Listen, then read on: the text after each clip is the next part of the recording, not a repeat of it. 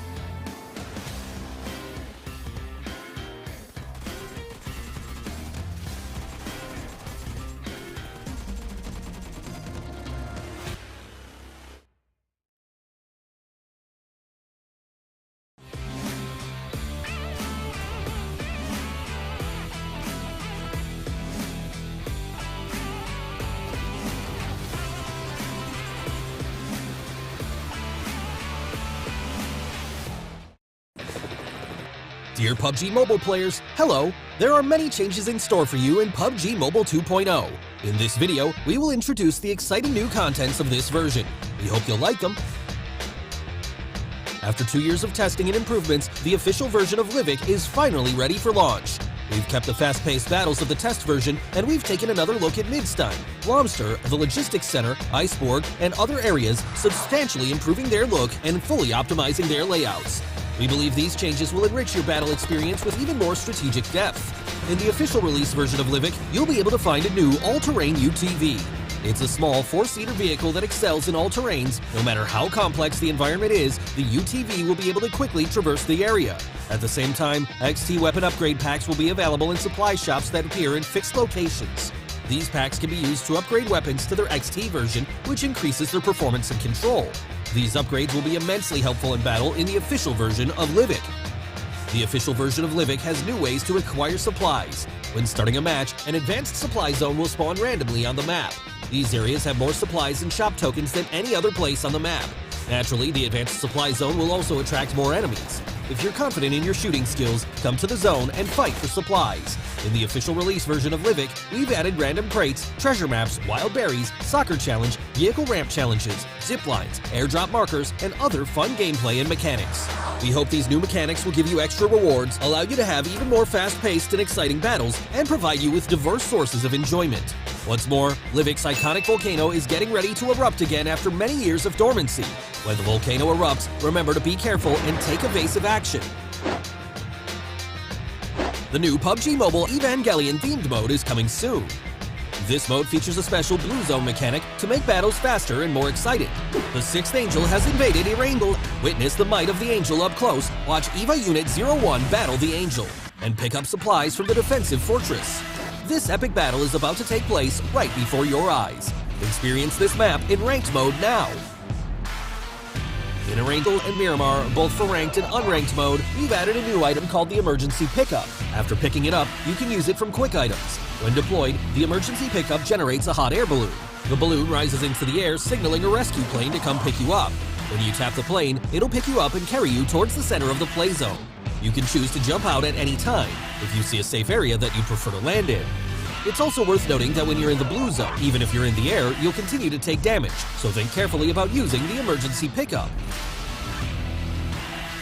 In the new version, we've optimized and improved the recall feature. We've adjusted how the recall feature is displayed to make it easier to read. At the same time, we've added new quick chat messages and defeat markers to facilitate communication between teammates. When a defeated player is recalled, their view from the plane has been improved to make it easier to observe the battlefield. To enrich the gaming experience even more, we've added a haptic feedback system to the new version. When haptic feedback is enabled, you'll feel haptic feedback for various actions taken in the game. Real-time haptic feedback can be enabled for weapons, vehicles, character statuses, sound visualizations, and other triggers, giving you a more immersive experience of the game. Keep in mind that you can adjust the quality of the haptics in settings, and also adjust the strength of the haptics and customize them for different combat scenarios. With this much control, there's no need to worry about strong haptic feedback affecting your performance. In version 2.0, we've implemented a series of improvements to the control experience. The decline feature for follow requests now stays in effect for the whole match, and the collapse feature has been added to the item bar of the backpack. The buttons for graffiti and emotes have been merged in matches, and you can now bring even more emotes into a match. We've also adjusted the transparency of mark messages and the size of the throwable and consumable wheels. The display effects of the elimination messages and tips have also been made more obvious and clear. At the same time, in-match notices now appear when certain actions take place. We hope all of this helps your team perform even better in battle. As for in-match communication, enemies behind obstacles can now be marked with quick voice messages. The chat area has been enlarged, and new marked messages are displayed at the top to make it more convenient to communicate with teammates. In terms of weapon-related improvements, we've increased the hit damage ratio and range damage of the shotgun, slightly increased the base damage of the sawed-off shotgun, and improved the overall balance of weapons. Improvements have also been made to the smoke grenade effects, weapons animations against walls, the marking feature, and sprint controls to give you a smoother gaming experience. The new Cycle 2 Season 6 is about to start, and we've made new optimizations to tiers. Bronze is now split into 3 mini-tiers, Silver is split into 4 mini-tiers, and no changes have been made for Gold tier and above.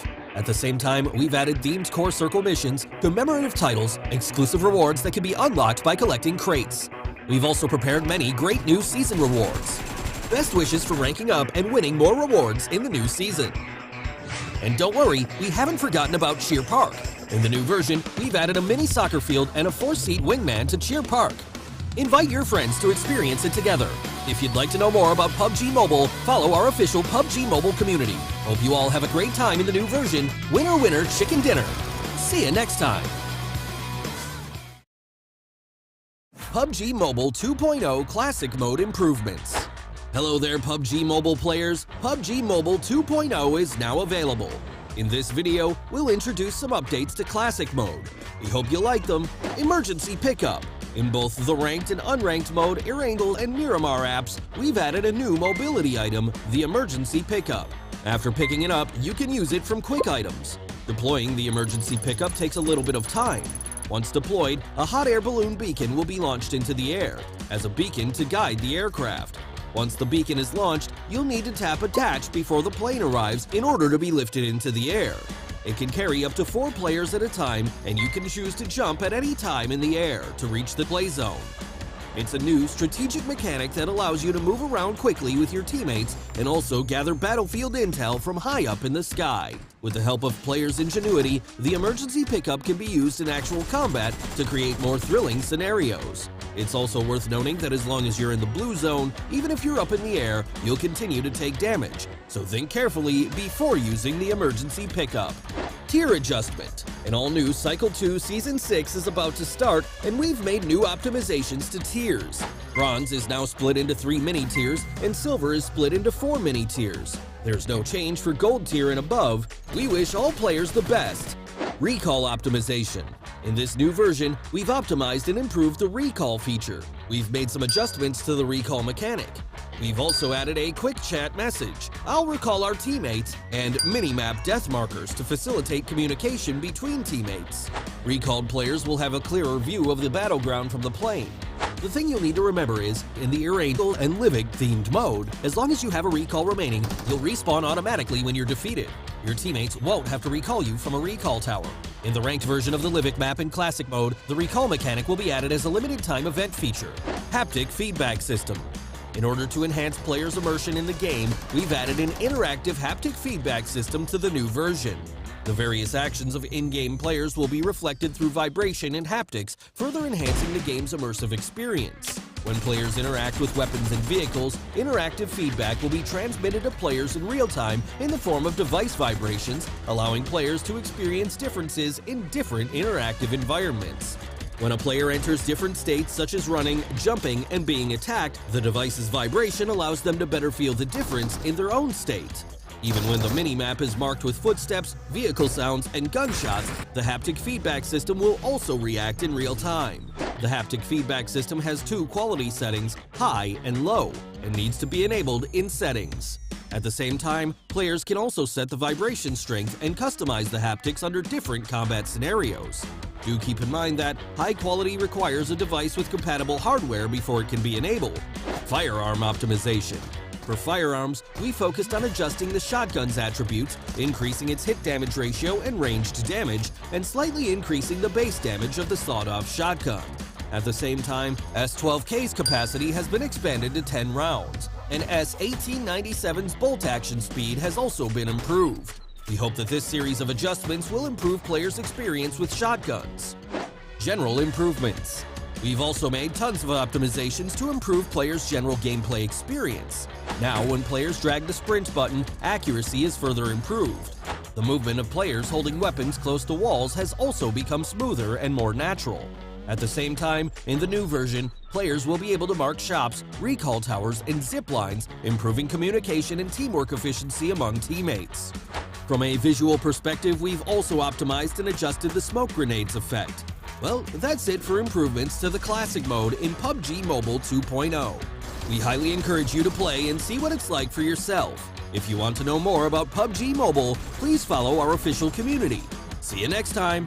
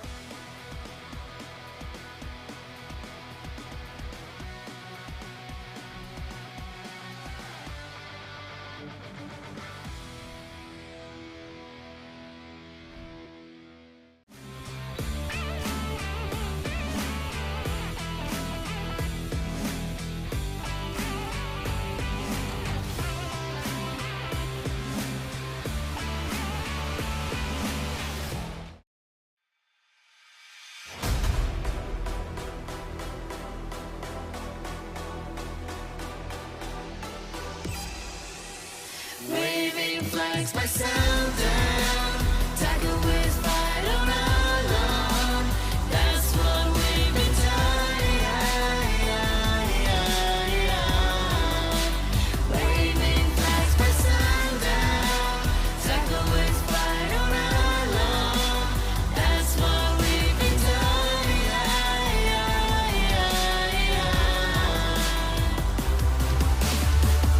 Yeni sezon yeni camı takımı bu bark inancıda.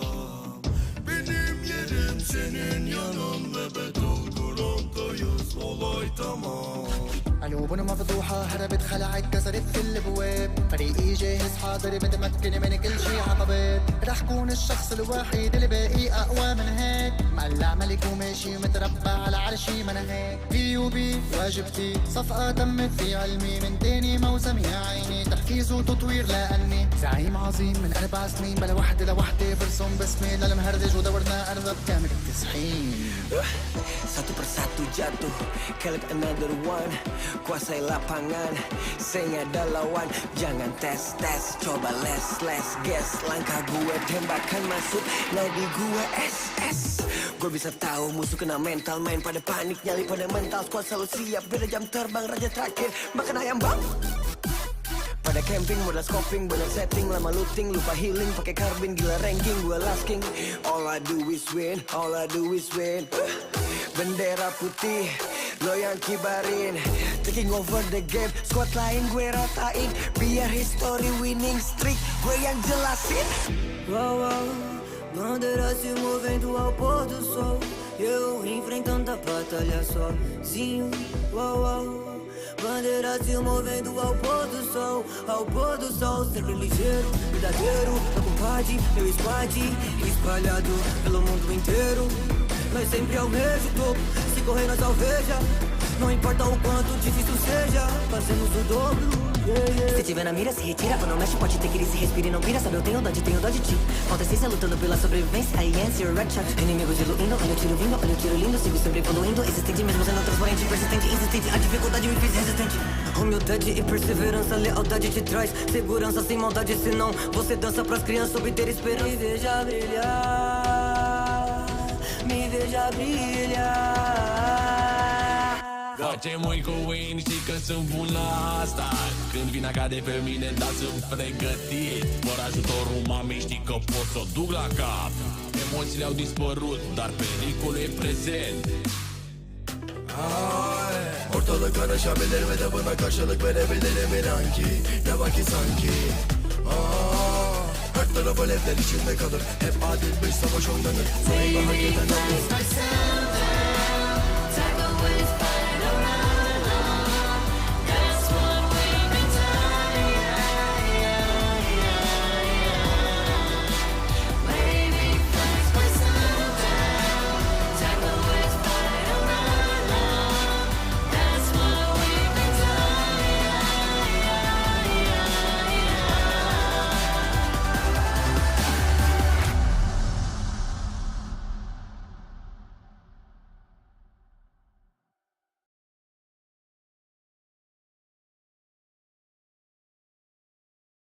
Hi everyone, welcome to PUBG Mobile's Step Forward launch. Hello, I'm Ray. Welcome everyone. A while ago, we launched the 4th anniversary themed game mode. Did everyone have fun? Thank you for your continued love and support.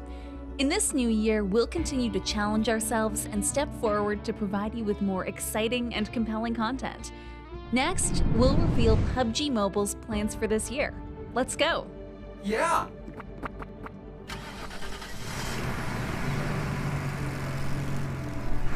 Ray, where do you think this is? This looks like Livik, but something seems different. Exactly, because it's the updated Livik map, which will be released in PUBG Mobile 2.0 in early May. Let me show you around. Hold tight.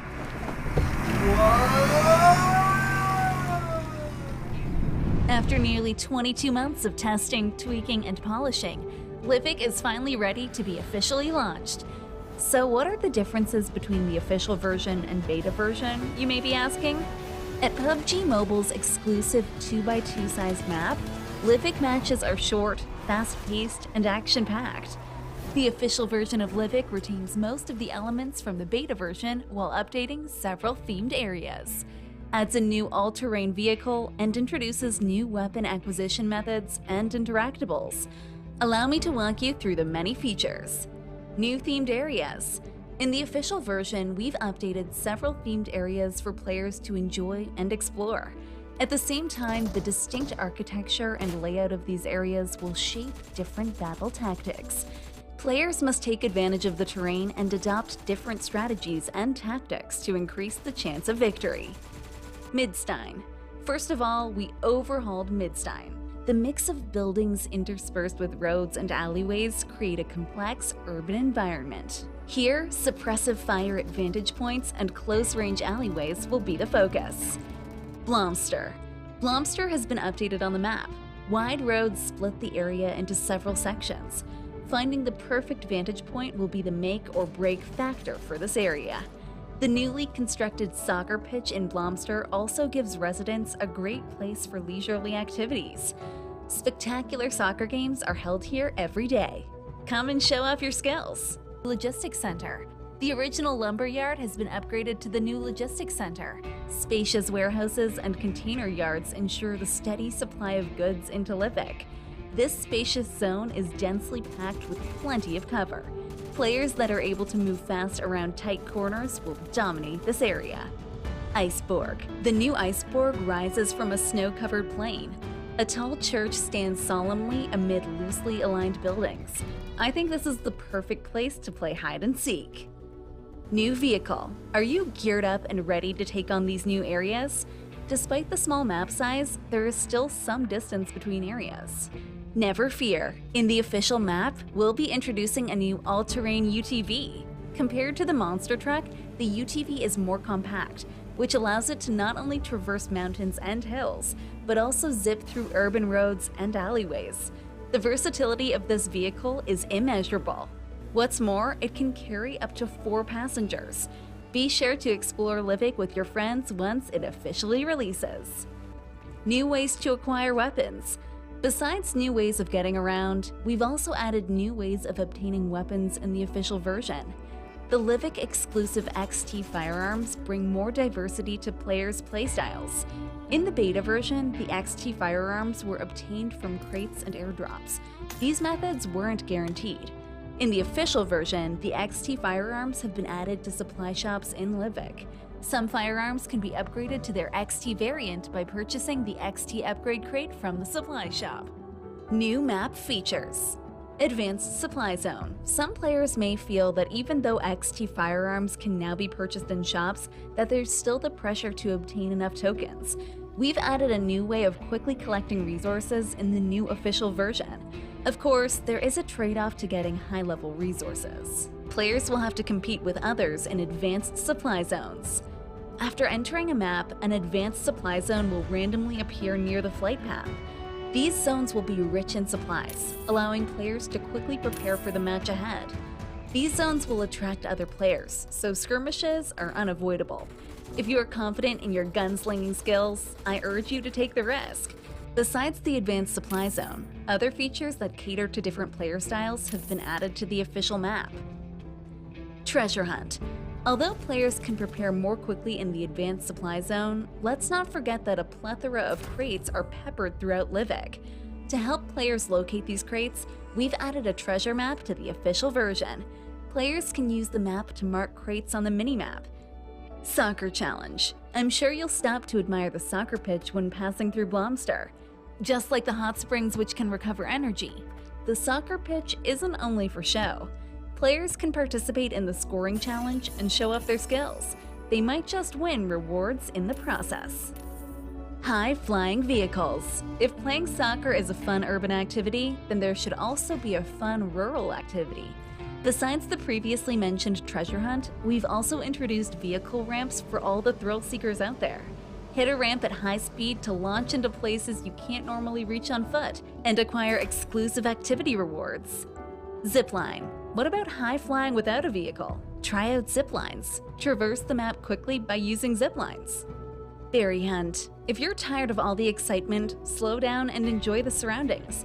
If you look carefully, you might find edible berries that can restore energy. That wraps up my introduction to the official Livik map.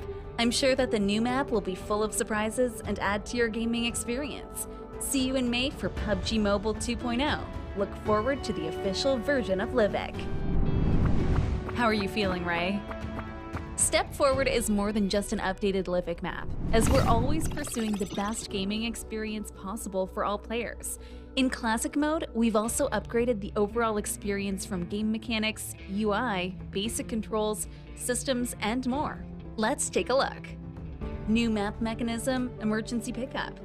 In the upcoming version 2.0 release in May, we will add a new emergency pickup map mechanism to Erangel and Myanmar in both ranked and unranked mode. The emergency pickup is an item that helps players escape the blue zone and reach the play zone faster. When players are far enough away from the play zone, they can deploy the emergency pickup in an open area. The emergency pickup will generate a hot air balloon, which will inflate and summon a rescue plane to save the player. When the player taps the plane, it will carry the player to the middle of the play zone. In addition to being used to move to the play zone, the emergency pickup has many other strategic applications. However, even while they are in the air, players will continue to take damage from the blue zone. Royale Arena Assault Sandhawk. In version 1.9, we expanded the map section for Arena mode by adding classic Battle Royale maps to the arena, so that players can get used to the intense close-range firefights in the final.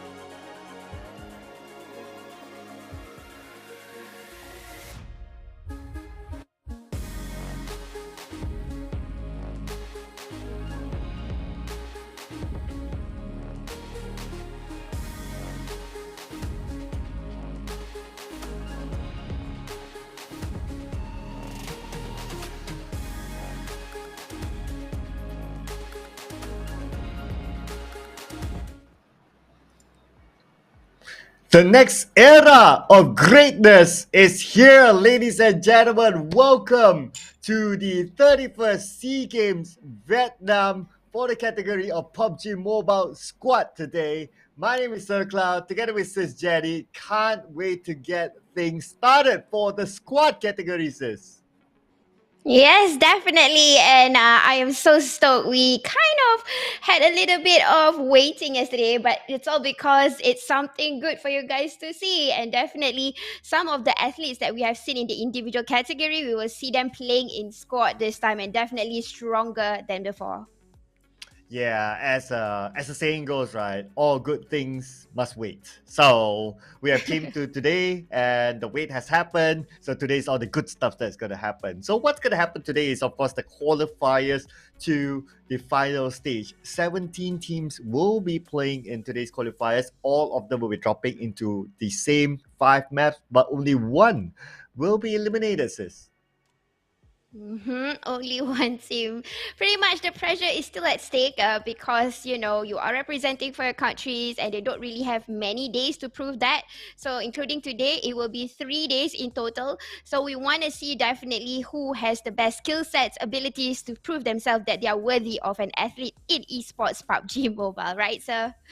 Yeah, so of course we have seen the individual category recently, and we saw some of the players individually that some people may expect to be on top, but unfortunately they're not. And some some surprises happened that put some athletes on top as well that people didn't expect. So, and there were some comeback moments as well. I mean, there was a lot of story during the individual category, but it's very, very different if you look at it.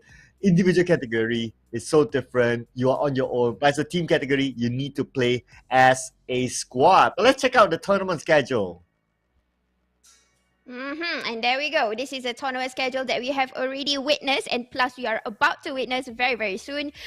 We have passed through the individual stage, and by looking at the graphics, it's supposed to be yesterday, but it's okay because we give them an extra day. We are going to move it on to today, which is the 19th of May, all the way till the 22nd. So basically, the final stage is 3 more days additional of the qualifying stage, which is today. So in a way, it gives them that warm up, that good adrenaline push for them to prove themselves that they are worthy for the gold medal.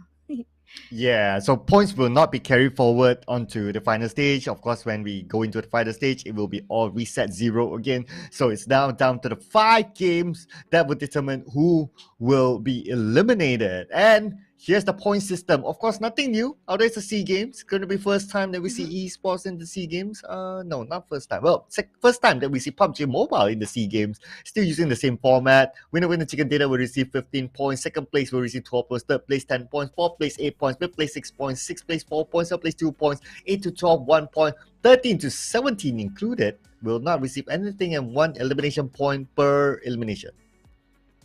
Yep, yeah, right. Circle out. So that's pretty much normal for us, especially those of you who aren't already used to the PUBG tournament format. But these are the teams that will be representing the countries. We've got Vietnam Team 1, Vietnam Team 2, Brunei Team 1, Brunei Team 2, Cambodia, Indonesia Team 1, Indonesia Team 2, Malaysia Team 1, Malaysia Team 2, Myanmar Team 1, Myanmar Team 2, Laos Team 1, Laos Team 2, Philippines Team 1, Philippines Team 2, and Thailand Team 1 and Thailand Team 2. Yeah, so as you can see here, only Cambodia has 1 representative, and the names might be familiar. You might recognize them from APG Esports, which is one of the pro teams of Cambodia. We've seen them in the SEA tournaments in recent times as well. So I'm pretty sure that there are some names that are very recognizable. Other than that, of course, well, you've seen the squads, right? So most of them, they have played in a professional league before. In fact, we kind of think about it, maybe all of them. But yeah, we'll just go through one by one later on. But here is today's matches, the 5 matches that will be played. Yeah, and it's almost the same cycle. A little bit of the change with the Sandhawk though. We are swapping that with Erangel. So we're going to start with Erangel, Miramar, Sandhawk, Erangel, and then Miramar. So definitely it is going to be a bit of the reset when they come into Sandhawk, because usually when Sandhawk, everybody decides to change the strategy, the way the gameplay is. Yeah, probably Sekau. Do you want to double confirm with me on that fact? Well, considering there's only 1 Sandhawk, and that would determine who goes on to the next round, right? I think that it's hard for us to compare. I think we can expect to see some full squad teams that we are familiar with seeing the healing, playing the healing game. Will play the similar healing game as well. But I think in general, it's going to be hard for us to compare because there are some mixed squads. So I think that people will just play to whatever that they're comfortable with. Anyway, it's just 5 games. If you want to change to too much and worry that it might destroy your momentum, then you might as well not. So I think if that certain teams, as long as they have the consistency, or they have the momentum, or they feel good about how their play style is, I'm sure we'll see pretty much the same throughout the entire day. Yeah, definitely. And we did see a little bit of the cheering from the players themselves. They are at the arena and probably cheer for their own country, for their own family and friends, and for themselves especially. Definitely the atmosphere over there and emotions are developing stronger, and that's the magical feeling when all the Southeast Asia countries come together in one area in Hanoi. Yeah, and of course we are live here from Kuala Hanoi. Whereby we are enjoying the show with a 1 hour time difference. But anyway, it's all good fun. We do get to feel their joy. If you follow their social medias, then you will be able to see their pictures or videos with other players as well. And that's a whole good fun and all good excitement there for being at the offline events. Yes, and also if you are at home, I mean most of you are at home, do check out this new edition for PUBG Mobile, which is PUBG X Evangelon. So basically, this is a sci-fi character. What it does is it will come down from the skies and it will work together with you to hit a target. So it's definitely something for us to check out upon because this is something that PUBG Mobile always have instilled in something new. So yeah, something cool. Yeah, I'll be honest, I'm not really an anime person per se. I may watch some anime, but not all of it. But I've been to an anime con recently, and I can totally relate to how cool that is, by the way. But anyway, talking about what else is cool is that Livik is finally out officially. Yes, we've seen Livik, but before this, it was the beta version of Livik. But now Livik is out as a full version. So do check out Livik. There are some changes, as you can see. I believe this is Midstein. Some cosmetic changes. They have a different gate inside of Midstein is always slightly different, so it may change the way you play Midstein. So check it out. I mean, Livik is a very fast-paced map. It ends about an average of say if you get chicken dinner would be like 15 minutes, so it's fairly fast, and you can just enjoy it casually. Yeah, definitely. And plus that little cute futsal or the soccer pitch that we can enjoy in Livik. But here we go, we got the season reunion from 13th May till the 29th of May. So basically it's already ongoing. What you gotta do, log in and redeem, and not just log in, so you can do surviving and then you can redeem and then eliminate and team up. And plus, if you stay online for 500 minutes, you will be able to win this outfit, the Toothpick Swordsman set. And pretty much it's so cool. It has a mixed character. I'm not sure whether it's a bear or a human being. But what we're sure, sis, is that we have a viewership milestone, and if we can hit between 5,000 to 10,000, let's just make it 10,000, right? Let's just make it 10,000 Yeah. viewers. Yes, you will stand a chance to receive these prizes. As you can see, no, you won't win U High. No, they're not up for grabs. No, the in-game items, they're up for grabs. Just in case people think that, oh, do I get to win U High? No. Too bad. He's taken. Yeah, taken. Yeah, I'm not he sure is. how long. For how long, I don't know. Let's not make that a well, topic. well, you know, you have me and Sir Cloud up for grabs. Sorry, Cloud, just got to drag you in. Yeah, I know, right? But okay.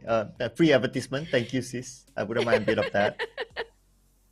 Yeah, but anyways, guys, I'm definitely you guys are definitely stoked for the match to start, and definitely us, we are feeling it too. If you are watching this whichever platform, remember to give the cheer for your country, because this is the only time where you can see these athletes are representing for your own country. And if I'm not mistaken, some of the athletes are from the same team, but some of them are picked and chose from different teams that have been playing in the PUBG tournaments, and they are grouped into one team, right, Sir Cloud?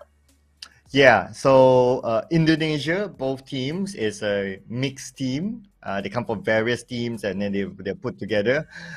For Malaysia, slightly mixed. Like Malaysia 1 is a mix, but only jumper is the only mix inside. And Malaysia 2, it's not fully Geek Fam as well. There's Yuhai inside Malaysia 2. So that's slightly mixed there. But the full squad ones are like Cambodia, for example, or even Vietnam. They go with a full squad. Brunei 1 is a mixed team. Brunei 2 is a full squad. I mean, I can go on and on. There'll be too much info, but what will be important as well is the views, not the views per se, but the view here that we can see on screen. Everyone's enjoying themselves. I can see Zero. That is Tash Bunny's best friend. Zero, Stalker. This is V Choi from Vietnam. I think some of them are from the X Savior, so I think it's very familiar faces, at least for me and Sir Cloud. I'm sure those of you who have been following PUBG official tournaments, some of them are very familiar to you guys. And we've got the Myanmar team. Oh, Malaysia team. We've got that Snipes, and who's that? Snipes, that's QB, and that's Yuhai. There you go. Yeah. Okay. Oh, doing the wow, wave, they're doing the having fun. snake wave. Yeah. And we have Brunei 1 here. Ah, interesting. Is that Beruang or? Yeah, that's No. Beruang. It's pretty obvious Ah. why his name is Beruang. I was was just giving a random guess, and it's true. But well done. I mean, look into this really nice feelings of them together, and we have Ryzen from BTR, and I can't really tell when they're wearing masks. Yeah, I know, right? Everyone's just trying to stay safe. There's definitely Yeah. more days to look forward to, and I'm very sure that all of them would anticipate for themselves that they will not be at the number 17 spot by the end of the day. So everyone's trying to stay safe and be prepared. Hopefully, everyone stays healthy for the weekend. Of course, the weekend is going to be really, really important. That will determine the 1, 2, 3 podium spot, and most importantly, since this is a big athletic event, the champion or the gold winner will get their national anthem played, and that is such a big honor.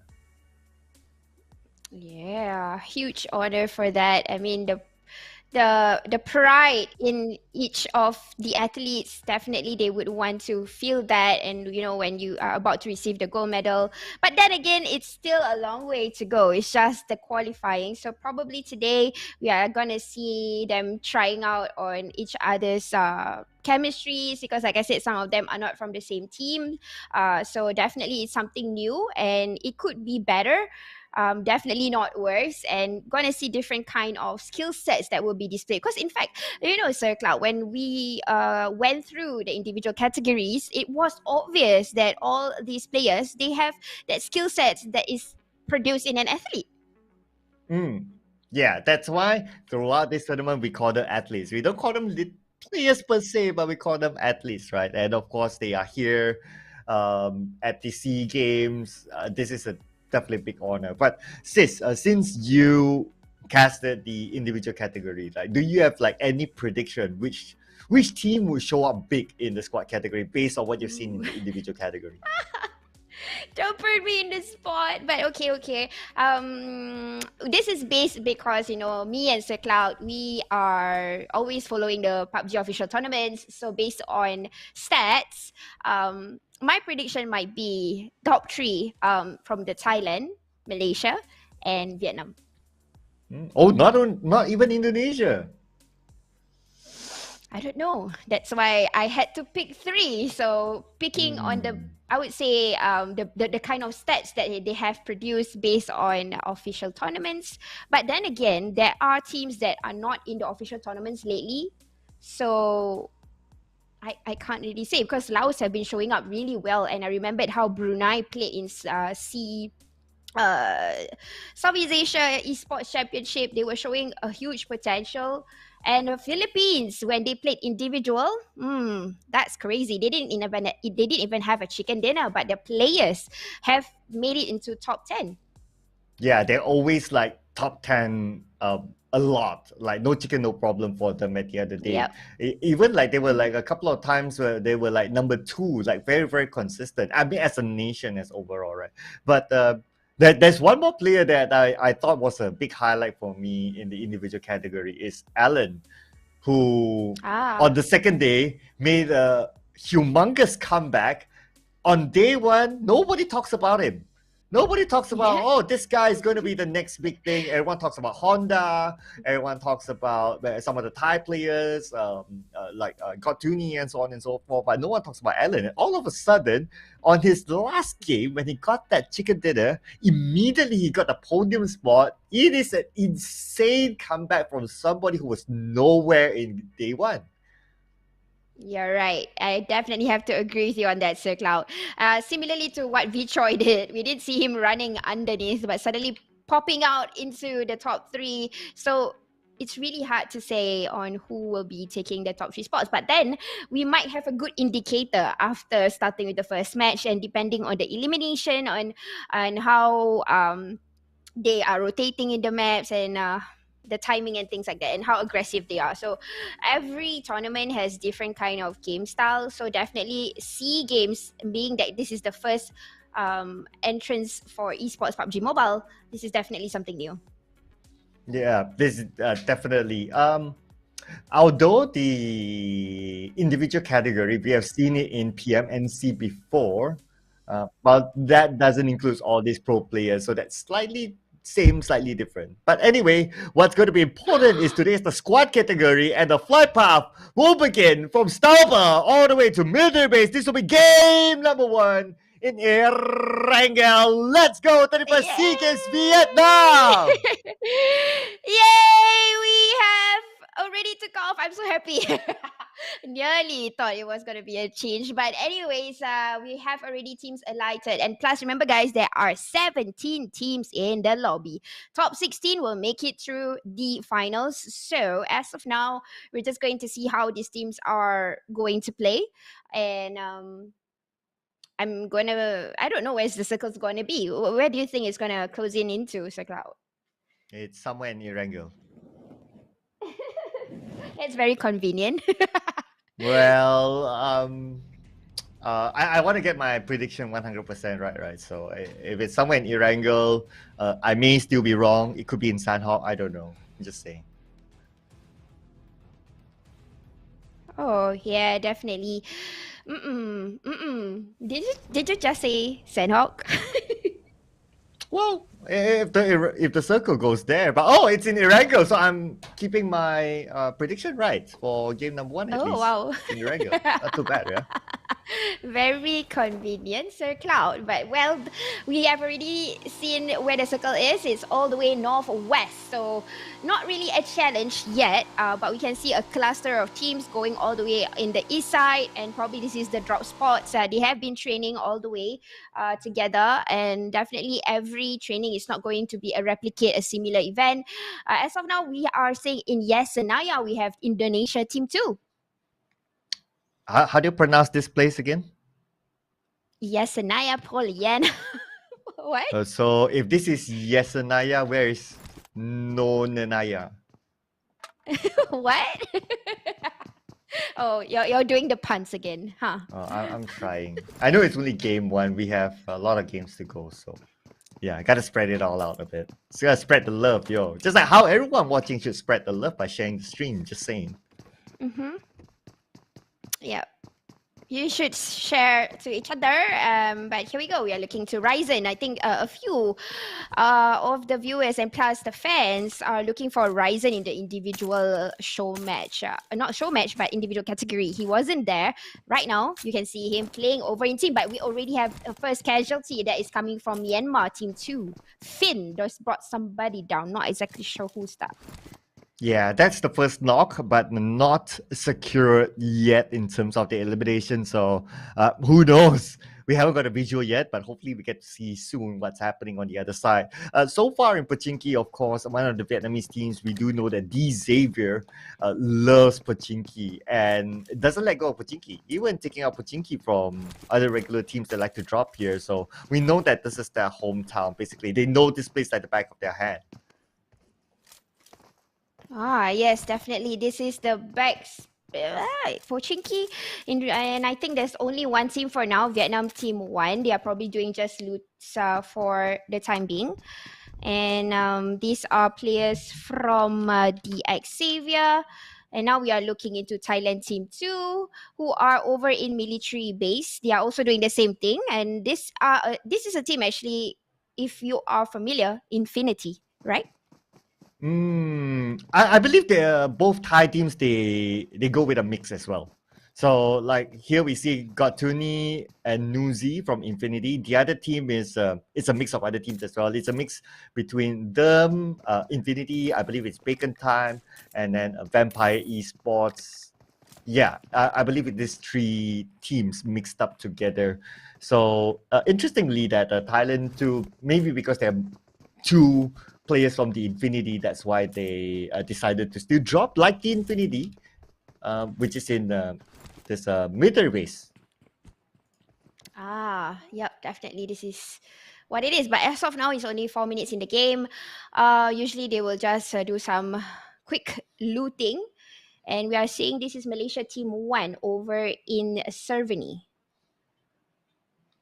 Yeah, so Malaysia Team 1. So this is majority of it is from Taba NC. Of course, they have the addition of Jumper. And the interesting thing is that, so for the benefit of our international viewers as well, so Taba NC is kind of like a state team, like as representing a state team, some sort of like that. And Oh. Jumper, who played with Axis Red One in obviously another team, it made sense for him to join this team because he stays in the same state, as in he's born in the same state, he stays in the same state. So the storyline kind of matches that. Oh, okay, yes, you played with another team during the Pro League, but when it comes to SEA Games, if you were to represent Taba NC, which is your state team, so-called, it makes sense. So it's a kind of like a straightforward transition for me when Jumper decides to join a SEA Games team. It definitely has to be NC. Interesting. I see that. Okay, so now we are looking into Cambodia. Cambodia only have a team only representing for their own country. And I actually followed a few of these athletes before. Stalker initially was from Team Max, if you guys remembered which team that is. And currently he's in APG, I think Uncle PUBG Esports. They have two teams. So I think he's in the second lineup. And Zero is in the first lineup. If you guys remembered PMPL Season 4, he was playing for not Cambodia, but Uncle PUBG Esports. So these are a little bit of facts about them. But I'm not sure about Laos. For Laos one, okay, so Laos one, as we can see, this team, they are also known as @friend. So they played in the C Esports Championship as well earlier this year. Okay. Well, Laos, they do not have their own pro league, so that's why we don't really see much about them. But what was interesting during the individual category, I think Honda was one of the standout players that time as an individual. But of course, this is a squad category, but nevertheless, you cannot discount the fact that he was one of the standout players for Laos at that time. Interesting. So these are like one of the best players that is currently representing each countries, and now we are looking at Vietnam team 2, of course, the hosting country. And if I'm not mistaken, these are players from V Gaming. So the previous one, or Vietnam team 1, most of them are from DX Xavier, the champions for I think their own country back then in Vietnam PMPL, if I'm not mistaken. Yes. So wow, Brunei. So Sir Cloud, tell me more about Brunei. So this is Brunei 1. So Brunei 1 is a mix. Oh, sorry, this is Brunei 2. So Brunei 2 is a old. I wouldn't say old school. They're the fixed team. So they are known as Auto Too Soon. They also played in the same CEC before this. Of course, hosted by yours truly, Versa, as well as VNG as well. So this team, they've been playing with the same lineup for more than 2 years now. Fun fact. Wow. Okay, that's cool. I definitely want to see how they are going to show off their skills over in our 31st Southeast Asian Games, because the last time we saw them in action was Esports Championship, and they definitely showed us a huge gameplay, huge potential coming from Brunei. So I am definitely stoked to see how they are going to perform for this team category. Yeah, I think I'll be honest. I think that Brunei is really one of those underrated countries when it comes to the PUBG Mobile esports. We did see how they perform in Southeast Asia level tournaments. Like after CEC, there was another one which I cannot name, but it's a Southeast Asia level as well. I forgot who was the number 2. It was either Thailand or Indonesia, but Brunei came as number 3. Brunei came after Thailand and Indonesia, which is powerhouses when it comes to it. Basically, they finished higher than even Malaysia, even higher than Vietnam as well in that tournament. So it does shows that they have the potential, but of course, maybe because their scene is fairly young, they do not have a pro league. They even showed up recently in the wildcards, or did they call it PMCO as well, just that they didn't get through one of the teams. But it just shows that the potential of the PUBG Mobile scene in Brunei is there. It's just that it's not as big, but I believe that they are worth the recognition. Definitely, and hopefully we get to see them recognized after the Southeast Asian Games Hanoi. Right now we are looking into the circle closing into the central part of Erangel, and it's focused directly into the areas of Getka. Totally skipping a little bit of the Pochinki. So honestly, I think the first map of Erangel, the circle is tricky, and plus Zercloud, there's still 68 players remaining. And look into the mountain of Getka, we are seeing an contention here with the Indonesia Team 1. I know, right? 68, considering that we have an extra team than our usual format. This is insane, right? No one was sacrificed just yet. We saw a few knocks, but no one got eliminated. But now we're seeing knock after knock. And Honda, taken out by Snipes. Honda, one of the star men in the individual category, could be one of the early ones to go out. But considering that it's Snipes, considering that it's still the second circle, it could be just a long-range shot and he could still be picked up. But we need visual on that as a confirmation. But I expect so far he should be all right. All right, and true enough, look at the first blood taken out, red face with Team Vietnam going down. But you know what? Honda will be eliminated also by Malaysia. QB already going back to lobby. So it's not really a huge challenge just yet. They still have 3 players on each teams that has the first contention. Frankie here is doing a little bit of the TPP, just trying to see movements a little bit. He's actually doing something called the third party angle, and he's just kissing the wall to get information. At the same time, he don't want to over-compromise his position, because any slight movements, if you guys can remember how individual category was, it's very risky. They can just, see you, do a little bit of tapping, and you can get knocked. So, when they do tapping, do they call it the tap dance? I would like to have a tap dance with you. Okay, no. Okay, it is Friday though. I'm just saying. Just saying, it is Friday, but we have a job to do, so we can look into that later on. Just saying. Okay, all right, cool. Okay, anyways, still doing the TPP mode. Choi is trying to look out. But here we go. We might see a crash between Team Myanmar 1 and Thailand 1. So they have separated into 2 parts. Probably they were trying to do a little bit of the rotation or coming into where the containers of Jokopol are. But it seems like they are going to do a contention here. A first grenade has already been tossed out, and that is from Team Thailand.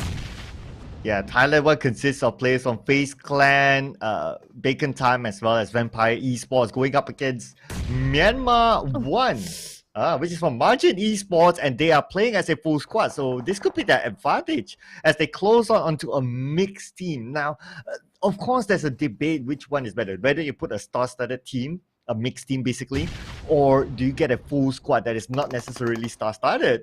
I think what we're seeing here on screen is that Myanmar 1, they are having that advantage as a full squad.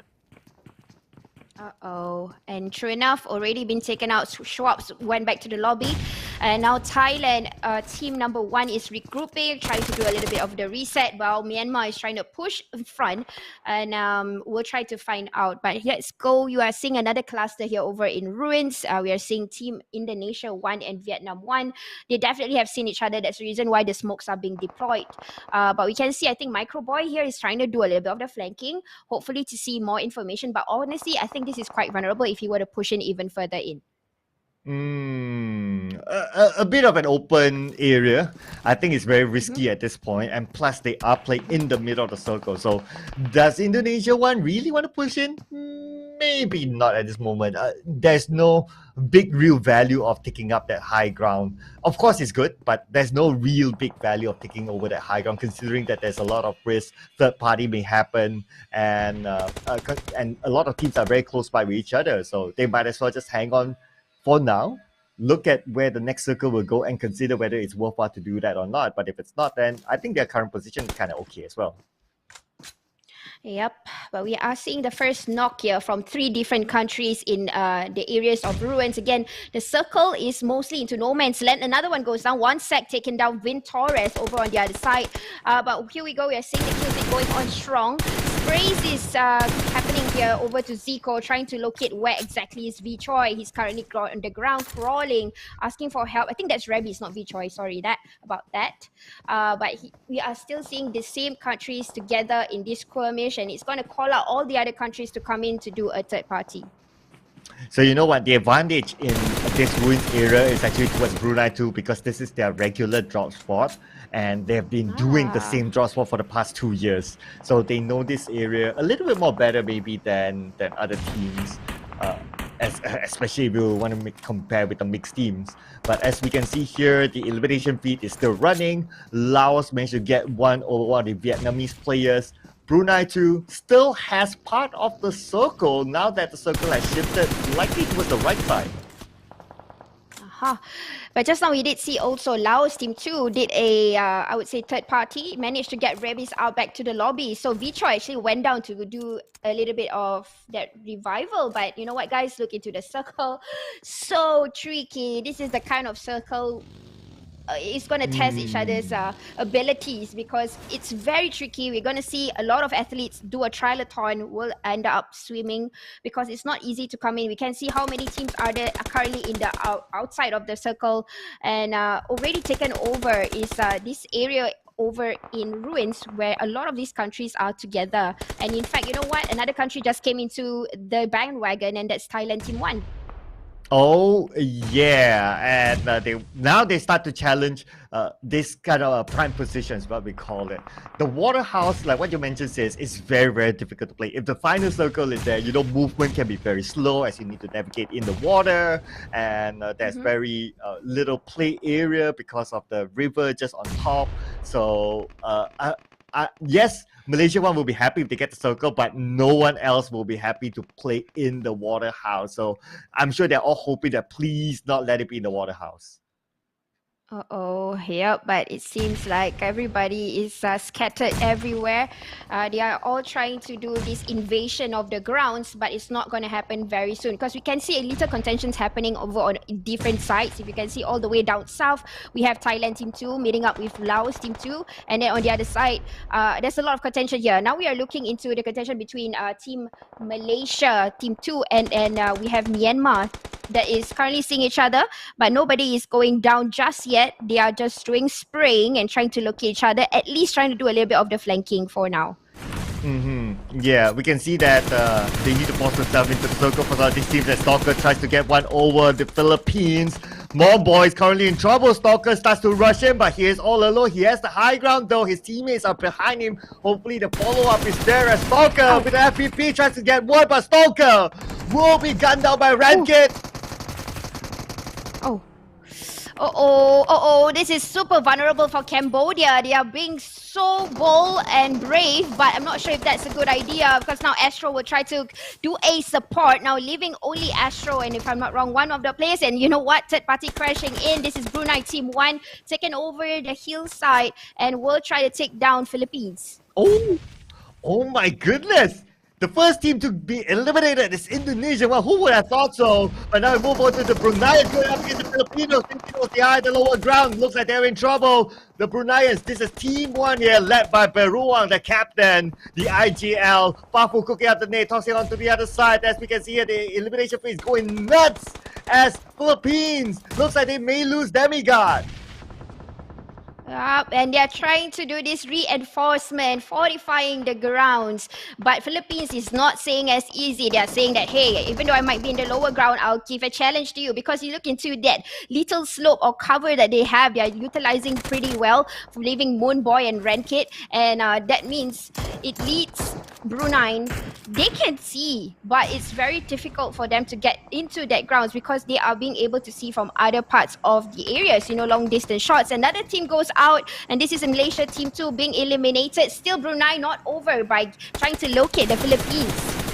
Yeah, they want to secure the elimination points, and yes, they will. 6 elimination points for Brunei 1. Brunei 1 now has an entry into the circle, but they need to move fast as the Philippines 1 will be eliminated by the Bruneians. And now on the southern side, we have Gotuni together with Vietnam, but Gotuni is going to prioritize the circle as the circle will close in about 8 more seconds. He needs to move. McLaren already spotted Beckham doing a little bit of the spraying, and he's double confirmed with the area that has an opponent nearby. But they're going to do a little bit of that flanking, regrouping themselves, resetting. Ferrari here is trying to boost up a little bit more before they push into Laos Team 1. Beckham is already down on the ground. They are not going to push for that. Definitely will get that confirmed elimination point. They are right behind Team Laos, but another spray is coming out here. These are the people, the invaders of the wet houses. Looks like Nuzi gave himself to the water somehow, while Vietnam too forcing their way into the water. Look at the circle, sis. The circle is actually that small island. Oh no! Oh my god, this circle. I'm not sure what's happening here, but everybody is bringing in the vehicles in the waters because there's a potential survival rate if they were to keep healing in the waters. But you know what? They still need to do elimination. There's still 39 players involved, and the areas of the open grounds, there are still people that is the invaders that is still here. They are still trying to build up and get more elimination points as we speak. You're looking to Magix here, who's confirming the athletes that is currently in the waters. They are on the advantage, but honestly, Flukith on the other side has spotted Myanmar Team 2, and they are being sprayed at the same time, but it is vulnerable for Flukith because he needs to get into the circle. Oh, talking about getting to the circle, that small island in the middle, it's just so hard. Like what you mentioned earlier on, since it's going to be a triathlon as Brunei too tries to get in, but Zico gets one over Finn. Brunei too slightly needs to move in front, but they will be shot at by Ozone. They try to take down Ozone, and yes, they will. The long range coming from Zico. This will be his second knockdown. Oh, and the sprays are coming in here, and this is getting super compromised. Everybody is seeing one another, and there's no... Oh my god, look at this, Cloud. Everybody is cheering under the bridge, and this is looking straight into Thailand, but Frankie here getting a lot of information. Frankie was hitting over onto another Frankie from Vietnam, and he's doing a little bit of that proning and then quickly going down. That's really discipline of him. A little bit more shots, and he will take another one down now. One elimination point confirmed for Frankie from Malaysia. Oh, and the circle, look at this. It is in that small island in the middle of the circle. Frankie tries to secure another elimination point, and he will against Frankie. Wait a second. Frankie just eliminated Frankie? Okay, now I noticed that. But he's getting elimination after elimination. That will be his first one in the bag. Oh, but I did just saw the scoreboard, and Brunei is currently on top for sure, trying to eliminate Thailand that is currently in the waters. He get that little portion. He knows exactly how many people are inside, and he has a teammate to tell that information on where to shoot. So we know that God Tuni is up there still. Laos, one of the players are still in the waters. Basically, they just gotta keep shooting after one another. Gen Force doing a similar tactic here. At the same time, he has to guard his 6. But check out the swimmers. Oh yeah, everyone is just going in. Who lands, who will get the chance to be the fisherman. Malaysia 1 will be forced to move as well. As we can see here, they are on the outside of the circle. Indonesia 2 as well, they're on the outside of the circle. Basically everyone on the southern side, they need to move, but they will need to jump into the water, and there will be an advantage to those on the other side to shoot them down.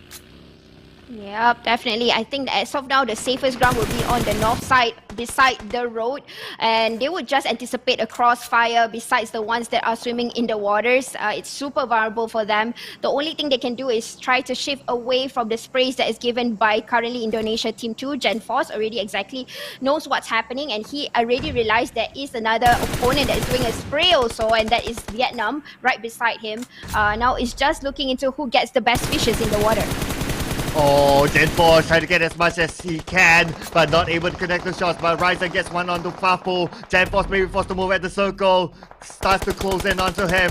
Ryben will be gunned down. Ryzen on the other side. Swavel spots out Beruang. Beruang counters fire to Swavel. Beruang needs to get to the circle, but he will be pressured by it. At the same time, Luxi will take down Beruang, and Ryzen is still standing tall.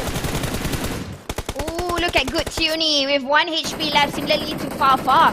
And everybody's in the water, they are not safe, and all of them that is under the bridge currently. I think Larry is trying to cook a nade up. I'm not sure if that will click to Ryzen, and there you go, right in front of him, but he managed to dodge it in a minute of time, and he will go for that push. Mid-Laren is in the waters, now Ryzen is all up to him.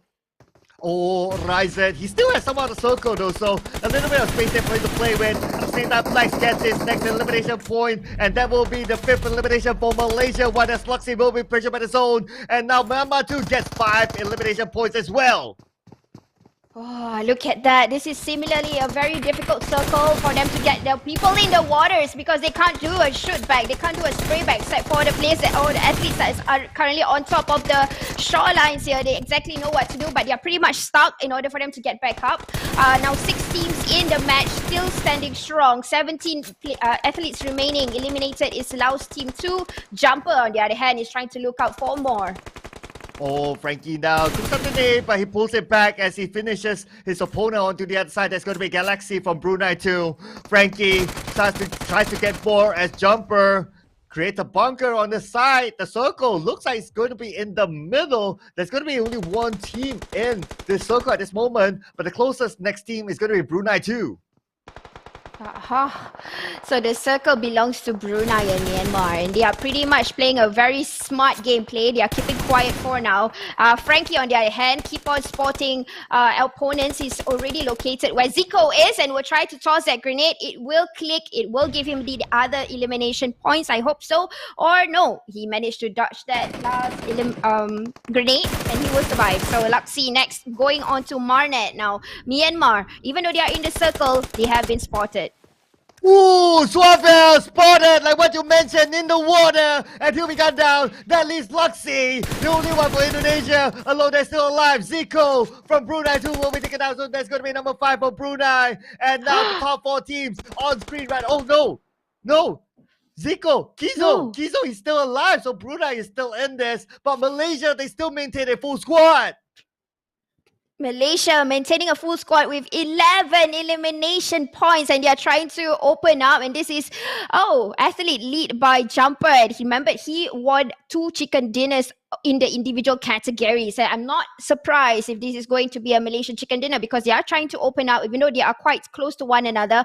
But they can't stand because it's super vulnerable right now. If they were to stand up, they can see one another. But look at how close the proximity between Magix and Romeo. Oh, Kizo trying to secure that elimination. Yes, he will. Will he? No, he will not. It's only a knock. Now, Romeo may take advantage of this. Romeo, yes, he will take advantage. Jumper being guarded by Genforce on the other side. Romeo tries to get one for himself as Flex tries to get a revenge on the side of Genforce, but Genforce is still steady, but no, not for long. And Genforce will be gunned down by Romeo. Flex knows that someone is in the middle, but can't get a good clear shot, but now he can as Romeo stood up and Romeo must die. Oh, you know what? Suddenly, the game has reversed and Indonesia is on the run. They want that chicken dinner. They want it now. And Flex is the only player left having to locate here. And this is a 1v1 situation. But Luxy already has spotted exactly why Flex is trying to do a random spray. But still not locating yet. We're talking about Luxy here, securing those elimination points, making sure he gets those in the bag, but that's really Flex against Luxy. As Luxy cuts down Flex. I mean, you're talking about the global champion, Luxy, taking down Flex, and that will be the first chicken dinner for Indonesia. Oh, you guys didn't if you guys get to see what I was doing, I actually dodged the bullet, like as though he was shooting it on me, because he managed to see at that minimum portion. Even though you saw how Flex, sorry, I think it's Magix was the last person that stayed alive. He actually already targeted that particular tree, but Luxy was smart enough. He was like, nah, I see you first. And he got him straight right on time. Yeah, I mean, we have to respect the fact that Luxy is a world champion at some point. So we all know his quality of gameplay. No disrespect to Flex. Flex was the last man standing and just earlier on. He is a new talent in the PUBG Mobile scene. I believe this was his first season as a pro player. He hasn't played professionally before this. If he won that against Luxy, that everyone could go crazy. But if he lost against Luxy, everyone would still go like, yeah, it's okay. It's Luxy. It's fine. Yeah. It's Luxy. Yeah, we did see how he was in the individual category. He was quite crazy with the DMR in his hands. He can have a good control of the DMR when he has the chance to. But here we go. This is the one and the only team that won the first chicken dinner, Indonesia, Team 2.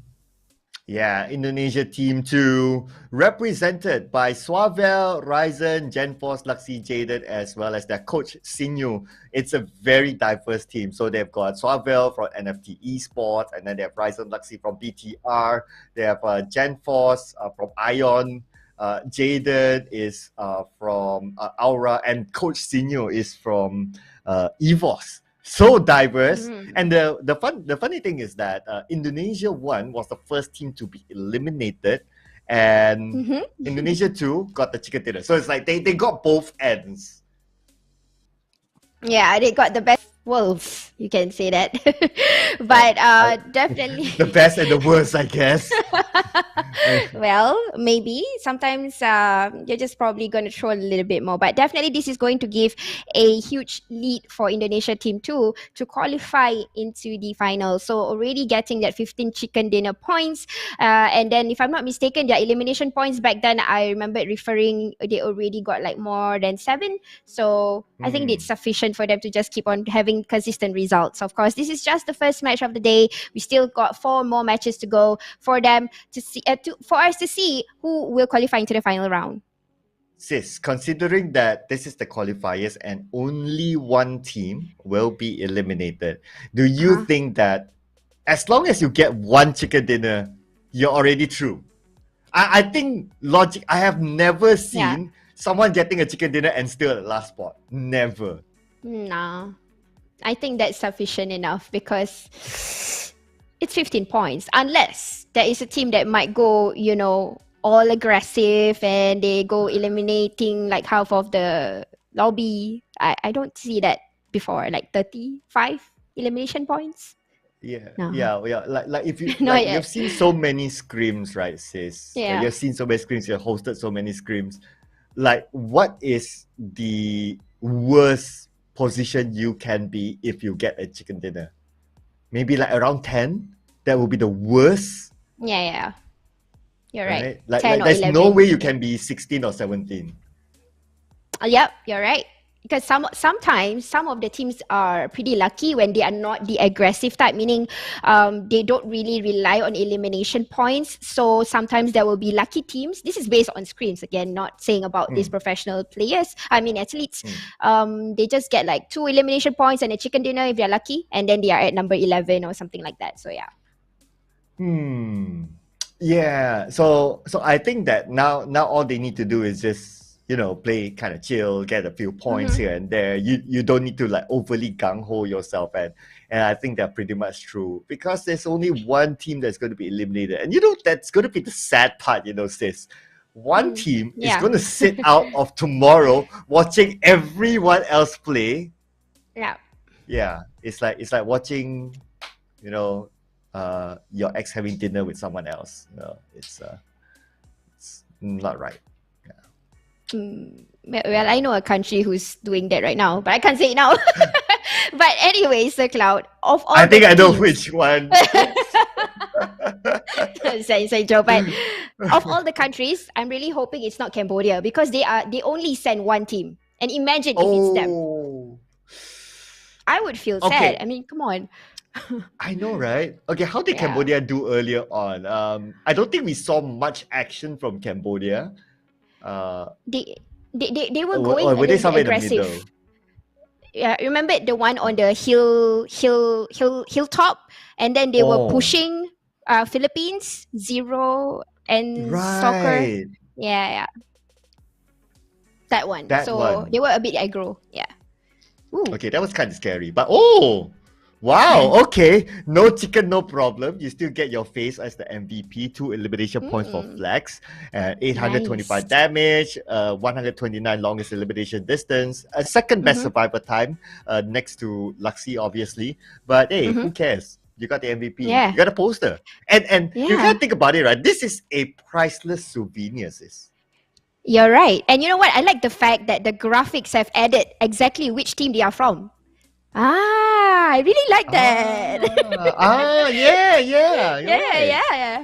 I kind of like that, because, you know, these are not the normal, or they are not normal PUBG players. They have been in the scene for a while. They have done professional gaming, and this is actually a nice cherry on the top to accredit exactly where they are from. So in a way, viewers and you and me can see exactly where they are from and why are they this good and why are they representing the country.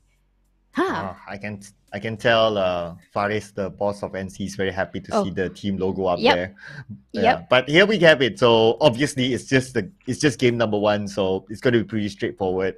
Indonesia 2, topping of the charts here with 27 points in total. Malaysia 1, 24 points total, number 2, and then so on and so forth. We have Myanmar with 18 points, and then we have Brunei with 14 points. Brunei 1, 10 points, and then it goes on the list.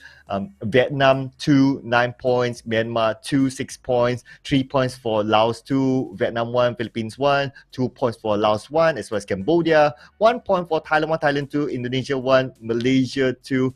No points for Philippines 2. Interesting. I'm not sure exactly. Probably actions that I did not really see is actually Philippines team 2. I did see Philippines team 1 having that little skirmish over in the Rozok Hills. But hopefully we get to see what happened to them, or we get to see the action on Philippines team 2 after this, because definitely there are some great players that showed potential over in the individual category came from Philippines team 2. But yep, here we go, our head-to-head of the day, and this is match number 1. We're seeing Magic's to Luxy. Ooh. Oh, wow. I mean, to be compared with a world champion is also an honor, right? If you think about it. So it's going to be 7 eliminations for Luxy's, for Magic's. Luxy obviously has more damage, 656, 352 for Magic, 73 longest elimination distance for Luxy. He doesn't like his long distance. He loves his close quarters. 108 for Magic's. 93 damage received for Luxy and 313 for Magic's. Somebody revived him a couple of times there. And obviously, Luxy, he survived a little bit longer than Magic. So very interesting comparison there, as now we will move on to the eliminations and the damage for each team.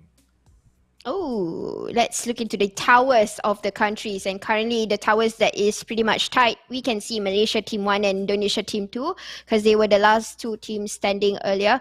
But take a look into teams like, for example, we are looking into Philippines team 1 with 654 damage. So they withstood a lot of, I would say they tank the damage. Remember, they were being sprayed by a few angles. A few teams was coming into where they were to get that amount of damage and elimination points. I think it's still okay. It's not that bad. Yeah. Of course, if you got something back, then it's fine. But at the end of the day, what matters is the elimination points. And if you're the teams that get 0, ouch. Yeah, kind of like an ouch, especially for Philippines too, though. So hopefully they'll be able to do better, considering that Philippines too is not a small team. Yes, Philippines 1, their players are from KHI Esports. We've seen them in the Pro League, but Zap Esports is a team that always comes out in a lot of major tournaments as well. But yeah, our overall standing is going to be straightforward, as this is still going to be the first round. Yep, and definitely it's nice to see that Cambodia is not at number 17 because, like I said, they are the only team, the country that sent only one team. So they are now in number 12. They are pretty much okay. If they don't, they keep on that consistent results, they are going to still be in the top 16. That's pretty much safe. You know what I really like about Cambodia? Yeah. Is your interview with Zero. Oh, come on. Don't let them search on me in YouTube. No, guys. No. Oh, it could be a tactic. I'm just saying, it's somewhere around social media. So if you want to know what I'm talking about, you got to search for Sis Jenny interviewing Zero. I'm just saying it's interesting. Well, I tried to say something in Cambodia and I couldn't say it right, so I tried. But you know what else is ready? The interview. So let's check out on what the Indonesian have to say.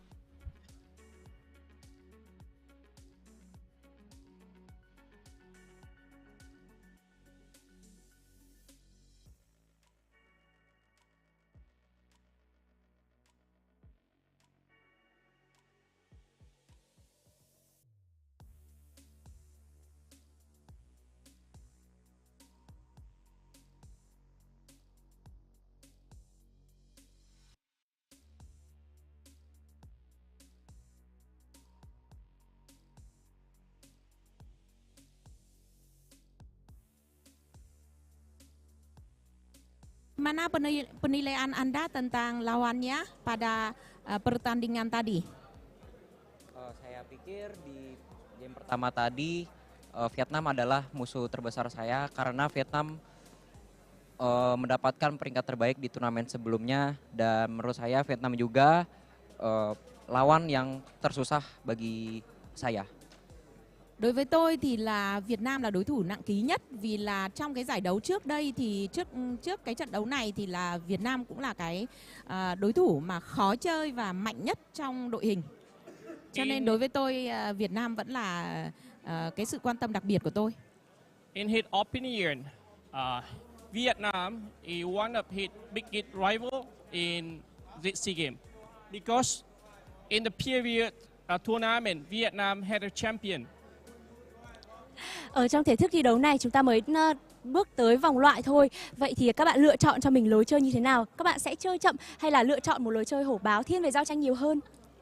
We are now just on the qualification round. So what kind of strategy will your team use? Pada pertandingan qualifier ini belum begitu sulit ya, tetapi kita pakainya pilihannya taktiknya kecepatan atau ofensif. Untuk di qualifier hari ini kami ketika melihat musuh kami lawan semuanya. Đối với cái vòng đấu này thì chúng tôi lập tức tấn công ngay từ khi chúng tôi gặp đối thủ. With this round, the team will use offensive strategy. Wow, rất là tự tin, đúng với vị thế của một trong những đội tuyển PUBG Mobile mạnh nhất trên thế giới. Và bây giờ thì Thảo Trang biết rằng là ở quê nhà Indonesia đang có rất là nhiều các bạn khán giả đang ủng hộ cho đội tuyển mình. Vậy thì bạn có muốn gửi lời gì tới tất cả các bạn khán giả luôn ủng hộ cho các bạn hay không? What do you want to say to Indonesian fans from Indonesia who support you on TV? Wow, sangat percaya diri, layak dengan posisi Anda. Bagaimana pesan Anda kepada para supporter dari kampung halaman Anda, dari Indonesia, khususnya dari Bali? Terima kasih para supporter yang sudah mendukung tim kami, tim 1 maupun tim 2 di PUBG Mobile ini. Dan terima kasih juga orang yang di latar belakang ini, tim coaches dan semuanya. Saya sudah disempatkan buat bermain di SEA Games ini. Xin cảm ơn những cái supporter, những người hâm mộ ủng hộ từ quê nhà Indonesia cũng như là những cái người đứng sau màn ảnh, đội ngũ kỹ thuật viên cũng như là các huấn luyện viên của chúng tôi đã tìm mọi cách để hỗ trợ chúng tôi để chúng tôi thi đấu và có mặt ở SEA Games này với kết quả tốt nhất. Xin cảm ơn. He would like to say thank you to all of the fans come from Indonesia who support Indonesian team.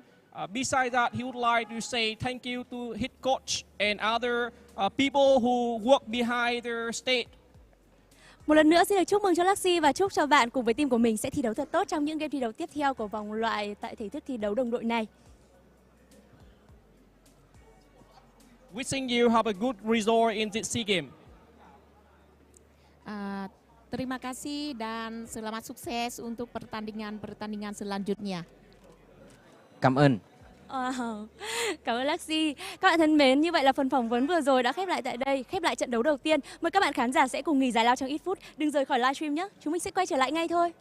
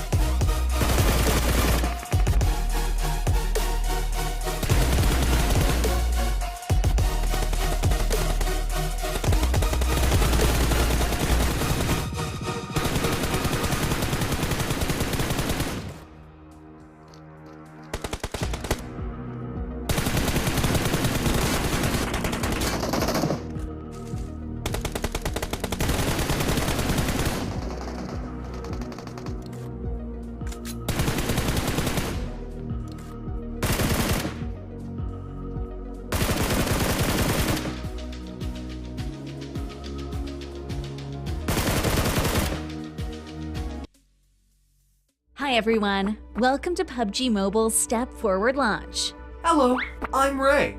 Welcome everyone. A while ago, we launched the 4th anniversary themed game mode. Did everyone have fun? Thank you for your continued love and support. In this new year, we'll continue to challenge ourselves and step forward to provide you with more exciting and compelling content.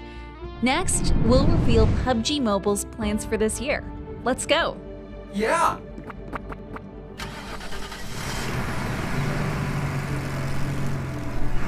Ray, where do you think this is?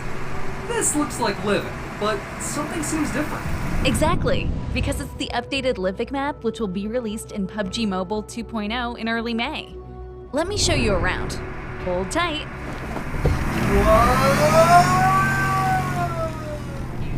After nearly 22 months of testing, tweaking, and polishing, Livik is finally ready to be officially launched. So what are the differences between the official version and beta version, you may be asking? At PUBG Mobile's exclusive 2x2 sized map, Livik matches are short, fast-paced, and action-packed.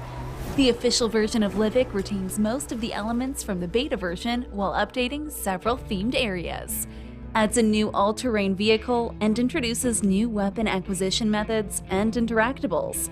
Allow me to walk you through the many features. New themed areas. In the official version, we've updated several themed areas for players to enjoy and explore. At the same time, the distinct architecture and layout of these areas will shape different battle tactics. Players must take advantage of the terrain and adopt different strategies and tactics to increase the chance of victory. Midstein.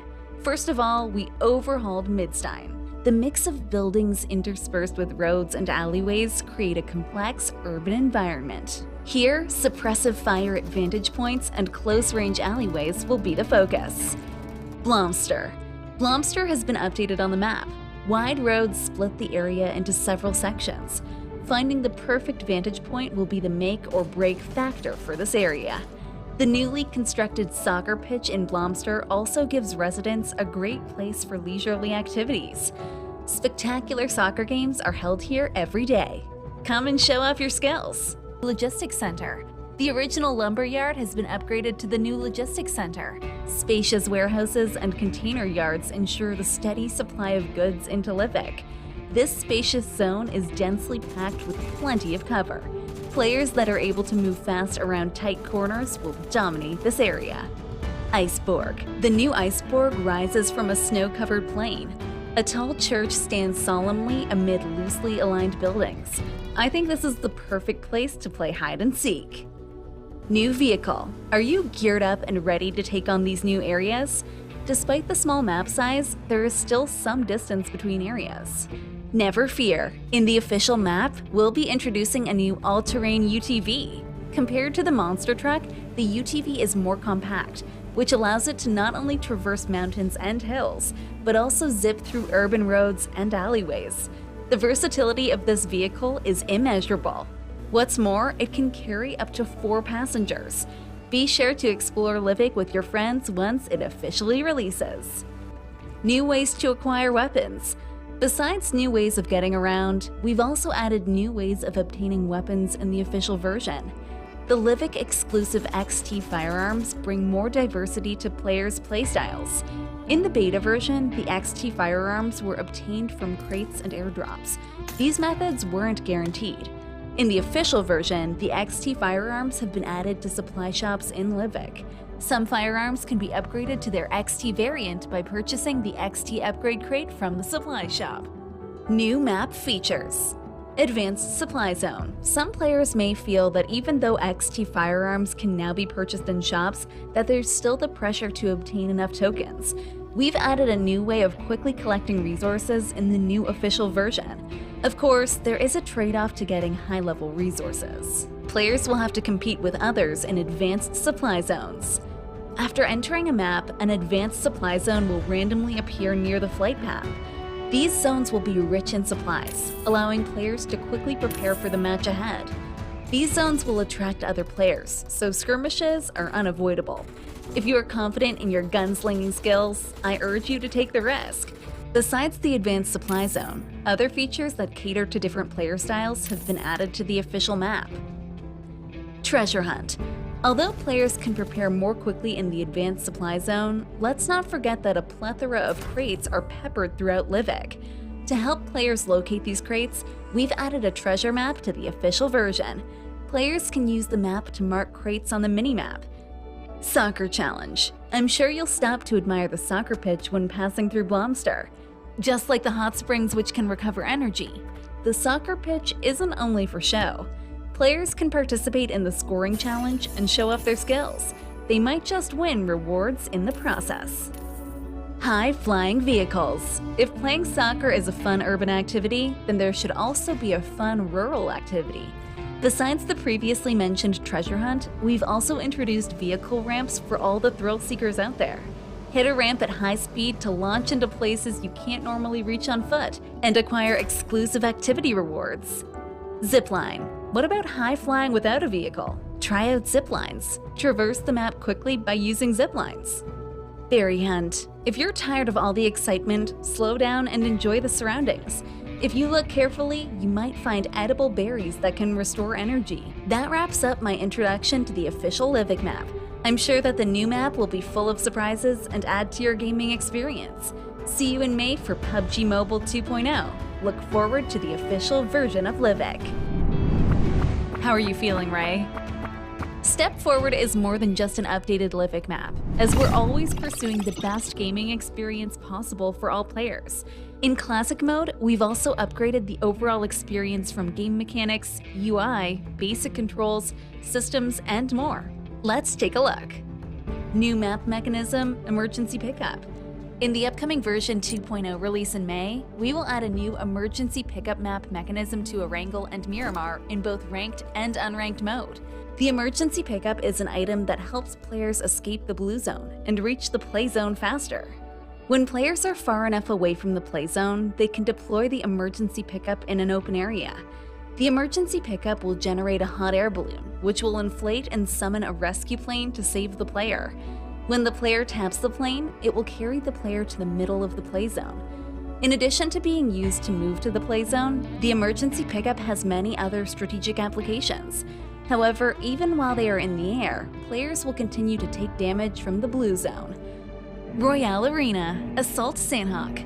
In version 1.9, we expanded the map section for Arena mode by adding classic Battle Royale maps to the arena so that players can get used to the intense close-range firefights in the final play zone in Battle Royale modes.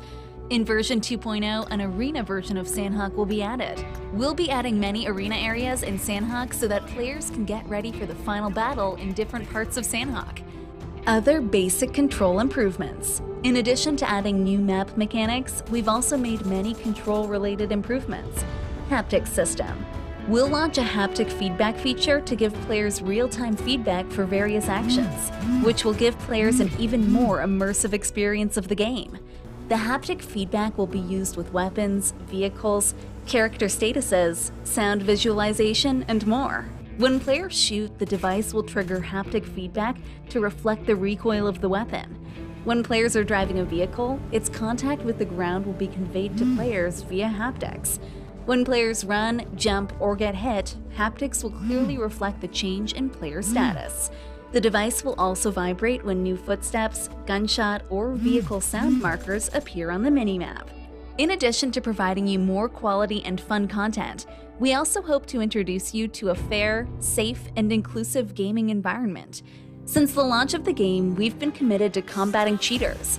Ensuring that our players get to enjoy the fairest PUBG Mobile gaming experience has always been a goal of ours. In 2021, we revolutionized many ban security system features to crack down on cheating in many ways. Now, in 2022, the ban security system will receive another major upgrade, and ban security system 2.0 will be launching soon. Yes, you heard that right. In the upcoming PUBG Mobile version 2.0 to be released in May, ban 2.0 will also be made officially available to all players. ban 2.0. Hello everybody and welcome back to our 31st Southeast Asian Games Esports PUBG Mobile, and this is the team category. It's hosted in Hanoi, Vietnam. I am Sis Jenny and with me is the legendary Sir Cloud. Uh-oh. Okay, guys, I think I got to tank it a little bit. We can't hear Sir Cloud. He wants to hear more from the players, so it's okay. I'll cover it for a moment. And now we are going to do the voice pack forces, and we're going to see what you can claim in when we are in the game. So basically, if you're watching, you need to do is to do your daily missions, and you can get these voice packs. And it's coming from a few of the popular athletes that you have seen earlier in the individual and the team format. So we are seeing Ryzen and Yuhai here. And there is also other players that is involved. Nuzi, Jumper and Flags, Zaxi, and the list goes on. And I wonder if my voice is back though. Just check in. I can hear you. Oh, finally! Yeah, I don't know what happened. Nothing changed, but somehow things just happened. But anyway, so voice packs, check them out. I mean, they are new voice packs anyway. So yeah, why not get yourself some new voice packs, especially for the SEA Games campaign. But talking about SEA Games campaign, after this, we are going to jump into a very big map, which is going to be Myanmar. But let's check out how our players feeling right now. This is Brunei 1 that we're looking on screen. Oh, he's looking very confident, showing that peace sign, and I'm looking good. Peace sign, I'm looking good. But Thailand, I'm so, when I see them, I get so afraid because they are so strong. Oh yeah, no doubt. I mean, since before doing the individuals and even in recent times as well, Thailand definitely one of those teams that are really, really scary. But of course, the thing about Thailand is that they are playing as a mixed team. Now, there's still this debate like whether a mixed team or a full team is better. Thailand, both of them mixed team. Indonesia, both of them mixed team. And you have very different spectrum. Like if you take Indonesia as an example, one is number 17, one is number 1, chicken dinner in game number 1. So you can't really tell whether a mixed team is better than a full squad or not. But somehow Thailand just choose to go for the full, I would say a mixed team approach straight up for both of their teams. Yeah, and so Cloud, check out the stage. Aren't you feeling a little bit, a little bit jealous that they are there and we're not there? I like the feeling, You like the feeling? I got a feeling. Feeling of. Don't start singing. Oh no? Oh okay. Oh, you get the reference. Okay. Yeah. Of course, being at that stage is amazing. At first, when we announced that okay, we're gonna have this offline event and all that, I thought that it's gonna be a fairly simple stage, right? I didn't expect like, oh, in the middle there'll be that the drop box, the airdrop, and then there will be a big stage behind whereby there will be the podium, and then there's like lots of LEDs just left and right. So I think it's really, really beautiful what production has did on ground at Hanoi. Yeah.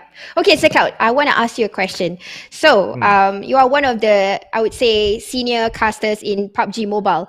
So, knowing that this is the first entrance for SEA Games Esports, PUBG Mobile, maybe you can fill in for our viewers and myself. Why is PUBG Mobile a game that deserves to be in SEA Games? Is there something inside that is in these athletes?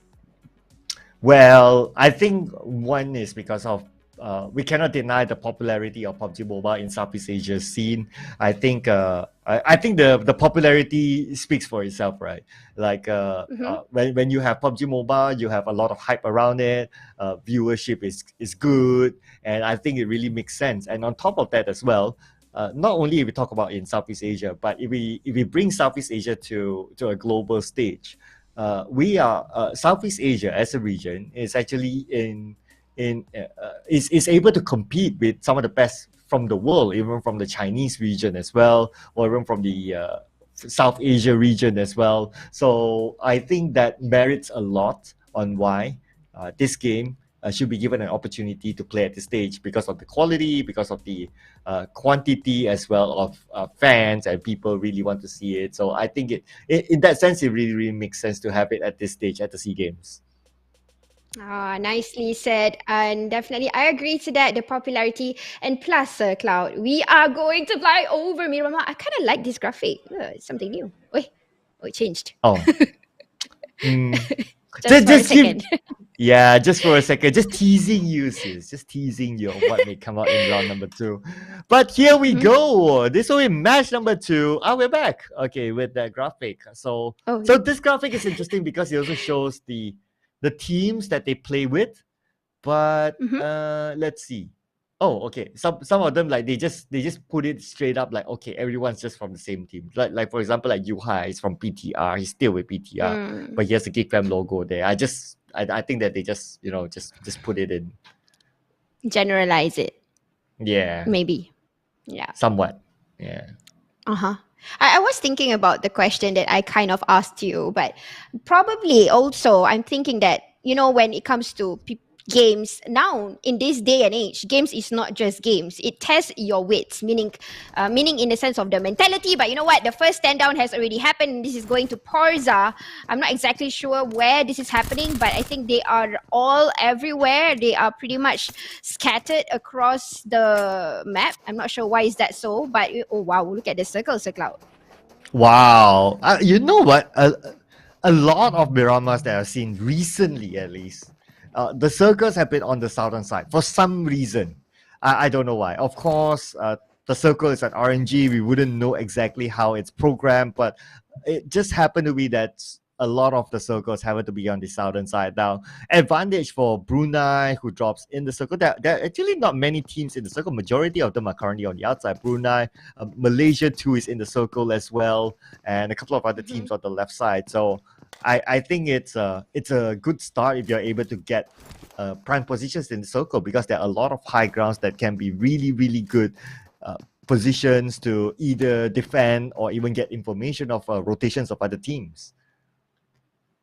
Yep, you're true on that. Plus, it's I would say this kind of circle is actually pretty tricky, because we all know that Miramar is made in such a manner where there's going to be a lot of the vantage points, the hill, the mountains, but when it's coming towards the south, there's a great drop, meaning the slopes, the cliffs is a no joke, because if you were watching the last Miramar of individual category, we did see the circle closing into the south, and the cliffs that is going towards the south side. It's pretty tricky because people from the top part of the cliffs, they can't stand up to see, because people from the bottom is able to have a good view. At the same time, people from the top, if they were to hit at the right target, they can get a hit shot. So it's very tricky. Would you agree with me with that, Sir Cloud, for Miramar being in the south? Yeah, I guess that's why a lot of players that I speak to, right, they don't like it if the circle is on the southern side, especially on those areas that you just mentioned, because it's very, very hard to play. And not only that as well, if there's a lot of uneven roads, even bringing vehicles like a buggy or whichever vehicle that they have, it's hard to drive on. It can flip over and things like that, and sometimes the vehicle can even explode if they landed wrongly. So I think that a lot of players, they really don't prefer to have that kind of circle, but of course it's nothing that they can control. If the circle is given, then you just need to deal with it.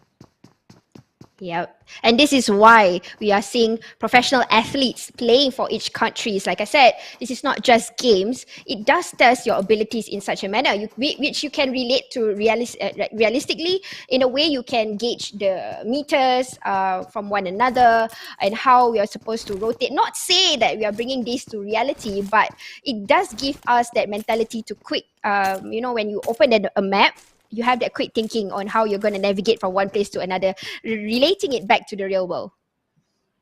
Yeah, correct. So one of the things that should be practiced, and I believe it's practiced by these professional teams as well, is that before the circle closes, they have already anticipated where to move. So they will simulate in their heads like, oh, okay, we are here now, and before the circle closes, if the circle goes there, we're going to go here. If the circle goes here, we're going to do that, and so on and so forth.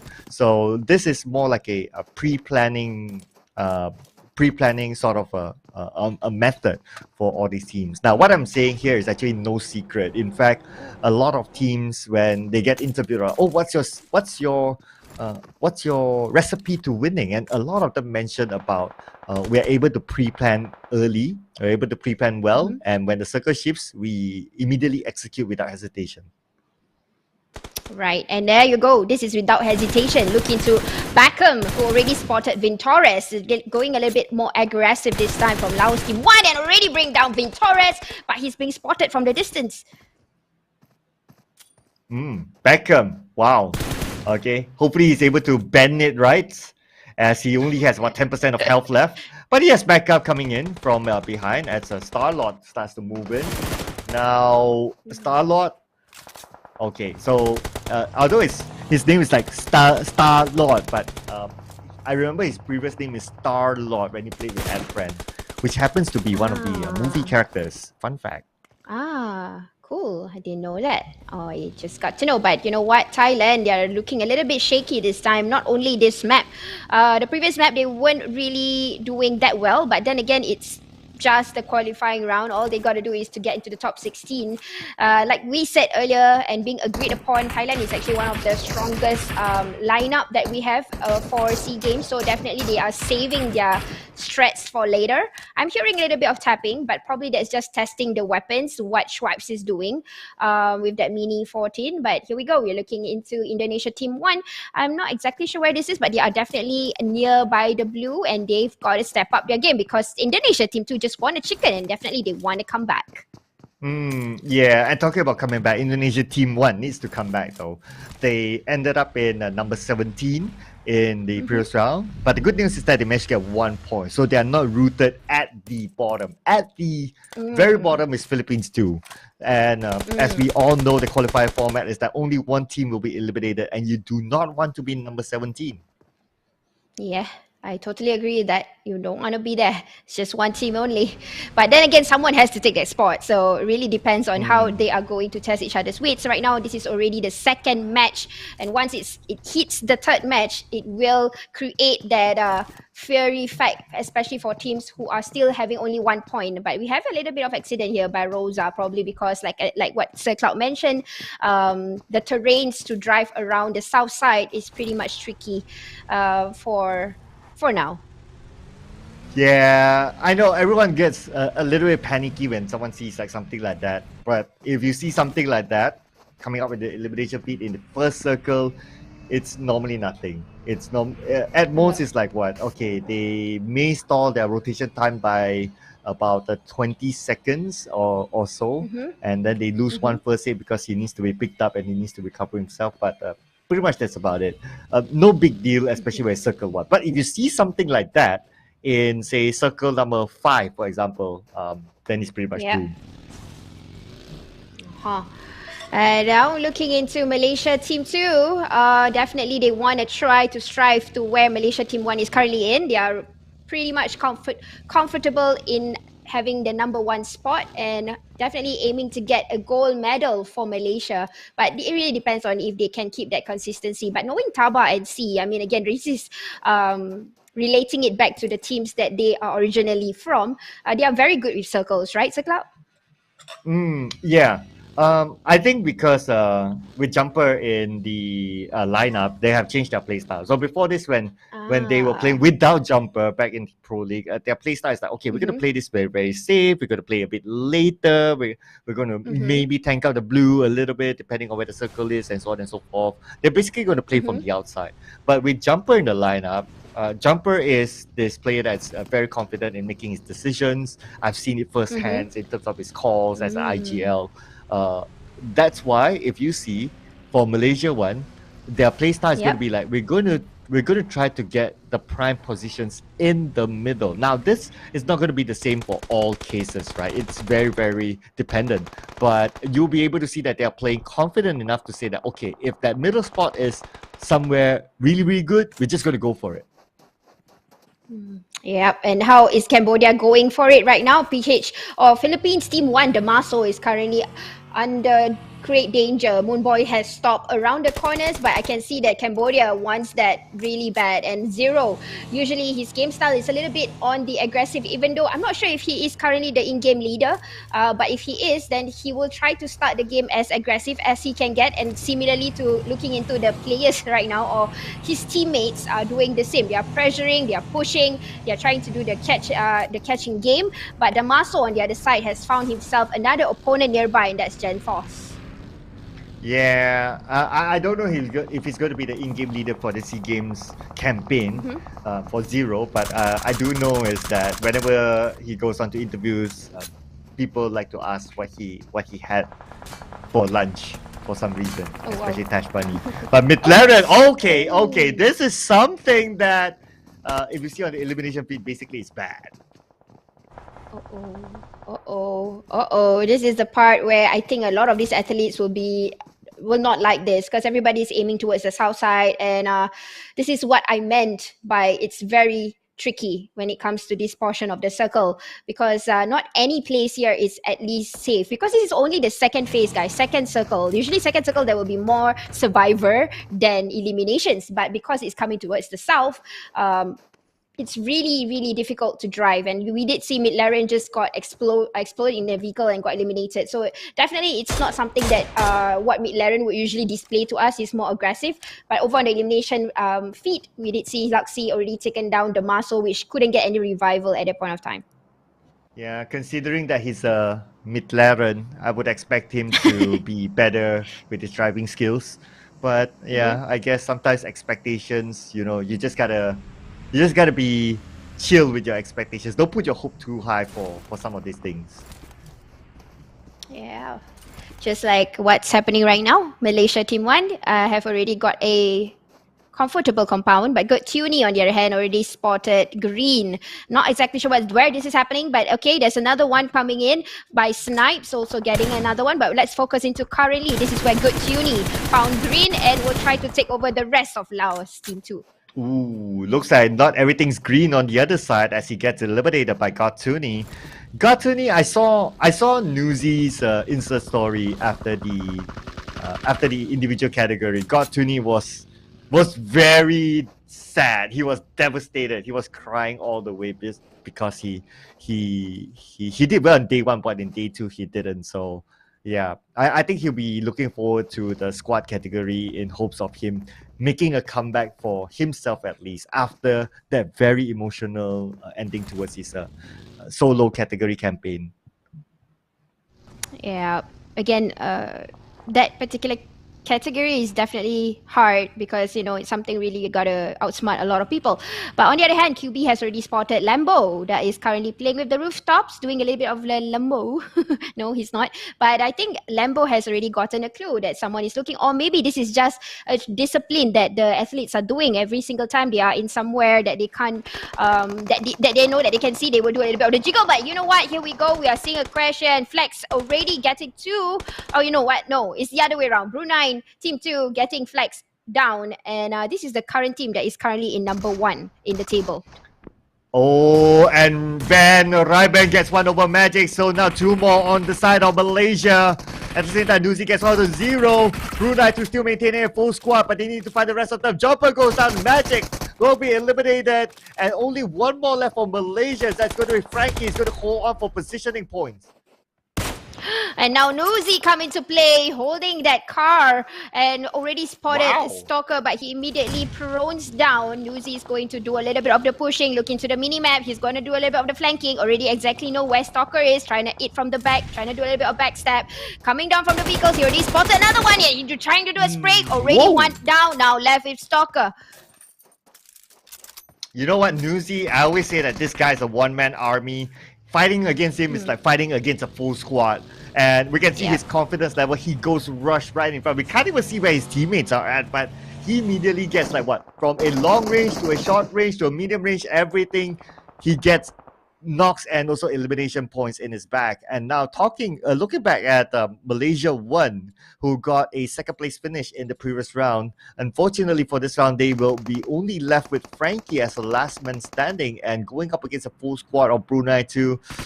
And not only that as well, sis, Frankie doesn't have a vehicle. Yep, he's pretty much stuck, and all that he has left is just survival points, trying to do a little bit of the luck game, but he could be spotted by Philippines Team 1, and I think there's somebody down under the shorelines. Brunei is just trying to look for the last player of that particular team, and they are definitely looking every corners, trying to find exactly where, but I really hope they are not really too focused on that one person, because they might just attract attention of all these other teams that will be looking from the other angles. Yeah, I can understand why you don't want to be like, like we have seen so many games, right? Like you left that one person behind, and suddenly that one person backstabs you as you try to rotate forward, and it's like, hey, we got one person behind, so they don't want to make that kind of mistake. But talking about mistakes, looks like it's going to be Laos. Honda will go down, and it may be another early elimination for Laos or Honda himself, but he is going up against Indonesia too, who got a chicken dinner in the previous round. Oh, yep. Gen Force now trying to locate exactly where is the rest of the Laos teammates. But you know what? They are actually already, they already flanked out. And they're going to come closer. Looking into Beckham and Noah. And he's going for at it. the same time, this is strictly revival state, but they're going to push. Honda's giving that information. We'll try to do the revival first, do a little bit of reset, and let's see what happens. Yeah, we can see that Luxy have been picked up by Gen Force. Gen Force tosses out Ney onto the other side. It will not connect. Honda will be knocked down, it seems. Or no, they did manage to pick up Honda, and Honda will be eliminated by Gen Force. Gen Force tosses out another Ney on the side of Beckham. Beckham trying to evade those nades, but at the same time, Ryzen will be knocked down on the outside of the play zone. Gen Force now tanking out the blue as Luxy needs to move.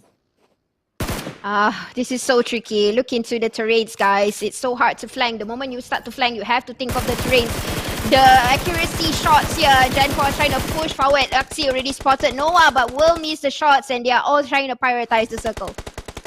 Oh, Indonesia too. I don't know if they still have a vehicle, though the vehicle has been blown up. That's going to be bad news, especially in Myanmar. If you do not have a vehicle, they need to find a way in.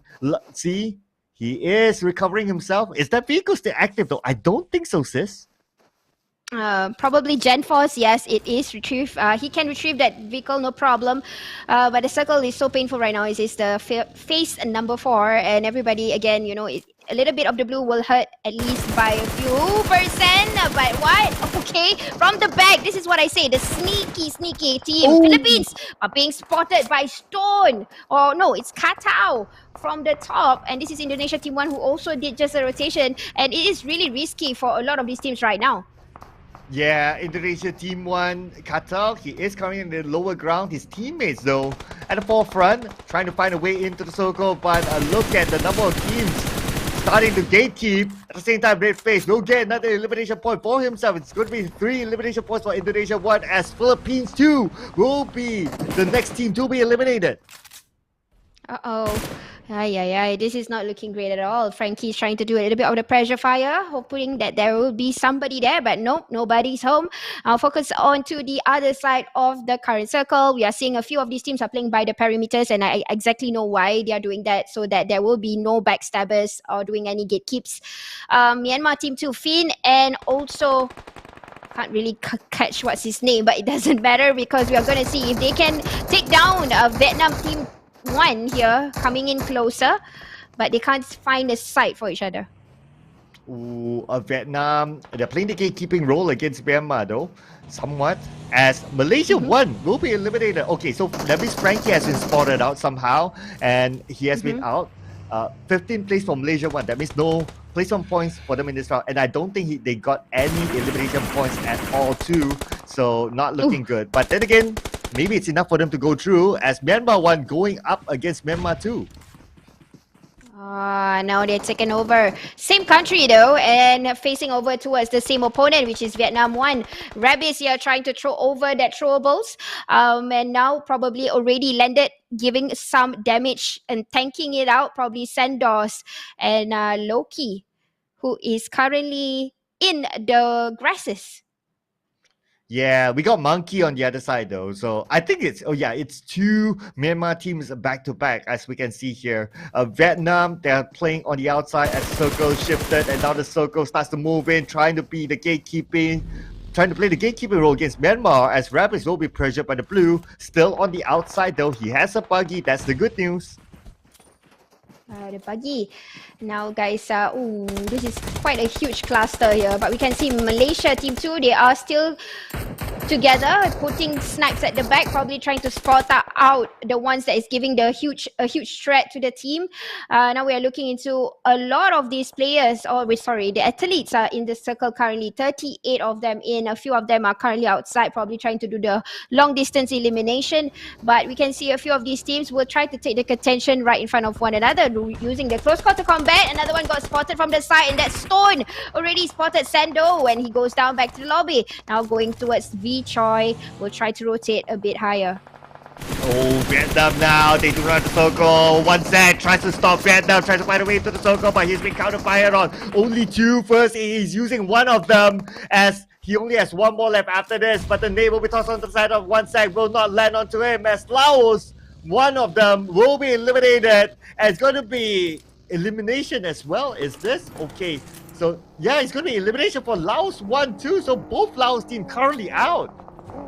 Uh-oh, that's not good news at all, but I think they did get a bit of a fair number of elimination points. Stone here trying to fish out for more. He has to be careful because Team Brunei 1 is just all over on his left-hand side. Damroot already spotted 1 sec here, showing all the troubles, not getting a bit of the damage at all. A little bit more, probably this time it might click. Damroot already cooking another one. Nope, it did not.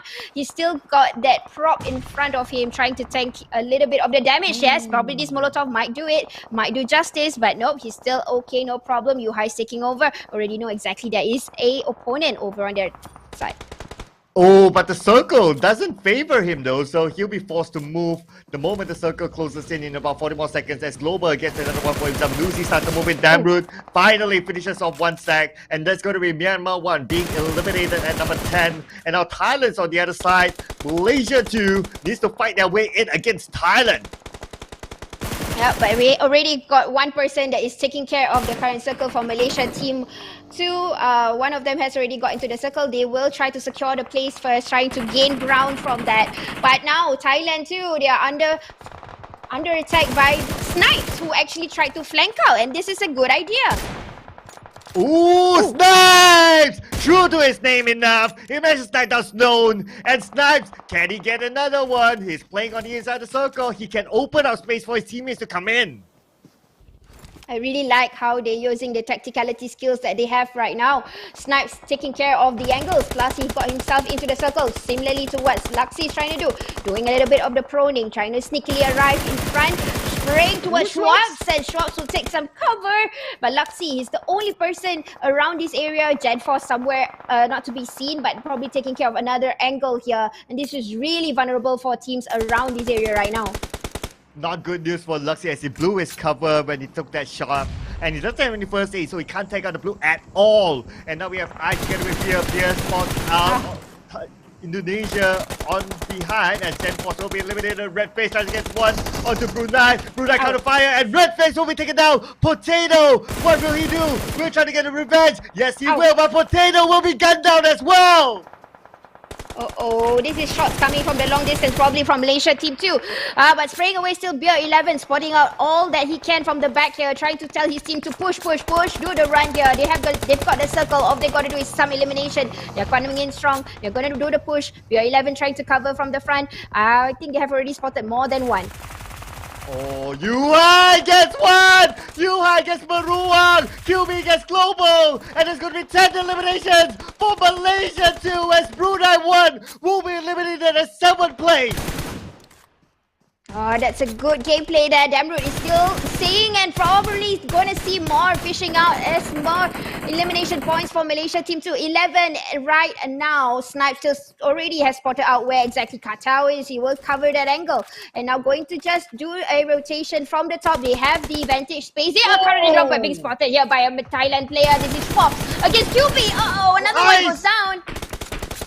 There's going to be Ice getting one against QB, and looks like it's going to be Malaysia 2 left with one player. Snipes on the other side. Oh, there's another one for Malaysia 2 as well. Thailand 1 trap starting to loot in as now we're down to the last 5 teams, ladies and gentlemen, who will get this chicken dinner as Brunei 2, the only team with a full squad.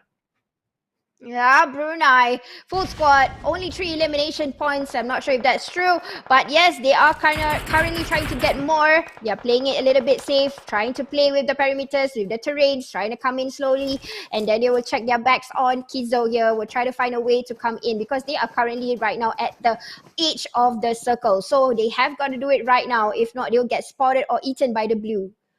Oh, they got to be careful of Porsche though. Porsche is waiting at the corner at an off angle. Could surprise them. So they got to be prepared for that as Zico will be shot but not down just yet. No more time for these players on the outside the zone as the circle starts to close in.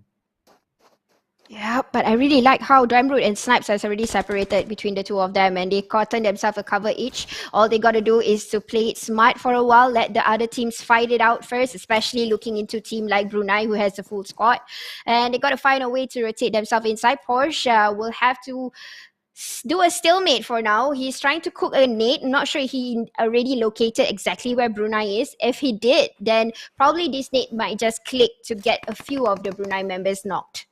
Ooh, the circle. Just look at the circle together with the amount of athletes in it. Everyone is just super close with each other. Brunei to still maintain all 4 their team members. Damroad will be gunned down. Damroad will be taken out by Lamborghini from Vietnam 1 as Thailand 1 starts to move in. Nice move. Counter fire on the Lamborghini. That means Vietnam 1 will be out at 5th place. Ooh. But 2 is better than 1. He gets sprayed out, and that goes for Malaysia at 4th position. But that's not too shabby because they got a lot of elimination points. Now, let's focus into the current fight. Brunei trying to take over. Just got to locate where Ice is and where Porsche is, and they can win this chicken dinner. Yes, they can. They have the upper hand right now. They have the most players. It's going to be 4v1 v1. They got to do the business, right? Okay, Shrubs now waiting at an off angle and Ice. Okay, 4v2 v1. Mind me. Zico now just prepping up himself for the final few moments of this circle. Porsche spots out Galaxy, the IGL for Brunei too. Doesn't take his shot just yet. He wants to go for placement points. He's going to be trigger discipline unless he gets a clear shot onto Galaxy, which he could, but he knows that if he pulls this shot down, he will be counter fire. Oh! This was a Porsche! Porsche goes down 2v4! Ooh, but look at Ice. Will he be able to clutch? Because he's still got Swarps right behind and he's going to do a flank here and cooking up a nade. Already locating exactly where Ruben Lee is. If this gonna click, it's gonna take 2 down and it will give advantage to Thailand. And now trying to do a little bit more. Yes, true enough. One of them got knocked. And Ruben Lee is super low and gonna go with the 1. But you see, DPS is well equipped here by Ruben Lee. He knows what's going to happen. But will that click? It won't. The sprays is so Whoa! Oh, and we're not done yet. We're not done yet, sis. We still have Ice now. Ice going up against 2 from Brunei. Unless the other one could be picked up. Galaxy, the captain is out. Zico will be revived. Galaxy is going to take care of the forefront. Ice now with 4 eliminations on his head. With an 4 together with him. Is he going to be able to do the clutch? 1v3 we're talking about here. As Galaxy, yes, the high ground advantage. Rival Lee going in for the flags on the right side. Galaxy on the left. Rival Lee going to come in from behind. Ice going to get spotted out. Rival Lee spots out Ice. Going to reload. Shoot. It's going to be Brunei 2. Take home. Winner, chicken dinner number 2. Wow, congratulations Brunei. And this is what I say, the underdogs that has been showing the potential since Esports Championship, and they have shown that their country can produce results. And yep, definitely they are proud, waving their flags high, their logos high for the country of Brunei Darussalam. That is it, ladies and gentlemen. Chicken dinner secured by Brunei 2. And also, I believe it was a top 3 finish in round number 1 for Brunei 2 as well. Sis, we can safely say that they have also booked their tickets into the finals. Yeah, very proud of that. Definitely. I think this is going to be an eye-opener for a whole lot of nations, at least, knowing that they are hardly in the PUBG official tournaments, but when they are invited, they can perform. Yeah, so I mean they've shown it before this, right? Like if even in CEC hosted by yours truly, PNG as well, they perform fairly well as a country, and then the tournament at the C level after that as well, they were number 3, just below Indonesia as well as Thailand. They are showing it that Brunei should be given attention. Yeah, definitely. And it's an attention or a focus is not to be disregarded because it's definitely a good tactical skills that they've got. You did see how trapped they were initially. They didn't get the circle. The terrains was impossible for them to hike up because it was such a great distance from one another. But because of that patience, the trigger discipline, the experience that's in hand, all of this plays a part when it comes to our official tournaments like our team category. Yeah, and well, we can say that not only that as well. So we have a little bit of comeback in that previous round. So Malaysia 2, because in round number 1 they didn't do that well. This round they got a lot of elimination points, so that made up for their placement points as well. Overall, I think they did well in terms of the points accumulation for Malaysia too. So we might see a comeback from them. Now, sis, again, that one treacherous spot, the number 17, who will it be? This is scary.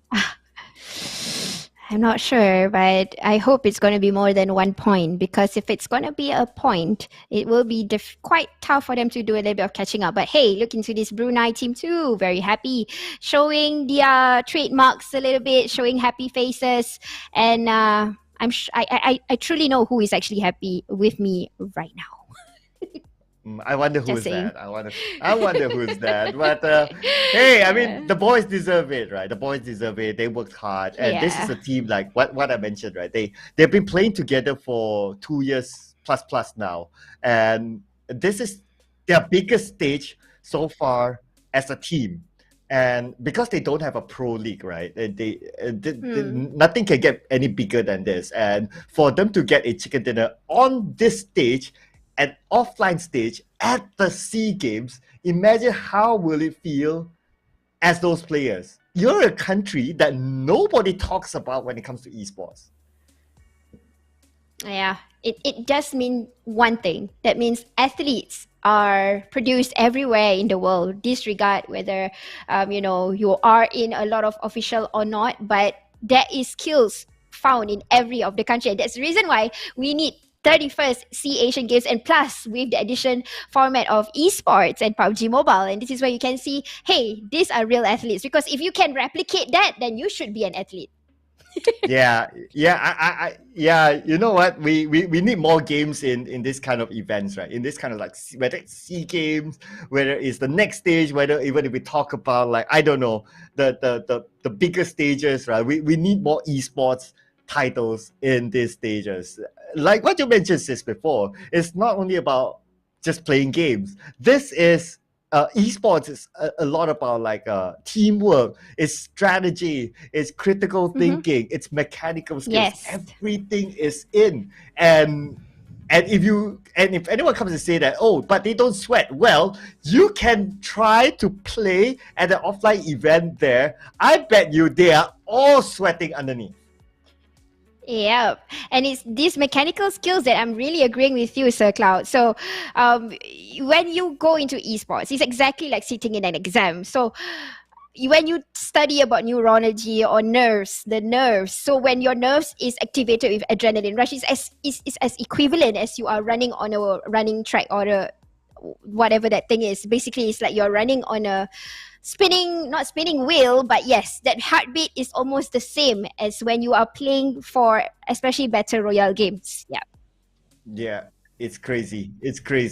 But we need to go through the formalities anyway, ladies and gentlemen, and let's check out the MVP. It's going to be Snipes in this round. So it's going to be 6 eliminations, 883 damage, 226 longest elimination distance. Now, despite not getting the a very high placement point, Malaysia too, of course, Snipes with 6 eliminations for himself, they managed to cover it back up with the elimination points. Yeah. And you know what, Malaysia, you got to be proud. This is your second MVP for our team category. Hello. So initially we had Frank from Tabak NC, and they are from Malaysia also. And this is the second MVP coming from the same country, but a different team, which is Geek Fam. So that's definitely for you guys to show off, and knowing that, hey, my 2 MVPs are from the same country. But here we go, looking into the match standings. Brunei, who just won that chicken dinner, getting themselves 22 elimination, that's not 22 elimination points, but total points rounds with 7 elimination points. But look into Malaysia getting a draw. Number is tied together with the current chicken dinner. They've got themselves 14 elimination points and 22 in total. Yeah, I know, right? They basically tied up with Brunei. So at the end of the day, yeah, you don't get the interview or a little bit of the glam, but it doesn't matter at the end of the day. If you're able to rank in the points, that's all that matters, right? But assists, I remember Philippines too not getting any points at all in round number 1. Round number 2, same story for them.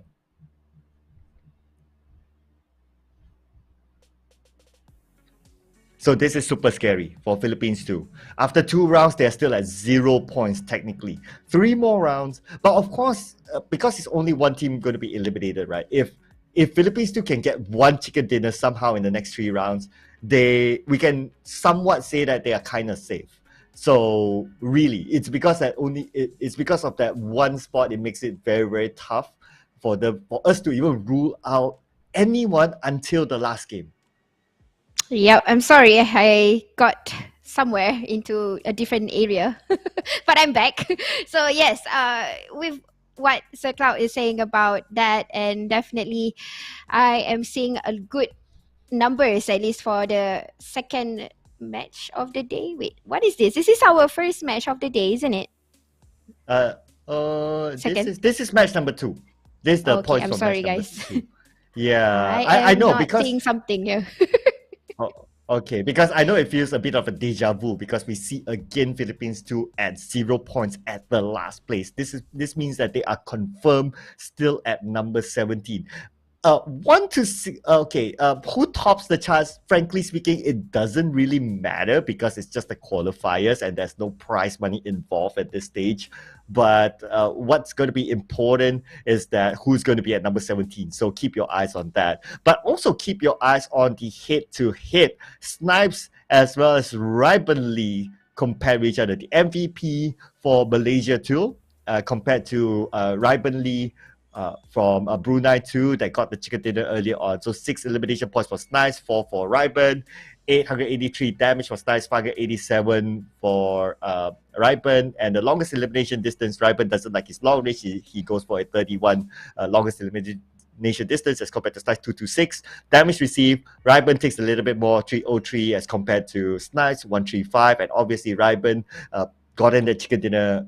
Overall, he got more survival time. So that's completely normal for that. But let's check out the total eliminations as well as damage from that previous round for all these teams. Ooh, wow, interesting, Sir Cloud. This is almost like a deja vu because I did remember seeing Malaysia having the highest towers before this in the previous match, and right now it's almost the same but with more elimination point coming from Malaysia too, and that just shows us about the competitive level that they have belonging in this country. But not disregarding teams that are also performing. Look into Thailand 1 with 8 elimination points and the number of damage that is involved here. It's almost giving the same kind of results from the 2 Thailand teams that we are saying earlier. And now this is where we are seeing our outstanding teams in okay. So this is from the previous match. This is Brunei team 2, Thailand team 1, Vietnam team 2, and Malaysia team 2. But look at the distinct difference of the numbers. Yeah. So even if we see that even Thailand won, despite them going out fairly earlier than these other teams, right? But they managed to get 8 elimination points, which is basically they cover it up, right? And if you compare with Vietnam 2, yes, they survived slightly more than Thailand 1, but they only managed to get 1 elimination point. So those are very interesting stats for us to look at. Malaysia 2, like what we saw earlier on, their total points actually match up to Brunei 2, 22 points in total. Same with a team that got in the chicken dinner. They caught up with 40 elimination points. And this is what they needed because in round number 1, they didn't do that well. So with this kind of points accumulated, they'll be happy with their current performance. Wow. But right now, this is our overall standings after 2 matches. We have Brunei too at number 1 right now, and a total points of 36, not too far behind from Indonesia team 2 with 33. At number 3 is currently Malaysia 1, and very close by with their brother in hand, I would say, which is Malaysia team 2, and just at number 4. Yeah, and followed by number 5, we have Myanmar 1, 23 points, Thailand 1, 21 points. Number 6, number 7 goes to Vietnam 2, 20 points. Brunei 1, number 8, 15 points. Number 9 goes to Vietnam 1 with 12 points. Followed by Thailand 2, 10 points. 9 points. 9 points for Indonesia 1. But what matters against this is that Philippines 2 still at the last place with 0 points. Next to them is Laos 2 as well as Cambodia with 3 points. But it's still very, very close. One decent performance can bring them back up. So that's why it's very scary. We will watch until the final game who will be the only one team to be eliminated. Yeah, and I'm pretty concerned when I see Cambodia at number 16, because if they are vulnerable and they get into number 17, then it's really unfortunate for Cambodia because they only have one team, and obviously we do not want that. And hopefully we get to see a different kind of potential that they will deliver after this. And I did see that their gameplay is a little bit more aggressive. But you know what? Who is ready? Our winner chicken dinner, our Brunei team. Let's hear what you got to say. Brunei 2, team đã xuất sắc giành được winner chicken dinner trong game thi đấu vừa rồi. Và hãy cùng phỏng vấn anh ấy một chút nhé. Xin chào Galaxy, đầu tiên thì xin được chúc mừng bạn với chiến thắng vừa rồi. Thảo Trang có một câu hỏi dành cho bạn là đội tuyển Brunei 2, các bạn đã tập luyện và thi đấu với nhau được bao lâu rồi? Firstly, congratulations on your victory. With the Brunei 2's lineup, how long have you guys been training and competing together? Kami sama ni training selama 2 tahun. We form a team 2 years, and then we got kami lagi tahu untuk tournament ini untuk training selama 6 bulan, and then look, we came here. Look mom, I came here. So basically, Galaxy said that the team has been together for almost 2 years now with the same lineup, and they've been competing, training hard for this SEA Games for about 6 months. And only right now, he said, look, Mom, I'm here now in SEA Games. Đội tuyển Brunei 2 thì họ đã có cái line-up này được khoảng gần 2 năm nay rồi, và họ đã luyện tập cùng nhau trong vòng 6 tháng trước khi tới với SEA Games 31. Họ rất là vui vì đạt được cái chiến thắng này, và bạn tuyển thủ sau khi đạt được chiến thắng thì bạn muốn nói rằng là mẹ ơi con đang lên TV này. Và đến với một đấu trường lớn như là SEA Games 31 ở tựa game PUBG Mobile thì Brunei 2 có cảm thấy là lo lắng hay là lo sợ điều gì không, và nỗi lo lớn nhất của các bạn là gì? So, coming to such a big arena like 31st SEA Games, what is your biggest concern and fear? First time offline tournament sama international people team, rasa macam happy lah jumpa orang face to face, meeting them, like becoming friend, and then kami lagi lack of experience, and now we are here, we are about to face them, fight them like a enemy. So basically what he said is this is their first time international competition, so they might be lacking in terms of experience, and this is their first time meeting with all these pro players, and they feel really happy and excited, and they just want to do their best and make our country proud. Đây là cái giải đấu offline và cái giải đấu quốc tế đầu tiên mà Brunei 2 tham dự.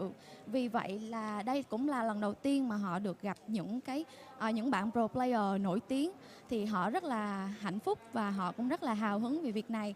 Họ hứa là sẽ đưa đến cho khán giả những cái màn trình diễn tốt nhất mà họ có thể. Hiện tại thì Thảo Trang thấy là Brunei 2 đang có được một phong độ khá là tốt rồi. Một lần nữa xin được chúc mừng cho Galaxy và chúc cho các bạn sẽ thi đấu thật tốt trong những game thi đấu tiếp theo. Cảm ơn bạn đã tham gia phần phỏng vấn. Congratulations on your victory again, and we wish you to have greater performance on the next games. Thank you. Thank you. Các bạn thân mến, như vậy là chúng ta đã khép lại game thi đấu thứ 2 của ngày hôm nay rồi. Và ngay bây giờ, mời các bạn hãy cùng nghỉ giải lao trong ít phút. Đừng rời khỏi livestream nhé. Chúng mình sẽ quay trở lại ngay thôi.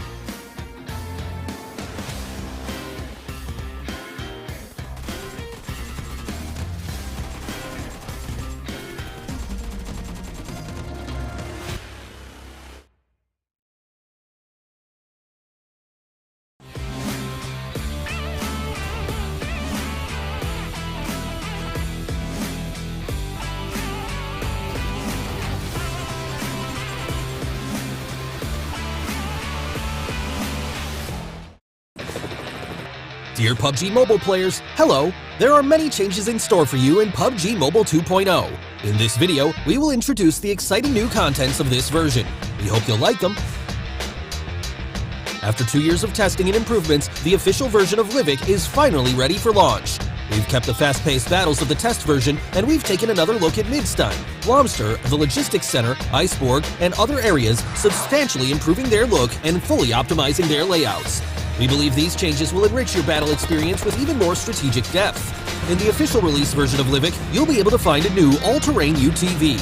It's a small 4-seater vehicle that excels in all terrains. No matter how complex the environment is, the UTV will be able to quickly traverse the area. At the same time, XT weapon upgrade packs will be available in supply shops that appear in fixed locations. These packs can be used to upgrade weapons to their XT version, which increases their performance and control. These upgrades will be immensely helpful in battle in the official version of Livik.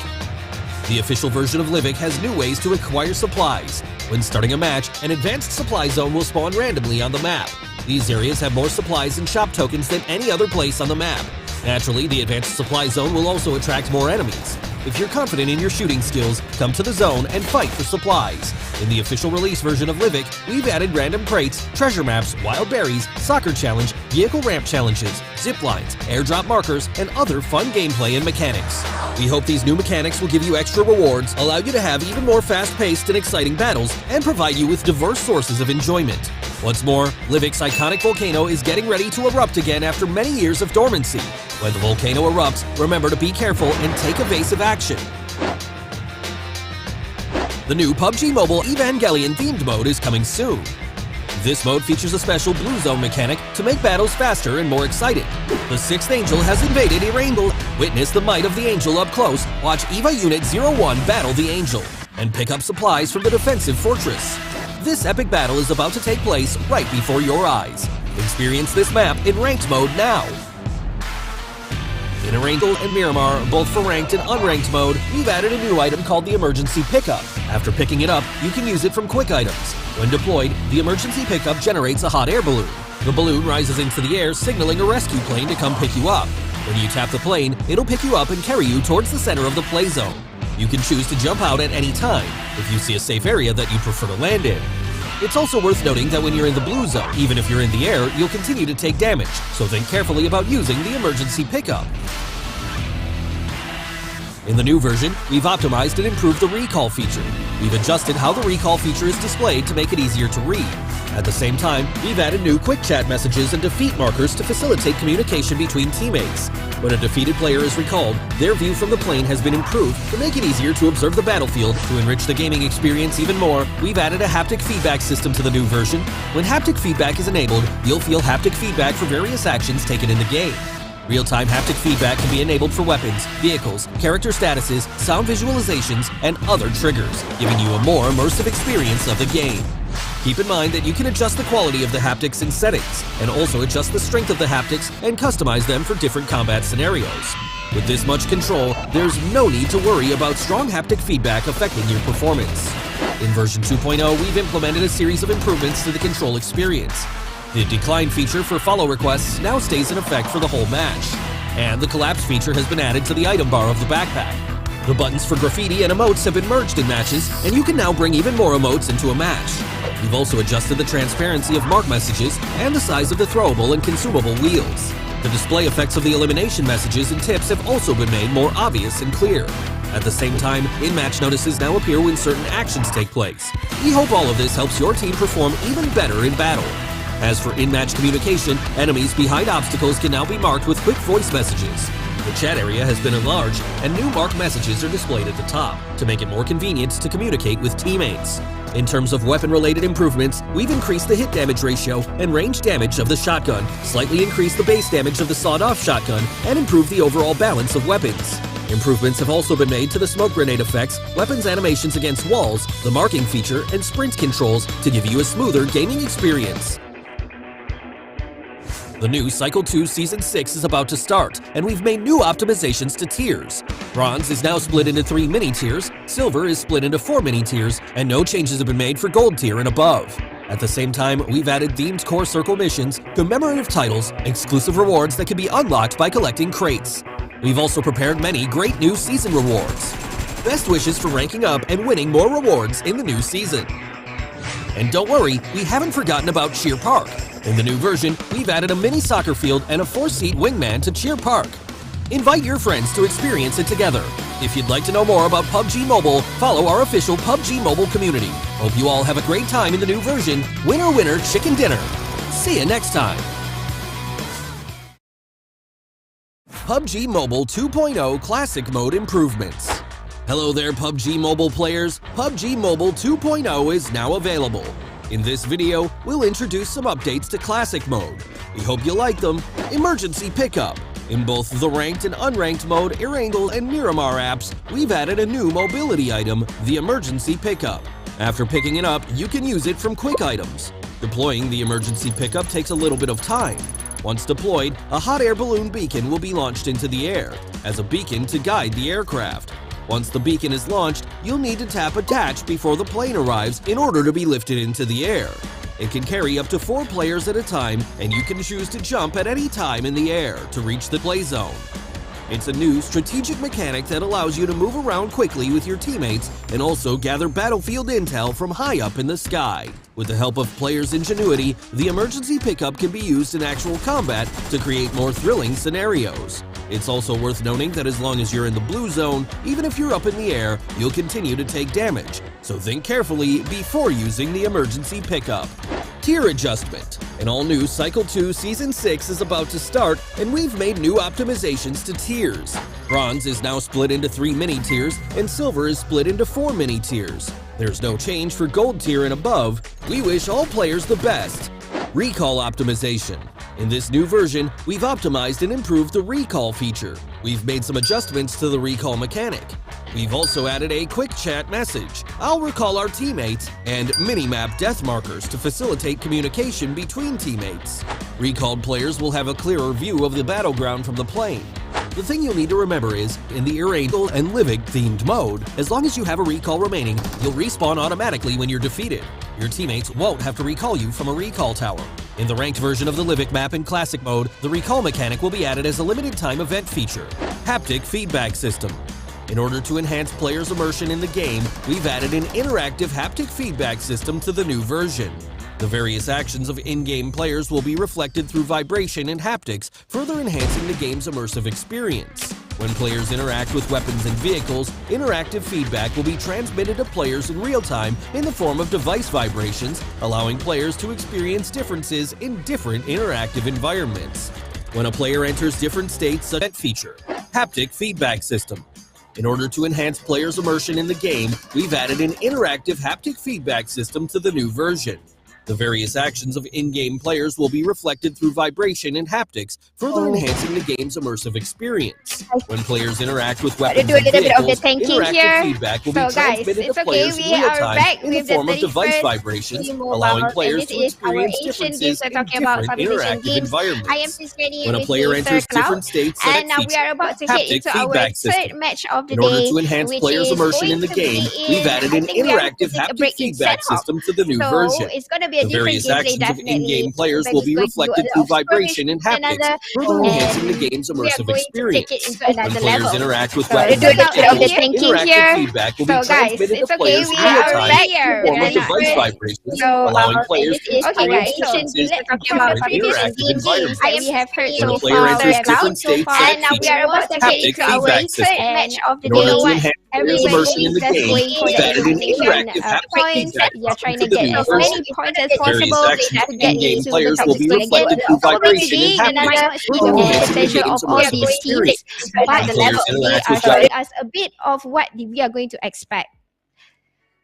Okay, so now we're going to look into the players over in the grounds here and how they are feeling. I'm not so sure how is it going to be like for them. Definitely, it's a little bit intense right now for them to be all in the same arena. And I think I can hear Sir Cloud. Hello, Sir Cloud.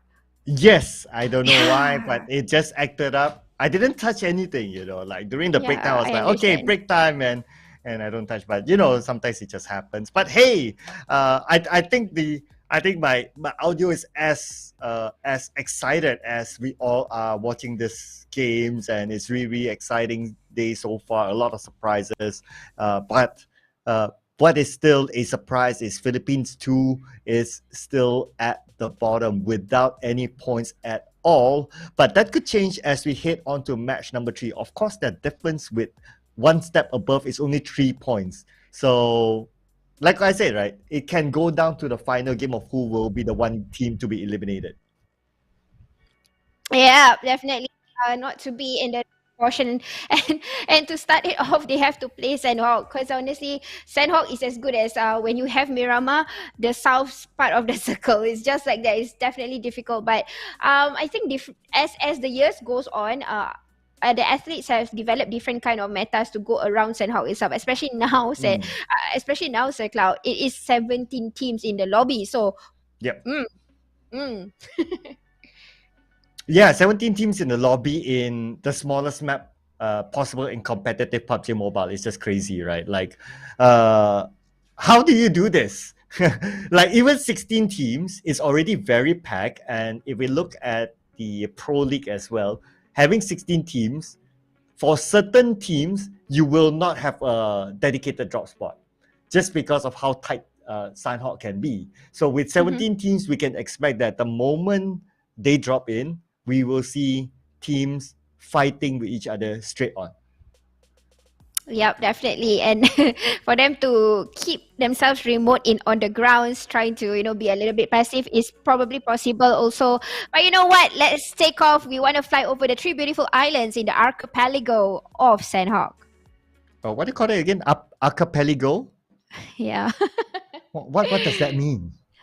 It's like where you have all these little islands stacked together or crammed together. They are like in an archipelago. Wow, I learned something new today. I learned a new word, archipelago. So this is the archipelago of Sandhawk, and you can expect that Malaysian one will be challenged by maybe one of the Indonesian teams. Just look at Sahmi. So they're going to drop there because they want to play the healing game. Obviously, this is a competition. No one's going to give you that freeway. So Indonesia is not going to give them that freeway. Vietnam is not going to give them that freeway as well. Yeah, and an interesting fact, Sir Cloud. Right now in Sandhawk, we are seeing all these different names in this map. And they are all from Southeast Asia. All the places here, the states, or what do you call it? The places. And with the DBS. Oh, miss! Oh, another one is coming in. Oh! And here we go, they traded it back. Mid-Laren is down, but they managed to get Magics on the other hand. Now, I can tell you scrim results, right? Scrim results actually favor Vietnam in Sahmi. So, but of course, that scrim, this is a real deal. It's still kind of same until they are able to pick up Mid-Laren, but they should be able to now. Mid-Laren is on his 2 feet back again. So now they have the advantage 4v3. Yeah, 4v3, but we can see that from the scrims, they definitely have learned a thing or two, because we can see that Jumper is on the higher part of the hill. He's on the vantage point. He's getting his team covered from that angle probably. And hopefully with that angle that he's covering, he's able to take down at least 2 to slow down the process. Because right now, they are handicapped with one of them being in the lobby for Malaysia Team 1. Yeah, very fast first blood as expected. But keep your eyes as well on Laos versus Indonesia too at the bottom side around the areas of cave. They might be clashing up with each other. Now, Frankie is still inside the Sahmi village. There's another player somewhere at the corners as well. But Vietnam too, they're not going to let anyone go. They want to secure those elimination points as they want a comfortable entry onto the finals tomorrow. Yeah, definitely. But these 2 teams, I don't think it's a concern for them to qualify, because currently they are not really bothered with the points. But again, this might be a very good warm-up for them to start off with the finals, of course. But we can hear sprays here coming from Star-Lord over to Genforce. Genforce. So Genforce is the one caught out. Like the original drop spot was supposed to be at the southern side. What do you call it? Called Cam Bravo. Did I get it correct? Yeah, Cam Bravo at the southern side. So somehow Genforce got himself onto this side with a UMP with a level 1 helmet. Not the best of loot yet, but at least you get information that okay, Laos is around. So when his teammates made that rotation, at least they have information. Genforce trying to get an opening with that one knockdown, but not able to secure it. But unfortunately for Honda, he'll be knocked out by Luxy.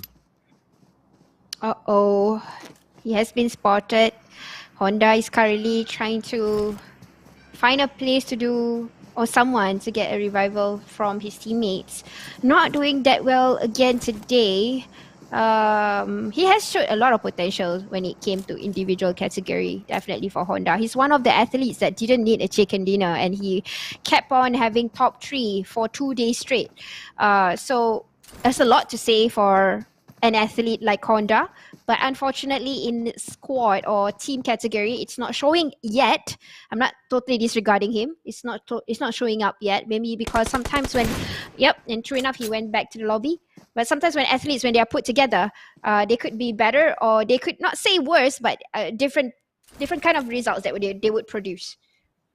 Yeah, and considering that they are a mixed team, right? So they're actually doing fairly okay. Laos, they're having a full team. And now with Noah trying to get a revenge for his teammate Honda.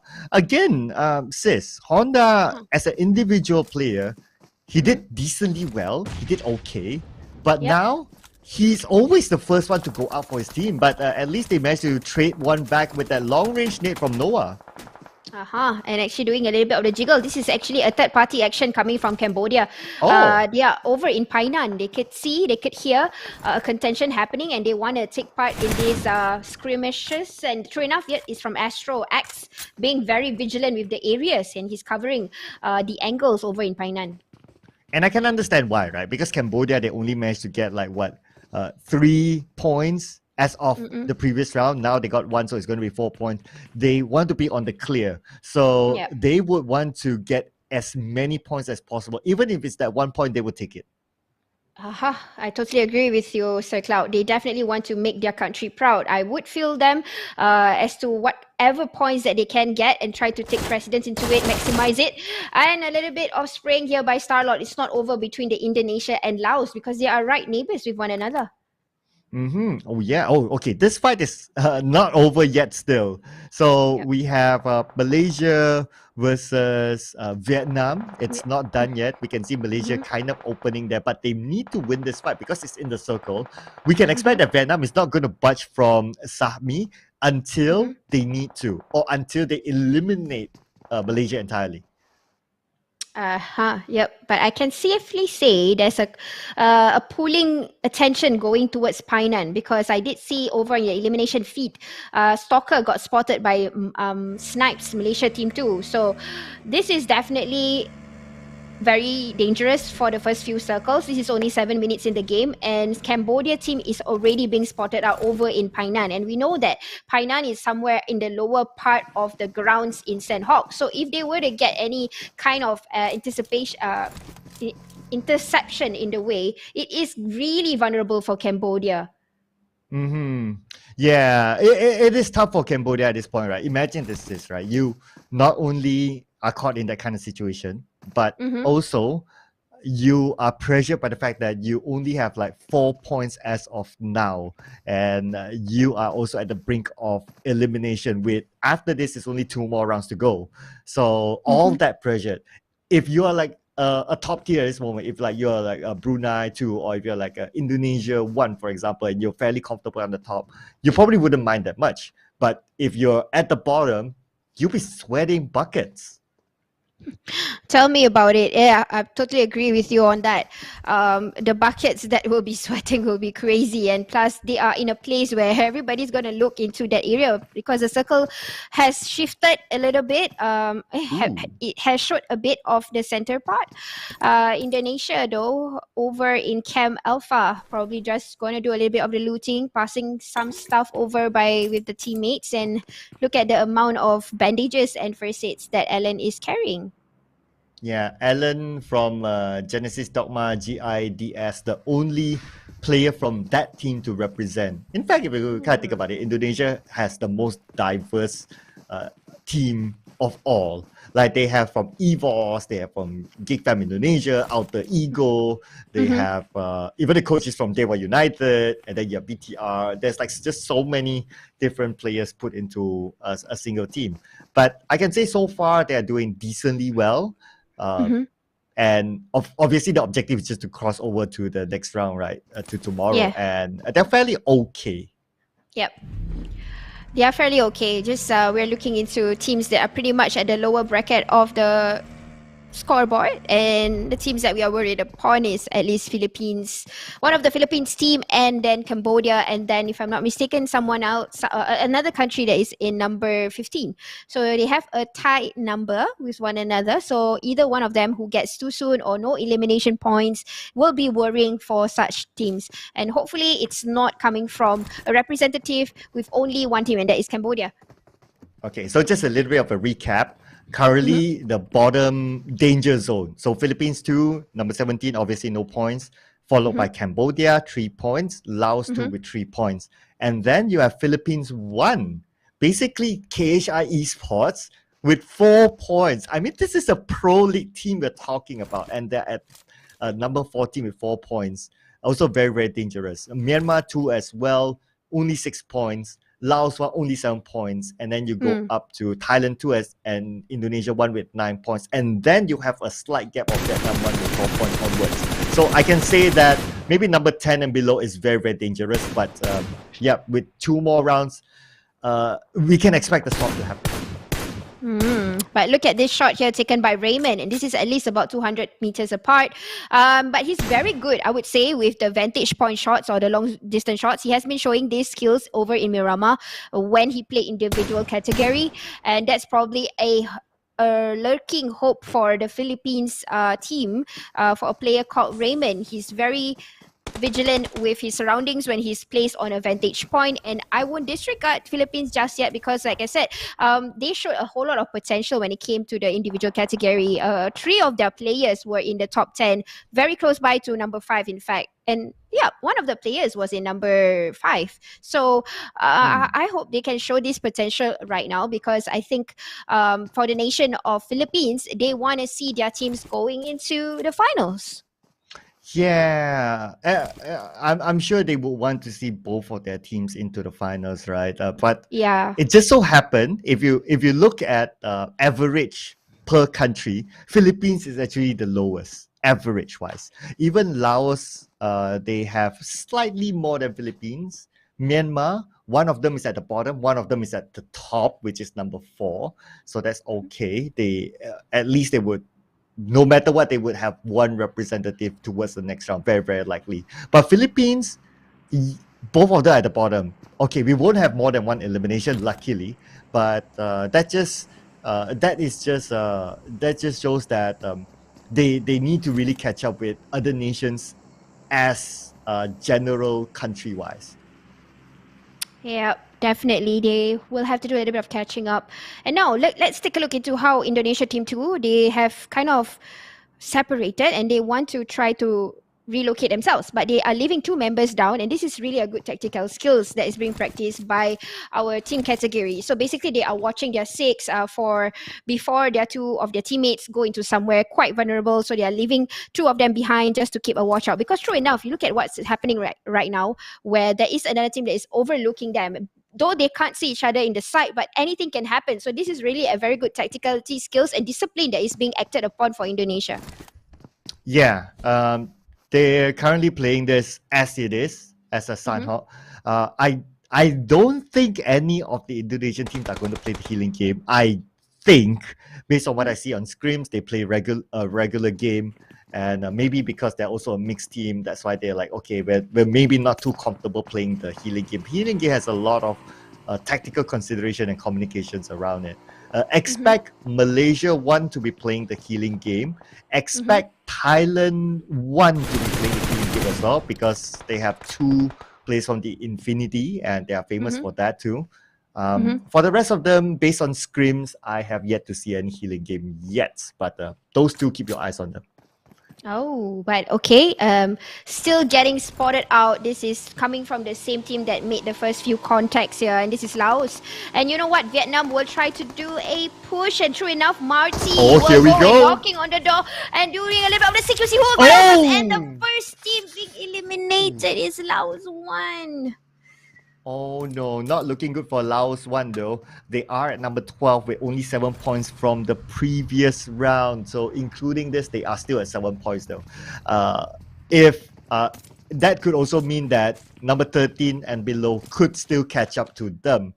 They just need to have a decent game, and Laos one could be pushed to number 17. Yeah, yikes. That's really unfortunate. But oh, okay, we are seeing another contact here, and that's really nice of Loki. He just see a minimal portion of that movement, and he sprayed through without any damage being delivered upon Beer 11, or probably I would say just a 5% damage. But the distance that he's looking at, and the kind of they call it the game instinct, that he kind of already knew, okay, probably there's somebody up here. And sure enough, with delivering the shots there, is giving a pressure fire or a warning that, hey, I'm underneath. It really depends on where the circle would shift. If they have to come up, then of course it is vulnerability back to person that is spraying. But if it's on the other side, then it would be a different kind of vulnerability. But that's really the kind of instinct that we are looking into all these athletes. Oh yeah, sis. Keep your eyes on Indonesia one as well. Expect them to play the healing game. Up north, Thailand is currently taking out the blue, so they are playing the healing game. But talking about Thailand, Beer 11 is moving in as he takes out one from Brunei too. Vintores coming up on the right and shoves in the middle. And they are opening up, but okay, Zico already has spotted Schweitz, but that's not it. That's not going to be a worry at all, because look at how Thailand is opening up. Vintores here is behind the walls. You got to be careful with people climbing up from Painan or from the hillside. Stalker, on the other hand, has returned the fire with QB over in Painan. And now looking into Galaxy and Ruben Lee, who are working together with the DBS jump shot, getting one. Vintores already down now. This is worrying already for Team Thailand. Yeah, already one left. Now it's going to be ice against 3 from Brunei 2. Brunei 2, they're going to finish up the job. They do not want any more invaders, but they got to be careful as Rabbit takes down Galaxy from afar. Now with the DBS, Rivalry will finish off ice, and he'll need to pick up his captain, Galaxy, and they will reset as a 3. But Thailand 1 becomes the next team to be eliminated. Uh-oh, Thailand. They're probably trying to do a little bit of that aggressive push, but hey, look at all that skirmish have already attracted attention of the Vietnam Team 1. Rabbis here already have spotted Ruben Lee, and now it's going to be tricky for Galaxy because he's currently in the open right outside that walls, and just have a big rock that will cover him. But right behind, we've got Malaysia Team 2, who is around the corners also. They can just anticipate any moment right now. Frankie already know exactly the location, trying to cook a date. Will it click? Nope, it would not. Survival still is going to be there for Vietnam. Rabbis coming in. Rabbis at the forefront, while his other teammates are on the behind. Fluke will be gunned down in another location and will be finished out by Ozone. And Romeo must die. Will be taken out by Frankie from Malaysian 1. And Brunei playing as a trio, trying to fend this off. One nade onto the side of Zico. Zico will be naded down by Vichoi. Down to the last 2 members from Brunei 2. Uh-oh, this is what I say, trouble. Uh-oh, another one goes down. Rabbis already has spotted Ruben Lee, now leaving Galaxy, the one that is right outside, super vulnerable. He all he got to do right now is just to do a little bit of the passive gameplay. He has information. He's changing his attention and moving away from the current situation, because that's the only wise things to do. But it's not going to be, I won't guarantee that it's going to be safe for him. Okay, so right now just looking straight into whatever teams that might come in here, because definitely the noises are coming from this portion. Well, the good news for Brunei 2 is that first, they are already fairly safe into the next round. Second is that the last man standing now is Galaxy, the in-game leader. So if he wants to decide where he wants to move, how he wants to go, it's totally up to him. So all Brunei 2, if they want to remain consistent, all he needs to do now is just to hang on for positioning points. And I think they'll be happy with their performance at the end of the day. Yep, and I think Vietnam, they are not finished. They are trying to locate where's the other member of Brunei Team 2. But hopefully they won't attract any more attention, because, you know, if they were to keep spraying and all that, there is a lot of teams lurking around the corners. This is the 4th phase, but we still got 53 athletes still playing in. Now looking into Jumper, who has already located exactly where 1sec is, tanking a little bit of the damage behind the rock. And another nade, I wonder if that would click. If it does, it will give a knock, and that would be advantage for Malaysia 1. Yeah, Malaysia 1 is playing the gatekeeping role at this moment, so they have that little bit of advantage. But the circle moves towards the southern side. Indonesia 2 is currently in it together with Vietnam 2 as well. Laos 2 is moving into the circle. The rest of them will need to find their way in, but the long range spray coming in from Frankie. Frankie will be counterfired upon, but then again, it moves over to Flex, trying to get one for himself, and Flex, with that explosion, gets 2 points in the bag for Malaysian 1. No, that's definitely a beautiful spray coming from Flex, although he's placed in somewhere very open, but lucky him, nobody has spotted him out just yet. And Malaysia 1 is going to run into the circle. Already has spotted out people that is coming in from the blue, trying to do a little bit of gatekeep. Sweeping it clean, we call it, for Malaysia 1. They are on a streak here. Now looking to Philippines 1. So he's going to do a little bit of the rotation. Philippines, the team that cannot drop the ball. They need the points in the back as Potato goes down to the zone. At the same time, Yuhai been naded down by DZ for Cambodia. Cambodia going up against Malaysia too, and they're playing on the outside as the zone starts to close in. But Raimon, wait a second, gunned down by Monboy. Okay, not too sure what happened. Galaxy goes down to the zone. Brunei too will be eliminated, but that's not going to be a big deal for them as Damroot, he needs to fight for his life against Cambodia. Cambodia is trying to do everything in their will to get a whole lot of elimination points. Like I said, it's a little bit worrying where they are currently in the scoreboard. Already have located where Damroot is. It will not be easy. DZ has got it easy peasy, lemon squeezy. So there goes Damroot back to the lobby for that. Or is he still alive? Okay. I'm not too sure if he still is though. I don't think so. But what I'm sure is that Rankit is gunned down by Green, and Philippines, they are falling apart again. Unfortunately, Gatuni will be gunned down. Rankit gunned down as well by Zero, and Gatuni as well. The elimination feed is just going nuts. Yep, as the circle gets smaller and it's 21 minutes into the game. This is what happens in Sandhawk, where everybody is so close to one another. But Lembo already spotted where Myanmar coming down. Monkey is right behind. Will have already know what's going on in front of him, and this is going to be difficult. Another one goes down by Lembo with that very harsh engagement, and look at where he is right now, but he is able to see them truly with that in scope going on. And Lembo is pretty much right now, he has to do the clearing while his teammates is already in the circle. Oh, and talking about the circle, sis, looks like it's going to be Malaysia one having a free entry into the circle. No one's going to challenge them. And Frankie from Vietnam 1 is already in it as well, though he's in the water, but if he's confident enough, he should be able to take that house just in front of him, and that will be a strong fortress, but he needs Lamborghini as well. He cannot do it alone.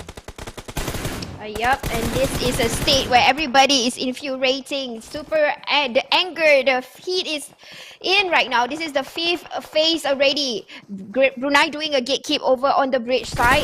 Ryzen knows what's happening here, and everybody knows it's going to be very painful. I don't see healers just yet. Jaden only with one first aid kit already has spotted Colt behind the rock. I don't think he can survive. Yep, he got knocked out by the blue. And we are seeing Frankie doing a little bit of the fishing, taking control of the compound. Yeah, Frankie, wow, the Lone Ranger, he's going to defend this house, make it his fortress all alone as Ferrari goes down. Frankie with the Lone Ranger onto the other side, needing to open up space for his teammates to come across, but it's going to be Vietnam versus Vietnam as the zone starts to give pressure onto Vietnam too. Lamborghini tries to go across, but he knows someone's behind him. But that crossfire, Lambo, he is in the center. He can't do anything. Like I said, he's doing a lot of elimination because Frankie has already secured a place over in the current circle. I'm not exactly sure where Rabis is, but this is pretty smart of what Vietnam is trying to do. They have kind of segregated each member. That's your teammate actually. That's quite funny, but I think he's probably like double confirming. I'm not so sure exactly what is happening. But yep, this is something smart that Vietnam 1 is doing. They have already segregated each other's roles. Probably Rabis is out there doing the healing games. I'm not so sure. But advantage really belongs to Frankie right now as he can do elimination as we speak.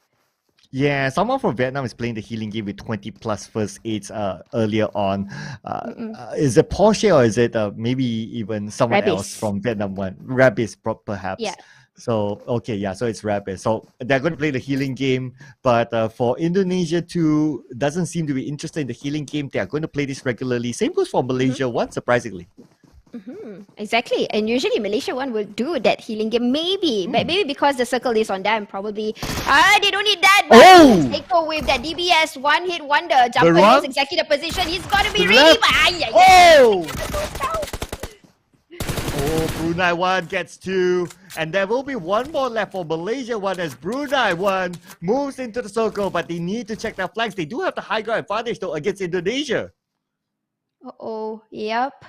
Look at that. He already has cooked the nade, knows exactly where they are. But nope, it's not going to click. Trying to cook another one.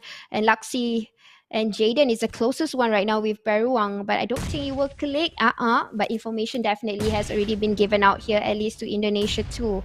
Senko. And all these players right now, athletes, they are not in the circle. So they got to prioritize whether they want to go to the circle or elimination first.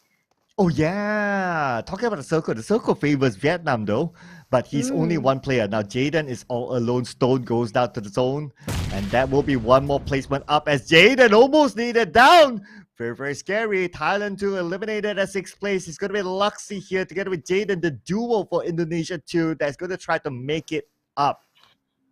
Yep. I really like how Jaden is keeping that information to himself because of the troubles that was being tossed in. He actually knew exactly where the opponent is, and he's keeping the target. And now Frankie, how in the world is he going to run out without troubles in hand? If he don't have anything, it is going to be very difficult for him. No smokes at all. He will get toasted in the blues, and it seems like Brunei is coming in closer and closer as we approach into this current circle. Frankie will just do the healing for now. He can run in a little bit if he wants to, but it's super vulnerable.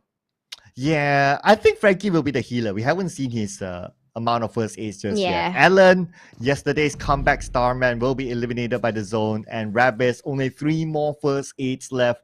At most, he can go up to 3rd spot. If not, it's going to be 4th. So it's going to be Indonesia out at 4th place.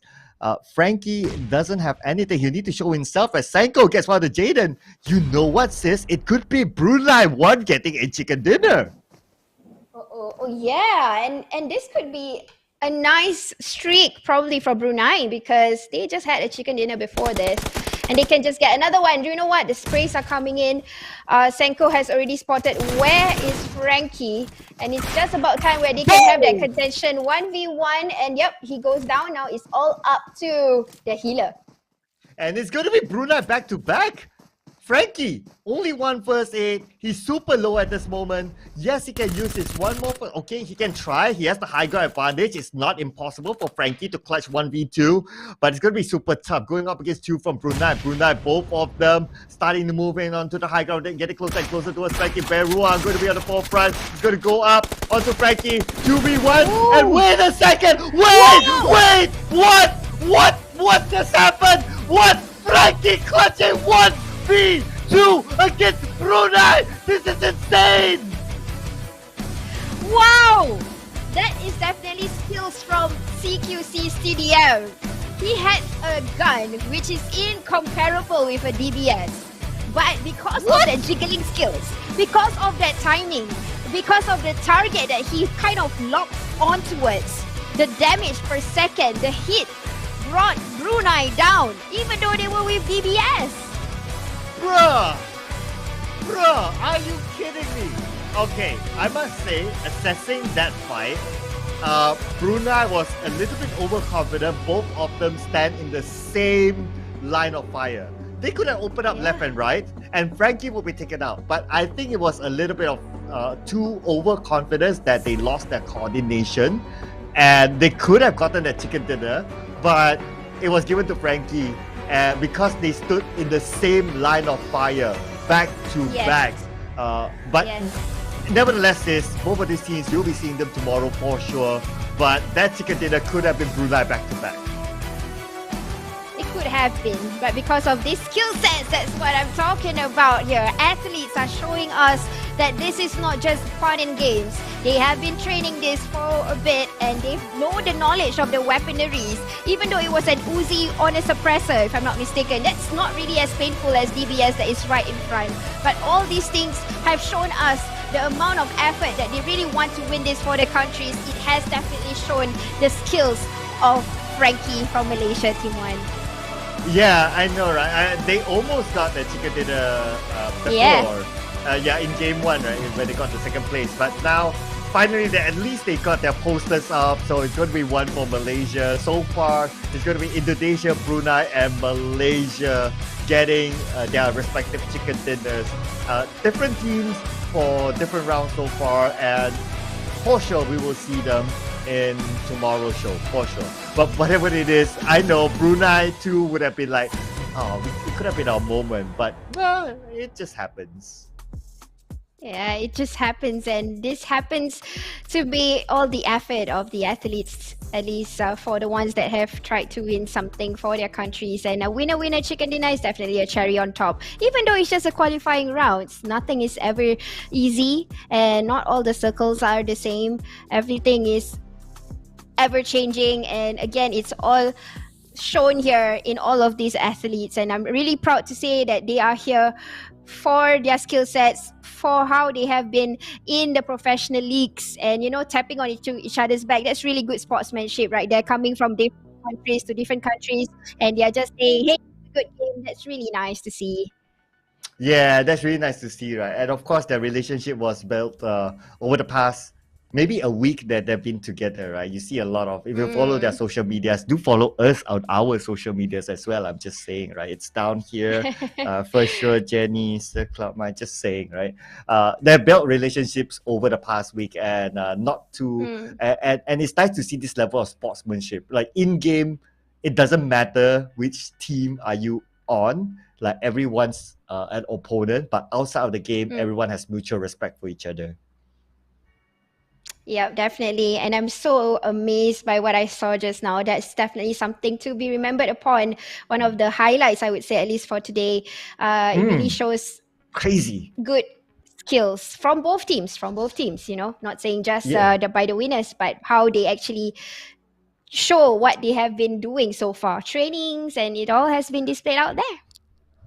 Yeah, and it's bearing fruit, I must say, for all these teams. Now, sis, of course, that is like the highlight moment. But I think what we need to really give attention to is who will be at number 17. I fear for Philippines. I didn't see much on them. We did see a little, but I'm not sure how many points did they manage to gather. And I think it might still be worrying for Philippines too. Actually, you're right. I did really see that, but I think they went to the elimination phase quite early.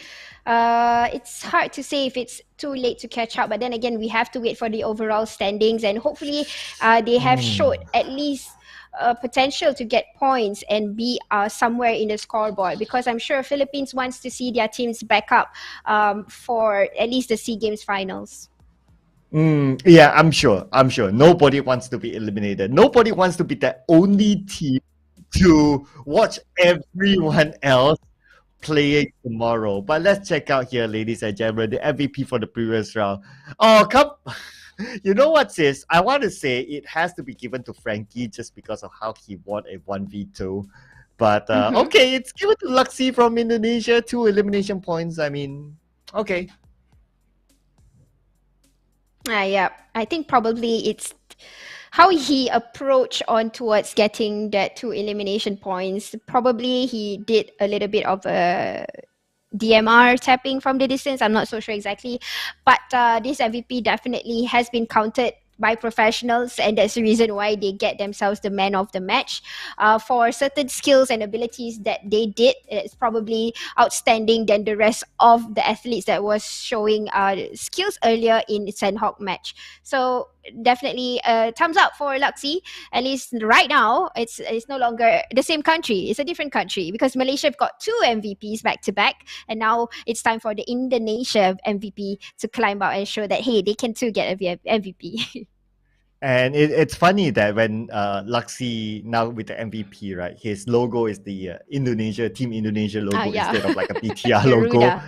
Yeah, I noticed that. But anyway, so here's what matters at the end of the day, right? The points gathered. So Malaysia won. We can say that they're safely on to the next round, 23 points. We have Brunei too, this time coming in at second place with I think it's 18 points. I need to refer to my Vietnamese book.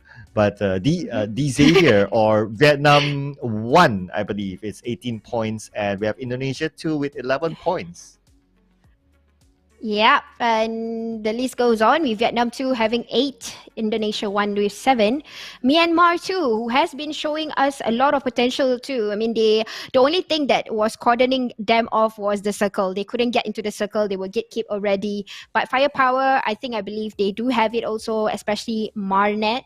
And then followed by Cambodia. Wow, not bad. They have 5, even though they were being under fired so early in the game before this. Laos 2 and number 9 with 5, Thailand with 4, Philippines 1 and 2 continuously after that. And now let's look into the head-to-head. I'm wondering who is that, and it is Frankie with Frankie. Why do I feel we're getting trolled here with this comparison, man? Why? Yeah, it's Frankie and Frankie. You gotta say it right. There's 2 Y's there, okay. Don't discount that. Okay, I can't do this. This is your thing, man. Sir Cloud, this is the puns for Oh you. man, why? Okay, this is Frankie and Frankie. So Frankie 3 eliminations and Frankie 3 eliminations too. So it's gonna be 3 and 5 damage for Frankie and 2-5-1 for Frankie.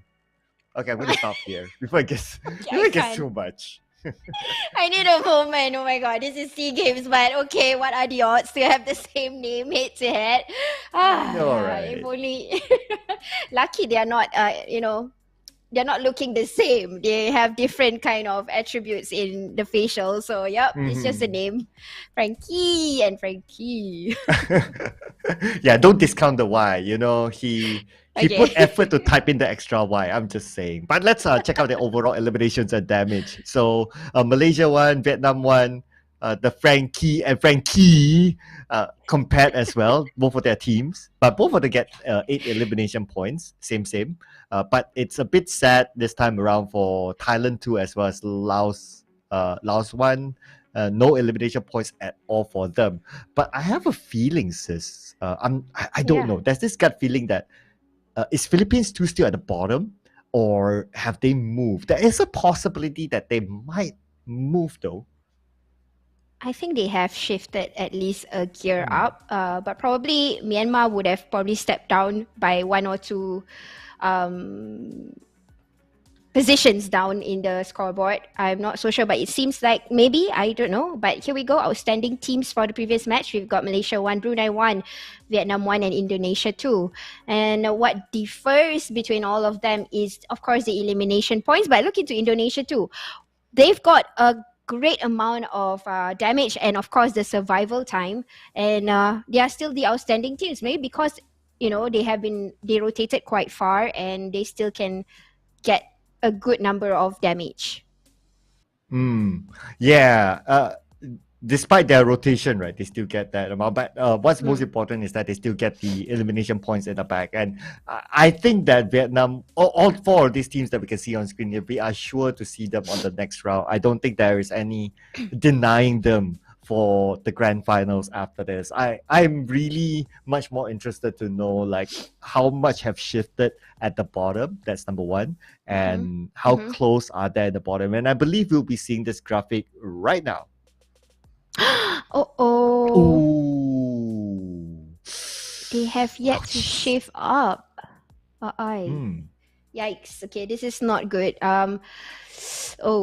They need one good game, really. I mean, it's 3 points. They still got 2 big maps to go through. So I think it's still possible for that little push.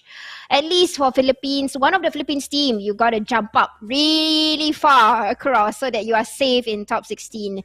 But for now, I think Philippines too, they've got to re-strategize to get their strats back up.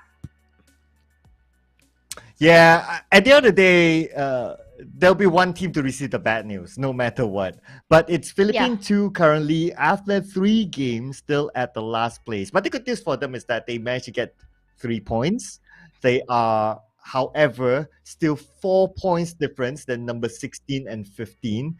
But like you said, sis, one good game, they're clear. And that it's up to the other teams to sweat it out for the final spot, for that one spot.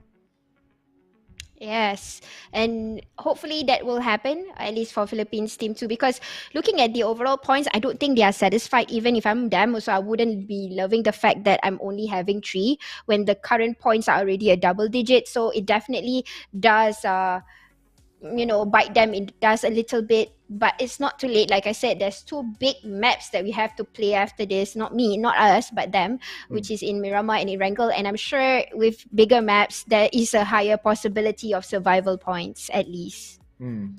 True enough. But they need to be really smart about where they're going to place themselves as well. And if you kind of think about it, because it's only 1 elimination spot, if you play this safe, you only take home placement points. You should be true. But that is, of course, our thoughts. Let's hear it from the players, especially from Malaysia, who just clutched this. Let's go interview. Phỏng vấn Frankie một chút nhé. Xin chào Frankie, chúc mừng bạn đã có một chiến thắng rất là xuất sắc trong game thi đấu vừa rồi. Thảo Trang có một câu hỏi dành cho Frankie này. Không biết là chúng ta đã trải qua 3 game đấu thôi. Tuy nhiên thì đội tuyển Malaysia đã có được một winner chicken dinner rồi. Điều đó đồng nghĩa với việc là các bạn sẽ gần như chắc suất tiến tới vòng chung kết. Vậy ở trong 2 game thi đấu tiếp theo thì các bạn sẽ thi đấu với lối chơi như thế nào? Các bạn sẽ di chuyển cất bo để kiếm điểm hạ gục hay là sẽ chơi theo lối chơi đó chính là kiểm soát tâm vòng bo? So hello Frankie, with your victory on the third match, your team is secure in top 16 and going to final stage. So we would like to know which play style you want to show us, which is aggressive, go hunting for other teams, or which is the controlling style. Okay. Alhamdulillah, so kita orang dapat chicken yang pertama. Chicken ni untuk Malaysia, so rezeki kita orang alhamdulillah. Apa tadi? Playstyle kita orang next game, kita orang akan main langgar semua team. Yang mana ada depan kita orang langgar je. Okay, first thank to God because we got our first chicken for Malaysia for squads, and this chicken is present for Malaysian people. Okay, and for the next 2 games, we're going to play aggressive. We're going to crush anyone who in our way. Yeah. Vậy câu trả lời của họ sẽ là ở 2 game sau thì họ sẽ chọn việc loại bỏ tất cả những ai mà họ thấy trước mắt. Một lối chơi rất là tự tin và đến với cả một đấu trường lớn như SEA Games 31 thì chắc chắn là các bạn đã nghiên cứu rất kỹ về những đối thủ của mình. Vậy thì bạn cảm thấy đội tuyển nào có được chiến thuật hay nhất và các bạn cảm thấy là đáng gờm nhất? So the next question is coming to SEA Games 31st. You guys surely study about your rival strategy. So which team do you guys see that they have the aggressive play style? Kita orang sekarang target kita orang untuk team Thailand, Infin dan Face. So kita orang akan kaji diorang sampai kita orang dapat eliminate diorang. Okay, for this SEA Games 31 and PUBG Mobile scenes, we're looking forward at Thailand team, Thailand 1 and Thailand 2. It's Infinity and Face Clan, and we're going to research their style until we got to eliminate them. Vậy câu trả lời thứ hai của team Malaysia One đó chính là họ đề cao cái lối chơi phong cách mà càng quét bo của team Thái Lan 1 và Thái Lan 2, và họ chắc chắn là sẽ kiểm soát vòng bo và sẽ loại bỏ Thái Lan 1 và Thái Lan 2 ở 2 trận tới. Vâng, Thảo Trang nghĩ là chắc chắn không chỉ là các bạn tới từ Malaysia đang cảm thấy là đội tuyển Thái Lan đáng gờm nhất đâu ạ. Bởi vì là Thái Lan là một trong những quốc gia có nền PUBG Mobile mạnh nhất trên thế giới. Hãy cùng chờ đón xem liệu rằng họ sẽ thể hiện như thế nào trong những game thi đấu tiếp theo. Cảm ơn Frankie đã tham gia phần phỏng vấn này. Chúc bạn may mắn. Thank you Frankie and congratulations on your victory. Các bạn khán giả thân mến, và bây giờ mời các bạn hãy cùng nghỉ giải lao trong ít phút trước khi chúng ta đến với game thi đấu thứ 4 của ngày hôm nay. Đừng rời khỏi livestream nhé. Chúng mình sẽ quay trở lại ngay thôi.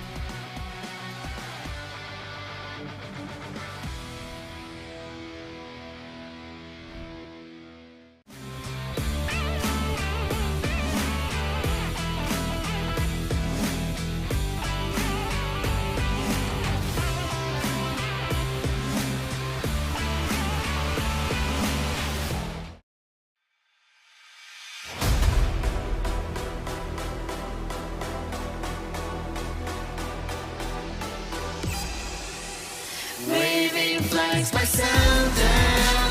Tiger wins fight on alone. That's what we've been done. Waving flags by sundown. Tiger wins fight on alone. That's what we've been done.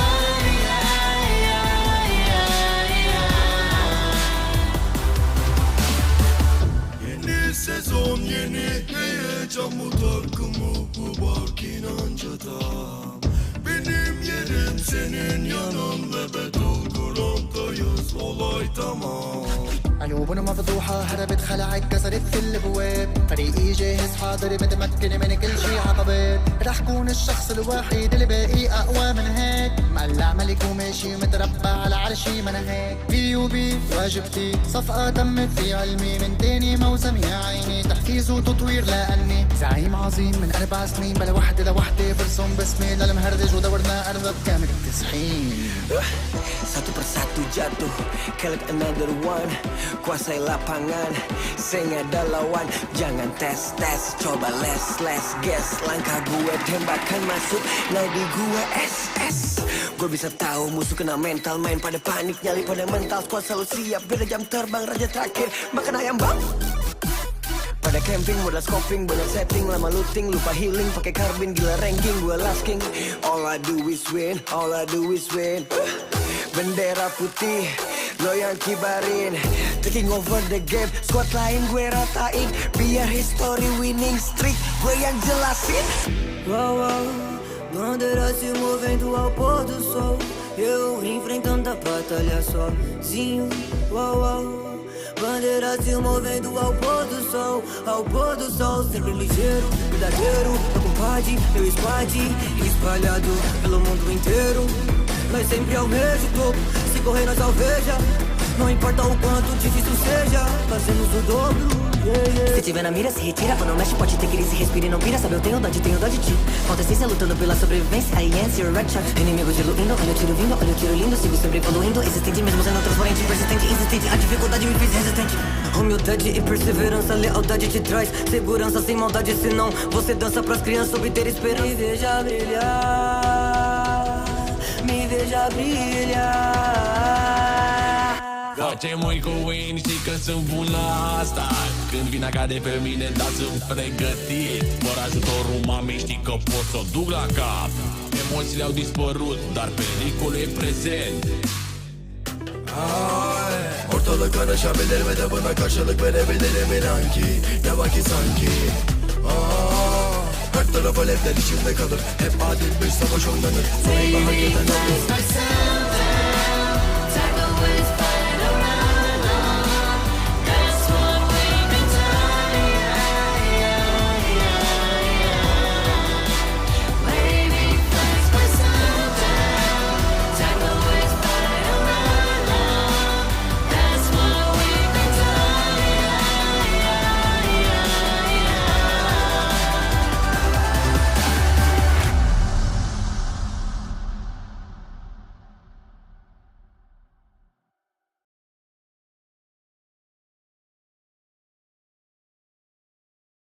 Hi everyone, welcome to PUBG Mobile's Step Forward launch.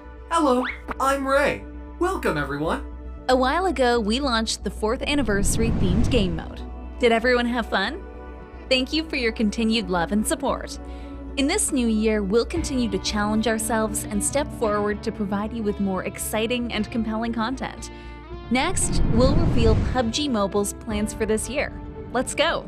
Yeah!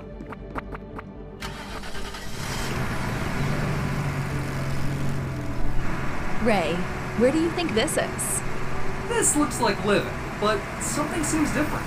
Exactly, because it's the updated Livik map, which will be released in PUBG Mobile 2.0 in early May. Let me show you around. Hold tight.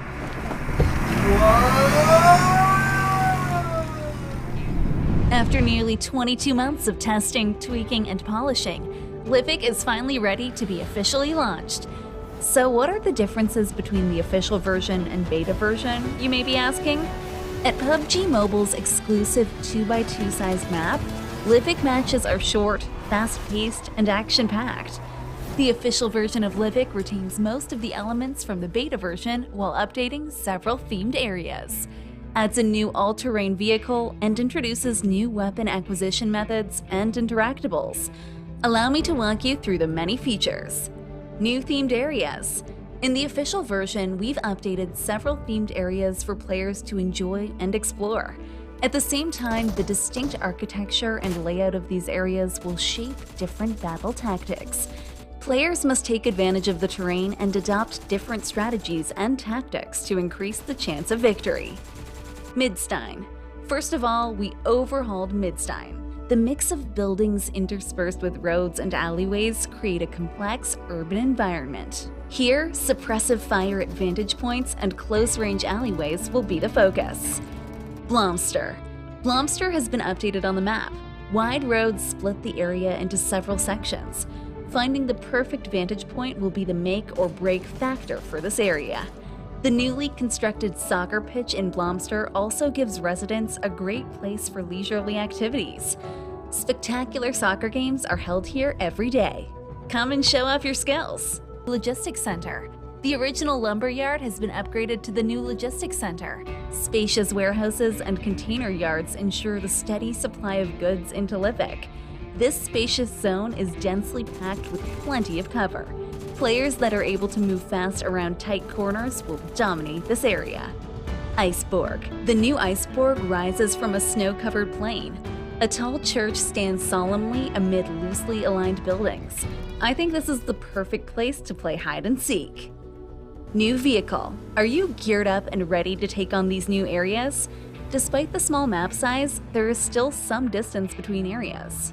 Never fear, in the official map, we'll be introducing a new all-terrain UTV. Compared to the monster truck, the UTV is more compact, which allows it to not only traverse mountains and hills, but also zip through urban roads and alleyways. The versatility of this vehicle is immeasurable. What's more, it can carry up to 4 passengers. Be sure to explore Livik with your friends once it officially releases. New ways to acquire weapons. Besides new ways of getting around, we've also added new ways of obtaining weapons in the official version.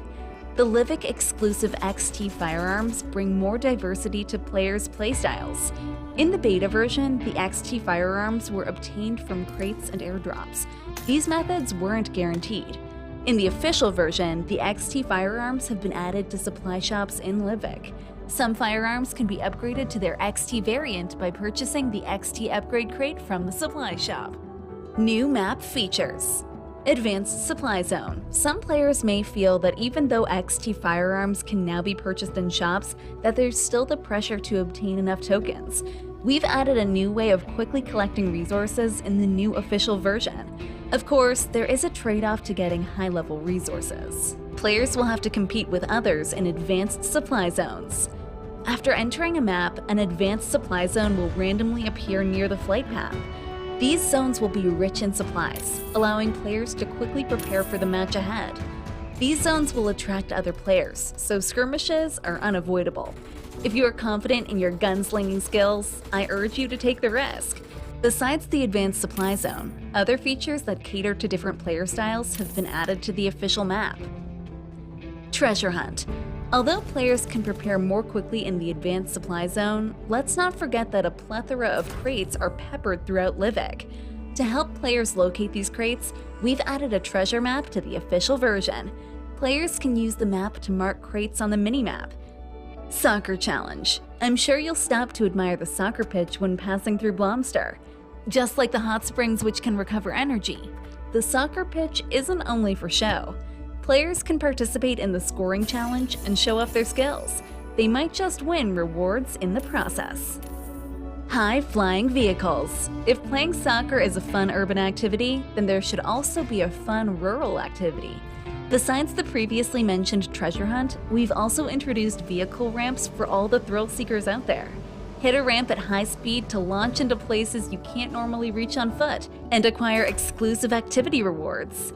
Zipline. What about high flying without a vehicle? Try out ziplines. Traverse the map quickly by using ziplines. Berry hunt. If you're tired of all the excitement, slow down and enjoy the surroundings. If you look carefully, you might find edible berries that can restore energy. That wraps up my introduction to the official Livik map. I'm sure that the new map will be full of surprises and add to your gaming experience. See you in May for PUBG Mobile 2.0. Look forward to the official version of Livik. How are you feeling, Ray? Step Forward is more than just an updated Livik map, as we're always pursuing the best gaming experience possible for all players. In Classic mode, we've also upgraded the overall experience from game mechanics, UI, basic controls, systems, and more. Let's take a look. New map mechanism, emergency pickup. In the upcoming version 2.0 release in May, we will add a new emergency pickup map mechanism to Erangel and Myanmar in both ranked and unranked mode. The emergency pickup is an item that helps players escape the blue zone and reach the play zone faster. When players are far enough away from the play zone, they can deploy the emergency pickup in an open area. The emergency pickup will generate a hot air balloon, which will inflate and summon a rescue plane to save the player. When the player taps the plane, it will carry the player to the middle of the play zone. In addition to being used to move to the play zone, the emergency pickup has many other strategic applications.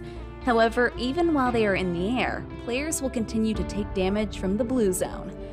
Royale Arena Assault Sandhawk. In version 1.9, we expanded the map section for Arena mode by adding classic Battle Royale maps to the arena, so that players can get used to the intense close-range firefights in the final play zone in Battle Royale modes. In version 2.0, an arena version of Sandhawk will be added. We'll be adding many arena areas in Sandhawk so that players can get ready for the final battle in different parts of Sandhawk. Other basic control improvements. In addition to adding new map mechanics, we've also made many control-related improvements. Haptic system. We'll launch a haptic feedback feature to give players real-time feedback for various actions, which will give players an even more immersive experience of the game. The haptic feedback will be used with weapons, vehicles, character statuses, sound visualization, and more. When players shoot, the device will trigger haptic feedback to reflect the recoil of the weapon. When players are driving a vehicle, its contact with the ground will be conveyed to players via haptics. When players run, jump, or get hit, haptics will clearly reflect the change in player status. The device will also vibrate when new footsteps, gunshot, or vehicle sound markers appear on the minimap. In addition to providing you more quality and fun content, we also hope to introduce you to a fair, safe, and inclusive gaming environment. Since the launch of the game, we've been committed to combating cheaters. Ensuring that our players get to enjoy the fairest PUBG Mobile gaming experience has always been a goal of ours. In 2021, we revolutionized many ban security system features to crack down on cheating in many ways. Now, in 2022, the ban security system will receive another major upgrade, and ban security system 2.0 will be launching soon. Yes, you heard that right. In the upcoming PUBG Mobile version 2.0 to be released in May, ban 2.0 will also be made officially available to all players. ban 2.0 has many new and cutting-edge security features that will ensure a fair playing field for each match. Today, we'll uncover the mystery surrounding ban security system 2.0, so let's see what new updates there are. In ban 2.0, we provide better, smarter, and faster anti-cheating measures to all PUBG Mobile players on 3 major fronts: new anti-cheat features, match reviews, and player reporting. First up are the new anti-cheating features. ban security system 2.0 is equipped with the latest cutting-edge anti-cheat technology, the Fog of War anti-cheat system. The Fog of War anti-cheat system is able to thoroughly combat X-ray vision and other methods of cheating by cutting them off from the source. Are you curious as to why the Fog of War anti-cheat system is so effective? That's because of the unique way that this system operates. In a normal match, players' positions, movements, battle data, and other game behavior are all sent to the server. The server will then process all the player interactions and send the synced data back to their devices. It's through this method that players are able to have multiplayer interactions and battle one another. However, this method also presented a problem.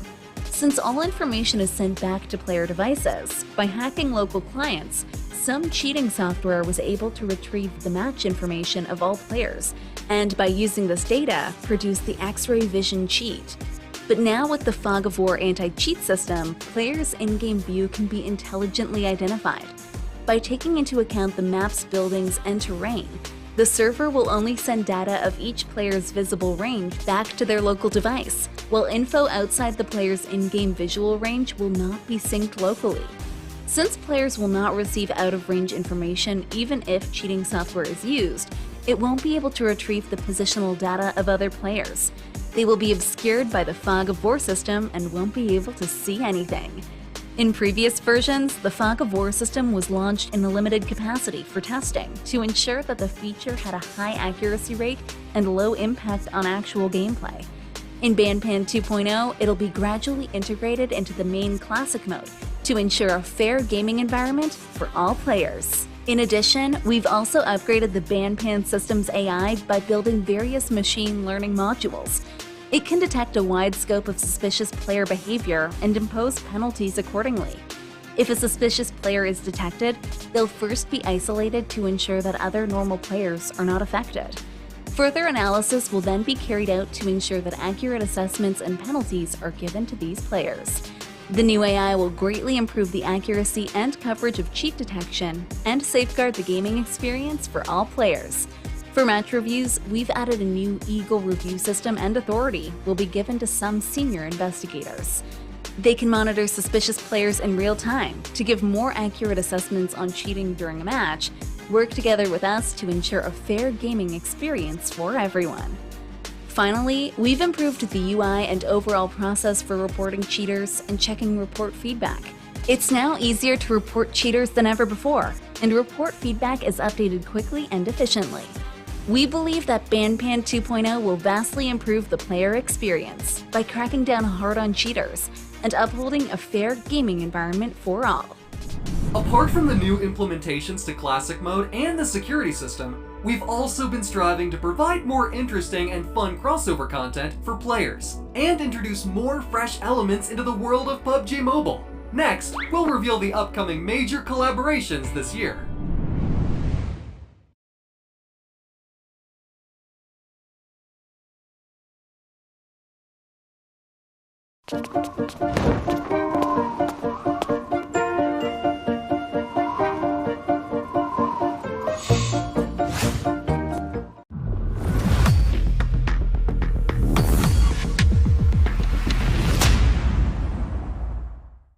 In fact, besides our development team, our players and creators have also been a crucial part of the PUBG Mobile ecosystem. Because of everyone's remarkable creations, there's more exciting, diverse, and rich PUBG Mobile content within the game and community. Since the launch of Topia Design Project in 2021, we've held more than 8 global creation competitions and implemented more than 30 items designed by in-game players, but I'm sure everyone's craving for more. Therefore, to prepare a bigger stage to showcase the creative talents of our players around the world, we'll also reveal our new upgrade plan to you guys. What is the 4-year-strong PUBG Mobile? A top-level mobile battle royale released in over 200 countries? A phenomenal IP? A global social hub? Maybe it's all of these, but surely there's still more to go for PUBG Mobile. PUBG Mobile is now aiming to be a versatile game that incorporates and caters to everything. And a key step to achieving this is the Topia Design Project, PDP. For the new PDP, we plan to introduce an urban city block for players worldwide. We hope creative minds will collide and bring forth even greater content. Perhaps new characters to cosplay as, or new comics, or maybe lots of creative people of different industries will all create things for the game. The official announcement is coming soon, so we'll conclude with a preview video. Everyone, please look forward to it.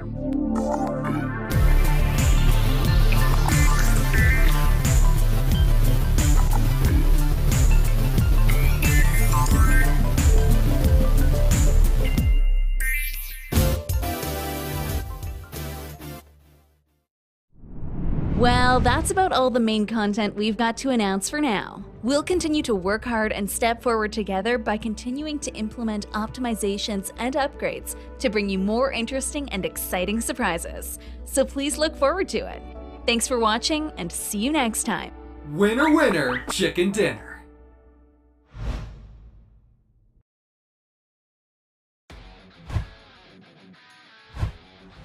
In PUBG Mobile, in order to take on the various battleground environments, it's crucial to have a vehicle capable of traversing any terrain.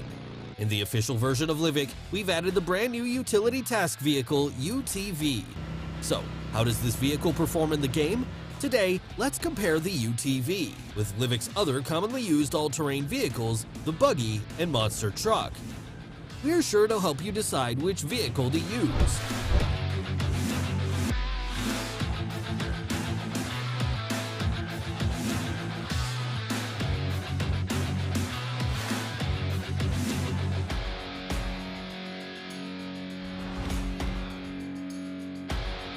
Let's see the overall performance of these vehicles. The buggy is quite small and compact, which gives it exceptional handling. During intense chases, its agility provides a firm sense of security. The monster truck has a tall chassis with massive tires, enabling it to traverse rugged terrain with ease. The UTV has overall great performance and is very practical. Its spacious interior makes it convenient for large teams, whether it be paved roads or the wilderness. The UTV can smoothly carry your team to any desired destination. The all-new UTV has a fairly compact frame, plenty of passenger space, and excels in all terrain. Whether it's rugged mountainous terrain or narrow streets, or in the middle of an intense firefight, it's a reliable means of transportation. It might just be your ticket to the final circle.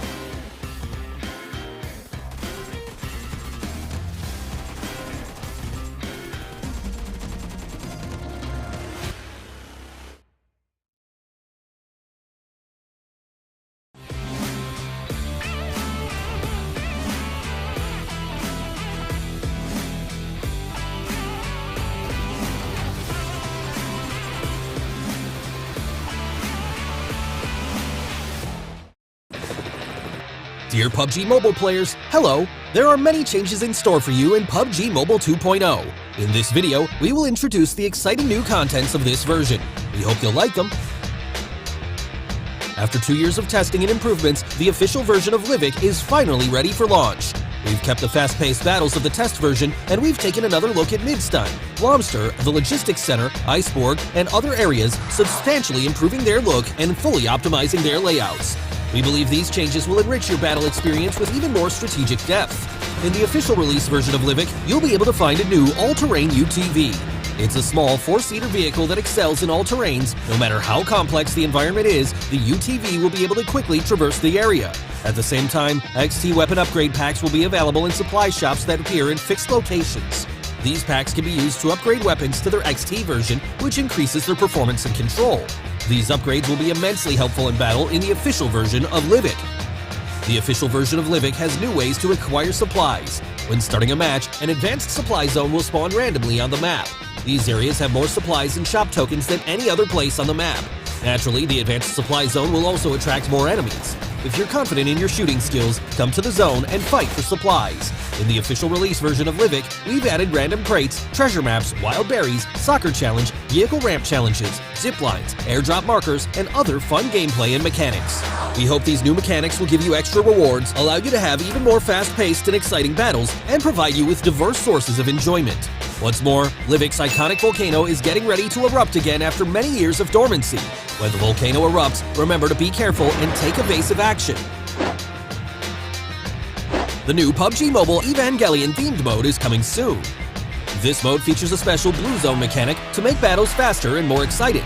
The sixth angel has invaded Erangel. Witness the might of the angel up close. Watch EVA Unit 01 battle the angel and pick up supplies from the defensive fortress. This epic battle is about to take place right before your eyes. Experience this map in ranked mode now. In Erangel and Myanmar, both for ranked and unranked mode, we've added a new item called the Emergency Pickup. After picking it up, you can use it from quick items. When deployed, the Emergency Pickup generates a hot air balloon. The balloon rises into the air, signaling a rescue plane to come pick you up. When you tap the plane, it'll pick you up and carry you towards the center of the play zone. You can choose to jump out at any time, if you see a safe area that you prefer to land in. It's also worth noting that when you're in the blue zone, even if you're in the air, you'll continue to take damage, so think carefully about using the Emergency Pickup. In the new version, we've optimized and improved the recall feature. We've adjusted how the recall feature is displayed to make it easier to read. At the same time, we've added new quick chat messages and defeat markers to facilitate communication between teammates. When a defeated player is recalled, their view from the plane has been improved to make it easier to observe the battlefield. To enrich the gaming experience even more, we've added a haptic feedback system to the new version. When haptic feedback is enabled, you'll feel haptic feedback for various actions taken in the game. Real-time haptic feedback can be enabled for weapons, vehicles, character statuses, sound visualizations, and other triggers, giving you a more immersive experience of the game. Keep in mind that you can adjust the quality of the haptics in settings, and also adjust the strength of the haptics and customize them for different combat scenarios. With this much control, there's no need to worry about strong haptic feedback affecting your performance. In version 2.0, we've implemented a series of improvements to the control experience. The decline feature for follow requests now stays in effect for the whole match, and the collapse feature has been added to the item bar of the backpack. The buttons for graffiti and emotes have been merged in matches, and you can now bring even more emotes into a match. We've also adjusted the transparency of mark messages and the size of the throwable and consumable wheels. The display effects of the elimination messages and tips have also been made more obvious and clear. At the same time, in-match notices now appear when certain actions take place. We hope all of this helps your team perform even better in battle. As for in-match communication, enemies behind obstacles can now be marked with quick voice messages. The chat area has been enlarged, and new marked messages are displayed at the top to make it more convenient to communicate with teammates. In terms of weapon-related improvements, we've increased the hit damage ratio and range damage of the shotgun, slightly increased the base damage of the sawed-off shotgun, and improved the overall balance of weapons. Improvements have also been made to the smoke grenade effects, weapons animations against walls, the marking feature, and sprint controls to give you a smoother gaming experience. The new Cycle 2 Season 6 is about to start, and we've made new optimizations to tiers. Bronze is now split into 3 mini-tiers, Silver is split into 4 mini-tiers, and no changes have been made for Gold tier and above. At the same time, we've added themed core circle missions, commemorative titles, exclusive rewards that can be unlocked by collecting crates. We've also prepared many great new season rewards. Best wishes for ranking up and winning more rewards in the new season. And don't worry, Hello everybody and welcome back to our 31st Southeast Asian Games, and you are watching the Esports portion, which is PUBG Mobile, and we are in the team category qualifiers. I am Sis Jenny, with me is the legendary Sir Cloud. And the beautiful Sis Jenny, of course, and we are heading into our last 2 games, Sis Jenny, and my oh my, that one very torturous final spot is really, really scary. For now, Philippines 2 is still at the bottom, but if they can have a decent game, they could still climb themselves out. Yep, I am definitely. I managed to talk to one of the person from PH2 earlier. So I heard they say they were under pressure or something like that. Let's just hope the pressure gets cut off from that and they can perform. But here we go. The only pressure that is not in is actually Livik, because finally he has released the full version, no more beta. And alongside, we have a football pitch, or sorry, a soccer pitch for you guys to train your soccer skills. Yeah, this is of course the new and updated Livik, right? So if you haven't tried it, it is out of the beta. It is now a full version. Do give it a go. And I don't know, maybe one of these days, if they increase the number of players for Livik, maybe we can see in the competitive scene. But that is about Livik. This is about a new event, which is the PUBG Mobile X Evangelion. Get into it. If you saw it during the advertisement, the Evangelion was previewed. Yeah, it is that cool. You can have this big, I don't know what you call it. I'm sure anime fans will know what's it called. And it's really cool in game. Basically, it's like remember the Godzilla event? Yeah, something like that. Yep, definitely. It's a bit sci-fi, if I'm not mistaken. So, I saw that it came down from the sky, and you got to shoot something together with the Evangelion himself. But let's look into how the players are feeling. Very, very happy. I'm sure this is a good vibes is going on over in the arena. Definitely, we are very happy that it's the endemic already. We are able to witness and experience this together. And as the esports industry grows stronger around the world, we want to see this more. It creates good rapport between one country to the other. Yeah, and if only we're there, right? But we are at the Kuala Hanoi, so we're here and they're there. But we get to see them experience a very interesting setup. As we can see, it's very, very beautiful. I didn't expect it to be that majestic, but it is just amazing. But here we are, ladies and gentlemen, as we head into our fourth match, which will be playing in Erangel, from a really small map to a medium-sized map. At least this will have a lot more space for the athletes to play, especially for the athletes at the bottom. So we have Philippines 2, Laos 1, Philippines 1, Cambodia, Laos 2, not having at least 10 points yet. So this is very, very critical for at least the 13 onwards. Yep, they definitely will feel it already. This is the fourth match, though. It's a big map, so there's a lot of possibilities that could happen, especially when, if in a way you kind of lose a fragger down the road. A fragger usually is the person who can strike the most elimination points. They still can go for survival points, and knowing that it's a big map, there's areas that they can leverage. Yeah, so let's see if they can leverage on the huge or bigger map of Erangel as we head into game number 4 of the 31st SEA Games Vietnam 2021. And this, of course, for the esports category of PUBG Mobile. Let's go, PUBG Mobile squad. Ooh, here we go. We are going to go and fly above Sovnoska, ending it towards shooting range.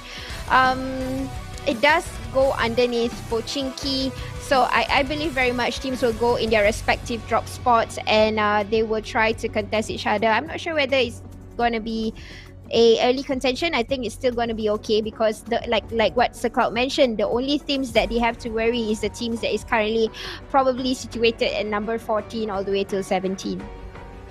Yeah, thereabouts. So they need to be aware. We need to keep our eyes on them as well. How will they finish? Now, some changes here happening for the teams. So of course, all these teams, some of these teams, they would have their substitute player. So we can see Brunei 2, Kao being substituted. Or I would say that the Gizo being substituted by Kao. So there's a little bit of a change, but it doesn't matter for those kind of teams. We will definitely see them in the next round. Nothing's going to stop them from the grand finals. Again, focus on the Philippines. Both Philippine teams, both Laos teams in back, and Cambodia. Just to summarize, Laos, Cambodia, Philippines. These are the teams in the danger zone. Laos, Cambodia, Philippines. Okay, that's easy to remember. LCP. Wow. Lah. Yeah. Good. Love Cambodia, Philippines. Wow. That's not too bad. Yeah. That's how I kind of remember when you are going for examination, you will try to take the acronyms of the initials in front. Lah. Yeah, but that's true. I used to go for I used to learn a little bit of how do you memorize things or how do you calculate things faster? You know those kind of things when you were kids, Yeah. right? Your parents would send Yeah. you, and Yeah. this is some of the ways that they thought it's like and then when you learn it, it's like it's actually very simple after you know. Yeah. True. So to Okay. remember me and Sir Cloud is SCSJ. Wow. Oh yeah, or we can SCJ or SSJC or SSCJ. I don't know. Whichever you prefer. Yeah, sorry guys, talking a little bit out of context, but we all know nothing's gonna happen here just yet. It's the first circle. Everybody's probably busy looting. As you can see exactly where drop spots are in, and these athletes are playing professionally. If you were to watch or you captured the first moments where you did see the players over in the arena, there was something scrolling underneath. So it basically it's saying that all these athletes are playing professionally. They won't tolerate any violations, cheating, anything like that. So there are marshals for every country in their desk looking upon one another so that there's no form of cheating or whatsoever. We are professionals. Oh yeah, that we call it the lower third, right? Yeah, that Yeah. one. And that I noticed that is across all events as well. So it's great that we have this kind of synchronization. Again, also this kind of synchronization across events, although it's like it sounds like a simple graphic, right? But it's also a message to tell that hey, esports and traditional sports doesn't have any difference. They're all competing at the same level. Yes, and all of this uses our intellectual, whether it's physical or mentally, both of it has in each of its abilities. And or as a human being, all of these abilities needs to have practice. We need to always keep it healthy, and there's a reason why they are called athletes, even though they are playing games, because it does go back to go basics where it does do something to the body. Obviously, it does something good. Yeah, I saw some posts like recently, like some people were asking like, okay, like when it comes to esports category, like someone was saying or just commenting saying that, so they are known as athletes now, and obviously they are because they are now competing in the SEA Games, and this is a prestigious event that doesn't happen every year. Even like a pro league, right? You will have like at least two seasons in a year. But when it comes to SEA Games, is once every 2 years, so it's the other way around. And not to mention as well, if there are other bigger sporting events, some of them like go up to once every 4 years. It's just crazy. So this is an opportunity that definitely all of them doesn't want to miss. But speaking about missing opportunity, Newsy will not miss against Snipes. I wouldn't be too worried about these two teams though. Yep, I wouldn't be worried either because they have kind of comfortably placed themselves somewhere above 16 spots, so no problem with that. Now, I think Thailand too will try to, do a little bit of the eliminations because we did see that they were a little bit relaxed today, I would say, because it's not really their true selves. We naturally know how aggressive they can get for Thailand Team 2 or Team 1. So maybe because it's qualifying round, they are taking a little bit of the chill pill before they show their true potential. Because as of now, they just gotta worry to get out of to get into the top 16.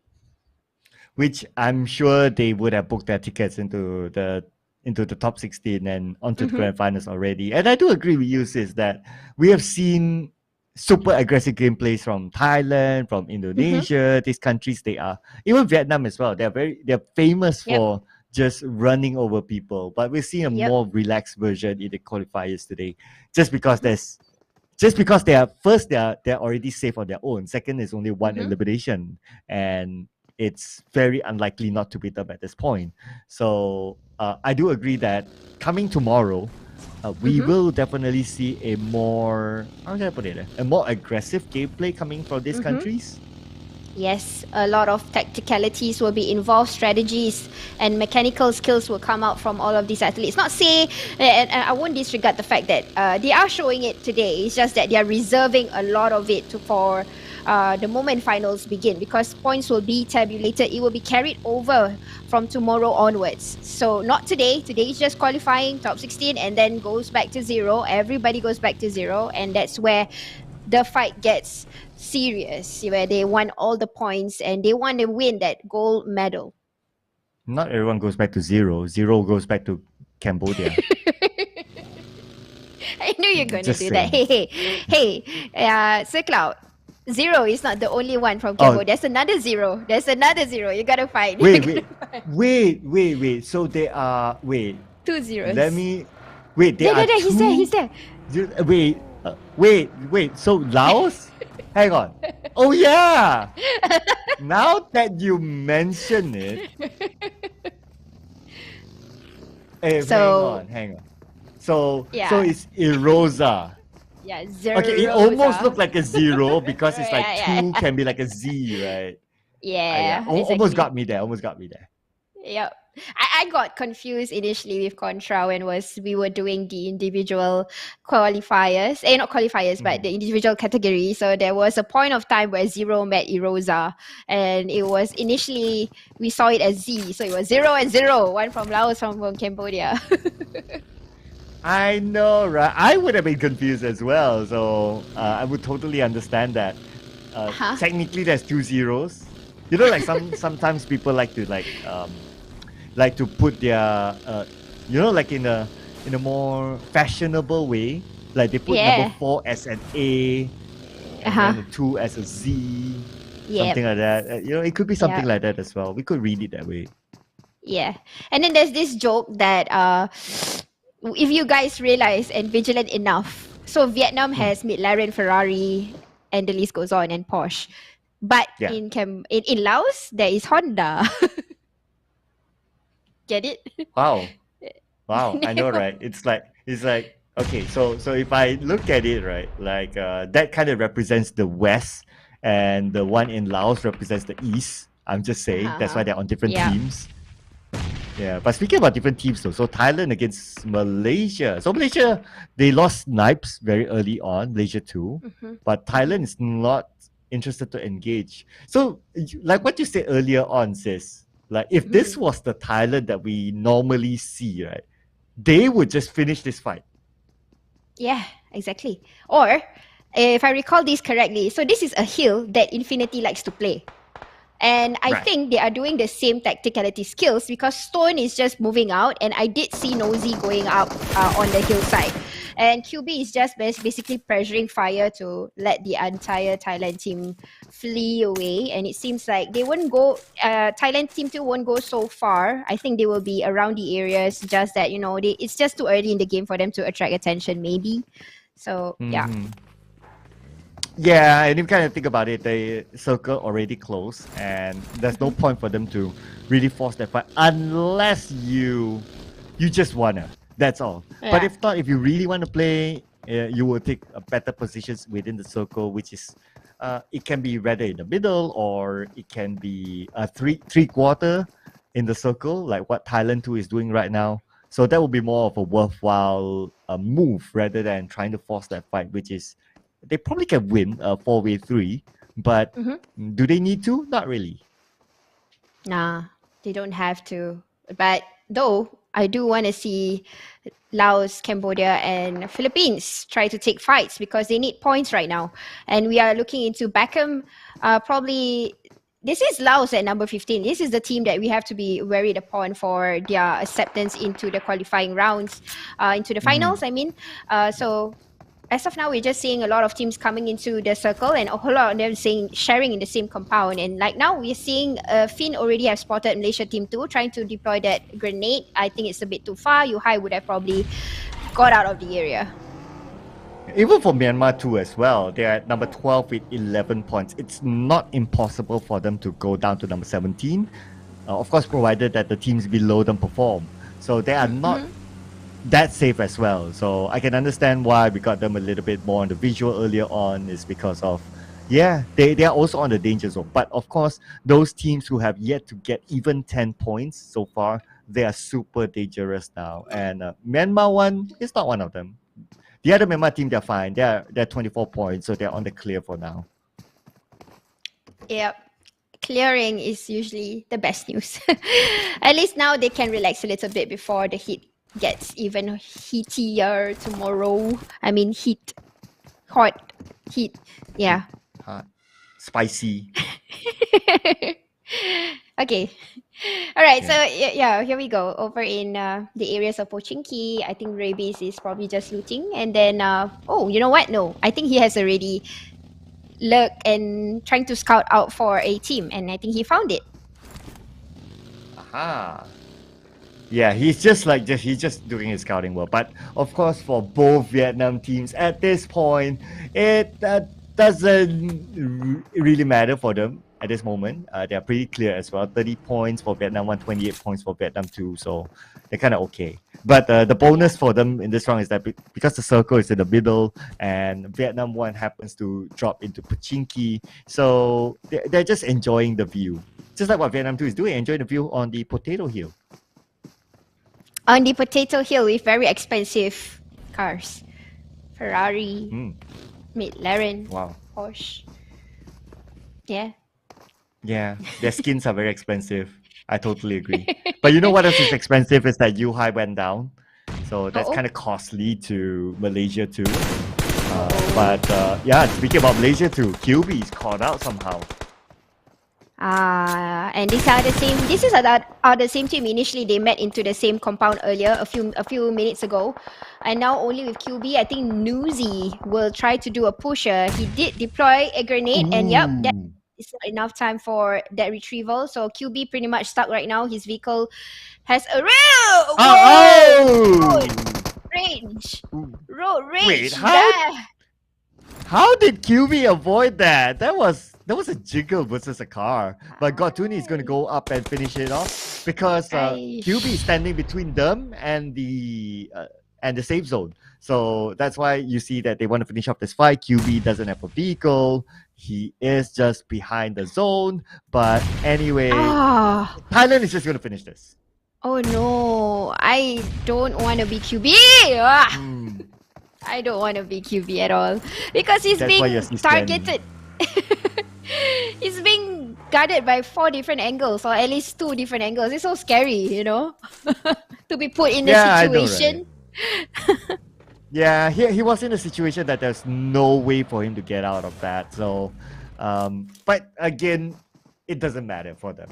Like Malaysia 2, 24 points, pretty much clear right now. Don't think it's possible for them to drop to number 17. So they'll be okay. I mean, it's going to be an early retreat for them, basically. Giving a lot of time to relax a little bit. But over in Pochinki, we've got 2 teams sharing a similar compound. They definitely know each other's arrival. It's just a matter of time where they spot themselves out. But I probably think that they would stay in this area because the circle is closing into where this is at.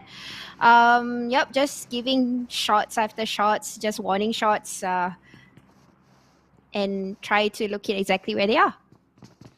Yeah, so this is the house of Vietnam 1. So Malaysia 1 is the one that's invading Pochinki, basically. So I guess they're just trying to get information, but you don't need to really force the fight at this moment. Looking at the current circle, I think Pochinki is still within the circle, so not much of a reason for them to force the fight as well. They can just kind of chill. Plus, the house or that area that they're currently at, they can gatekeep other teams from coming in. But now we move on to Ryan Bentley, 1v1. Let's go. Ryan Bentley takes out one team member from Indonesia, and that's going to be GenForce. But there'll be a counterfire coming in from afar as Zico tries to get a revenge shot. We can see from the mini-map that both of them have the similar mindset. They have already opened up. And it seems like, I think Indonesia Team 2 will try to do a little bit of the reset. They don't want to be stuck out here because they are currently outside of the circle. But sprays are coming in from Galaxy. Will he get them? Nope, not yet. I think it's sufficient right now if they were to come into the circle and just, disengage. Yeah, looking at the current scenario, Brunei too, they are on the outside of the circle, but looks like not many people are going to gatekeep Brunei too, so they should have an easy entry. But now we move over to Vietnam 2, which just was eliminated. The second team to be out, in fact. And Vietnam 1 will be carrying the Vietnam flag, but Brunei 1 will be taken out by King as they try to enter Pachinki. Uh-oh. And you know who else is in Pochinki? It's Cambodia. Wow. They are not afraid at all. They know, even though they might not have the best points right now, but they are always ready for a battle. We did see that from the first match today all the way up till the fourth match. So they are really the kinds where they want to do CQCs and things like that. But Finn throwing into that nade over onto Brunei team, and they've got to find another way to engage in a different angle. Oh, but talking about engaging, looks like Rabbids tries to get one for himself. And I did talk about like that spot that Malaysia 1 used to be at. It was taken over by Myanmar. That spot is actually a very good spot to gatekeep teams from coming into Pachinki. Now, that's why we saw like one team got almost eliminated by Myanmar. But talking about Myanmar 2 gets 5 elimination points. And this could be it could be enough to put them in the clear with that 5 elimination points.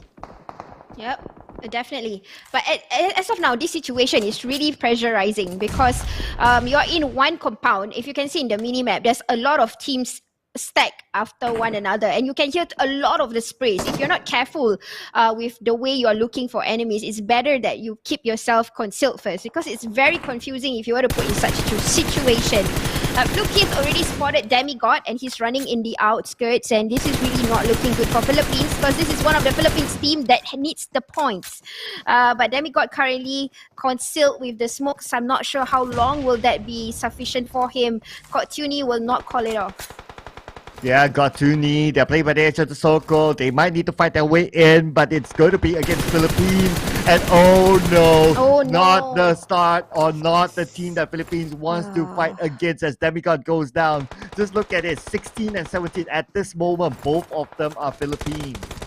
Uh-oh, this is not looking good at all. Philippines needs to do something, because you look at Thailand and they are suddenly showing off their skills here. Already spotted H2R. Stone is on the other side, cutting on another angle. I'm sure it's not looking good for H2R at all. But still anticipating fights after fights. Nuzi showing off his skills. Just, you know what, I'm just going to go out and just spray away. And he managed to do that. Whoosh. Oh no, sis. That's going to be Philippines 1 eliminated. Okay, so this could be opportunity for Philippines 2 to climb up against Philippines 1, but they need at least 3 points at this moment for them to go up above Philippines 1. At least 3 points, or maybe 4 points, just to not deal with the tiebreaker. And it's still very possible since they still maintain a full squad. It was, I don't know, it's too early to say, because they had a contention earlier with Indonesia Team 2, and there's no point of entry for them. They have to fight it off. Now looking into the other fight, which is Thailand Team 2 and then Indonesia Team 1, they're meeting up with each other. They're really doing this like a battle of the year. They're just taking out on the open. They don't really care about how concealed they are. Alan from the other side already guarding onto another angle, which I would say is a long distance shot. He's able to see Nuzi, and this is not going to be good for Nuzi, but Flukeith managed to see Alan. And Alan, super low in terms of his health. He got to recover himself quickly before he gets shot down, and Alan managed to do that. The star combat man of the individual. You can count on him to play this all alone here without his teammates. Yep, definitely. I would try to say that too, but look into V-Troy and Rabbids, who is going to find one of the Laos player that currently under the drainage system, and I'm not sure how is that looking good at all, because if you can see the circle, it's highly fully concentrated over onto the compounds, which is very confusing for the players to hear the shots, where are they exactly coming from. But this is actually looking good for Philippines Team 2. They are already in the compound, so pretty much safe. All they got to do is just wait. But Thailand Team 2 already eliminated right now. Yeah, this kind of circle is a double-edged sword. Like, it's like what you mentioned, it's hard to listen because it's a lot of walls, but at the same time, there's a lot of cover to play with, so it's a double-edged sword. But now, the double-edged sword seems to be on the side of Frankie as he gets one onto Luxie, which is way far away on the outside of the circle. He could succumb to the blue if his teammates don't pick him up. But it's going to be the 5-6 circle. It's very unlikely as Frankie gets another one for himself. Indonesia too not having a good time. Look at that. He's just fishing away and he managed to get 3 just like that into the back. This is what I meant by you have to come into these areas first before starting the fire. Don't you have to get into the compounds. Once you are in, maybe you're safe for a couple of minutes or so. But look into these particular graphics. We are looking into Brunei Team 1. They are just guarding each other's walls, not making any point of contact, while Myanmar is trying to confuse the steps here, Monkey, and then working hand in hand with Ozone, trying to make them come out. So they have their own focus fight. But look into PH1. They are in a good place, I would say, right now. Pretty safe. They just got to keep on, try to play passive, put in more points for them to get out of that 17 slot. And yep, let's move into the next graphics where we're looking into Sendo. Oh, okay. And looks like the circle actually favors towards Vietnam as Brunei one gets eliminated at the 11th place, but we'll still see them tomorrow regardless what. Not a problem there. Magic get one to Opti, although it's not good for Philippines too as they lose Opti to Malaysia. Oh no, that's not looking good, but okay, they are still surviving, a few of them. Shazam is still there. 3 of the players are still alive, but current circle is taken over by Thailand Team 2, and also a little portion of it goes to Vietnam 1, but still, they are still going to fish away. Laos, though, trying to get into the circle. Will that be enough time? Oh, not enough time. Leaving Honda outside all alone, and he has to go and try to conceal himself while Lambo finishes off with the rest of the team members. Yeah, it's a very tough circle if you are in the city and you need to move out and everyone is around you. It's really, really hard. Now, Vietnam, they have the advantage just because they're on the edge of the circle. Magics will be needed out by Sando. And Lamborghini still putting pressure on the side of Laos from afar. And it's not going to be good news as Laos, they still need the points to be clear. Wow. I really like where Lambo is right now. His position is key. Yep, but he can hear footsteps that's coming from Raymond from the back. Probably he hurts the shots and he wants to come in for that elimination point. But Thailand Team 2, they are pretty much okay, no problem. Just got to get a little bit of time before they come out to do a little bit of the play. Rabis is still alive and looking into one sec, which is pretty much stuck still with the Brunei team in front. Just looking out for Philippines now. Oh, the nade tossed out by Marnet onto the other side. At the same time, we can see that DZ from Cambodia, unfortunately, will be eliminated. Not good news for Cambodia as they need the points in the back. At this moment, Lamborghini is currently playing by the Asian Circle. They just need to play the gatekeeping role. Just look at this. It's very, very hard for other teams to actually cross over the road when you have this kind of circle. Vietnam one just need to play the gatekeeping role. Yep, they've got a gatekeep and it is definitely looking good. Phil Keith being spotted by Lambo. Again, his position is so prime that he's able to spot so many, more than one opponents that he's able to tackle down with the taps that he's giving with the M16. Now looking to Myanmar, one sec, they are all stacked up together. It's definitely hard to get into the circle because the moment you pop out, everybody will start to see one another. And look into Lambo, he's still in that position. But even though they already know there is another team right beside them, one sec is really cooking a net trying to toss into the building. Oh, the circle actually went out to the high grounds, but now Rabbits gets 1 onto 0. Cambodia, they have been eliminated, but at least they got a decent placement in this round. Yep. Let's see what it will be enough for them to save, themselves, for them to bring themselves onto the next round. But we have Myanmar very, very far away from the circle. But Thailand won. They have a full squad. They have the circle. Thailand won. They have the upper hand. We have definitely an upper hand, although the pressure fire came towards them. Now Loki has already spotted Rabis from the distance. Still Lambo is in that position where I think it's a very good spot. One sec is trying to push all of them out, but it seems like it's almost impossible. Myanmar is trying to do everything and anything that they can to get this team out of the building. Frankie already taken one down from the shots is coming from the distance, and this is coming from Thailand. Oh yeah, definitely. Okay, there's no way you're gonna get through Thailand at this moment. They have the circle, they have the high ground, they have everything on their side. Vietnam won. They only left with 3 team members. They're 1 man down, but they're going up against a full squad from Thailand. How are they gonna do this? As now Thailand moves on to the top 2 spot, and they only have Vietnam to deal with. Uh-oh. It's all about the circle, and Thailand already gotten a whole lot of the circle. They're just going to open up. They're going to take one by one. Both of them cooking a nade as we speak right now. Looking to Got Tuni and Stone. They are getting ready. And yeah, there you go. Damage is coming in. Bam, another one comes in. And they're just going to do a finishing right now. Yeah, they just need to finish up the job, and it's definitely going to be Thailand's 2 chicken dinner. Nothing's going to stop them as we join tries, but nothing can stop Thailand from securing this chicken dinner. So it will be 4 different nations getting 4 different chicken dinners today, and Thailand. Wow. Wait a second, that is 21 eliminations. What? Wait, what, sis? We just talked about them not doing much, but all of a sudden it's 21. Told ya, they were playing around probably the first few rounds, and knowing that this is the second last match, why not show off? Well, this is Thailand for you guys. This is usually what they will produce, the strats that they have been showing so far. And today, from the 4th match onwards, this is the way that they are going to scare or show to their opponents that they are here to eliminate. Oh, yeah. Okay, this is the scary moment from Thailand. Like, we know their potential. We've seen them. We've seen, you name it. Whether it's the Infinity, whether it's Bacon Time, whether it's Face Clan, whether it's Vampire Esports, all of them have inhuman fragging abilities. It's got like, it's got like, at least for PUBG Mobile, we know exactly. Yeah. Hey, by the way, for the record, God Tuni have yet to change his name ever since he stepped into the PUBG Mobile scene. It has been God Tuni ever since he was in the previous team, the first time when he started coming in. Similarly to Newsy, at least these are the names that I remember and recall. So probably changing names is not a good, I would say, blessing in disguise. So you just gotta skip your name like that, and then you can get 21 elimination points. You know, I've heard this before.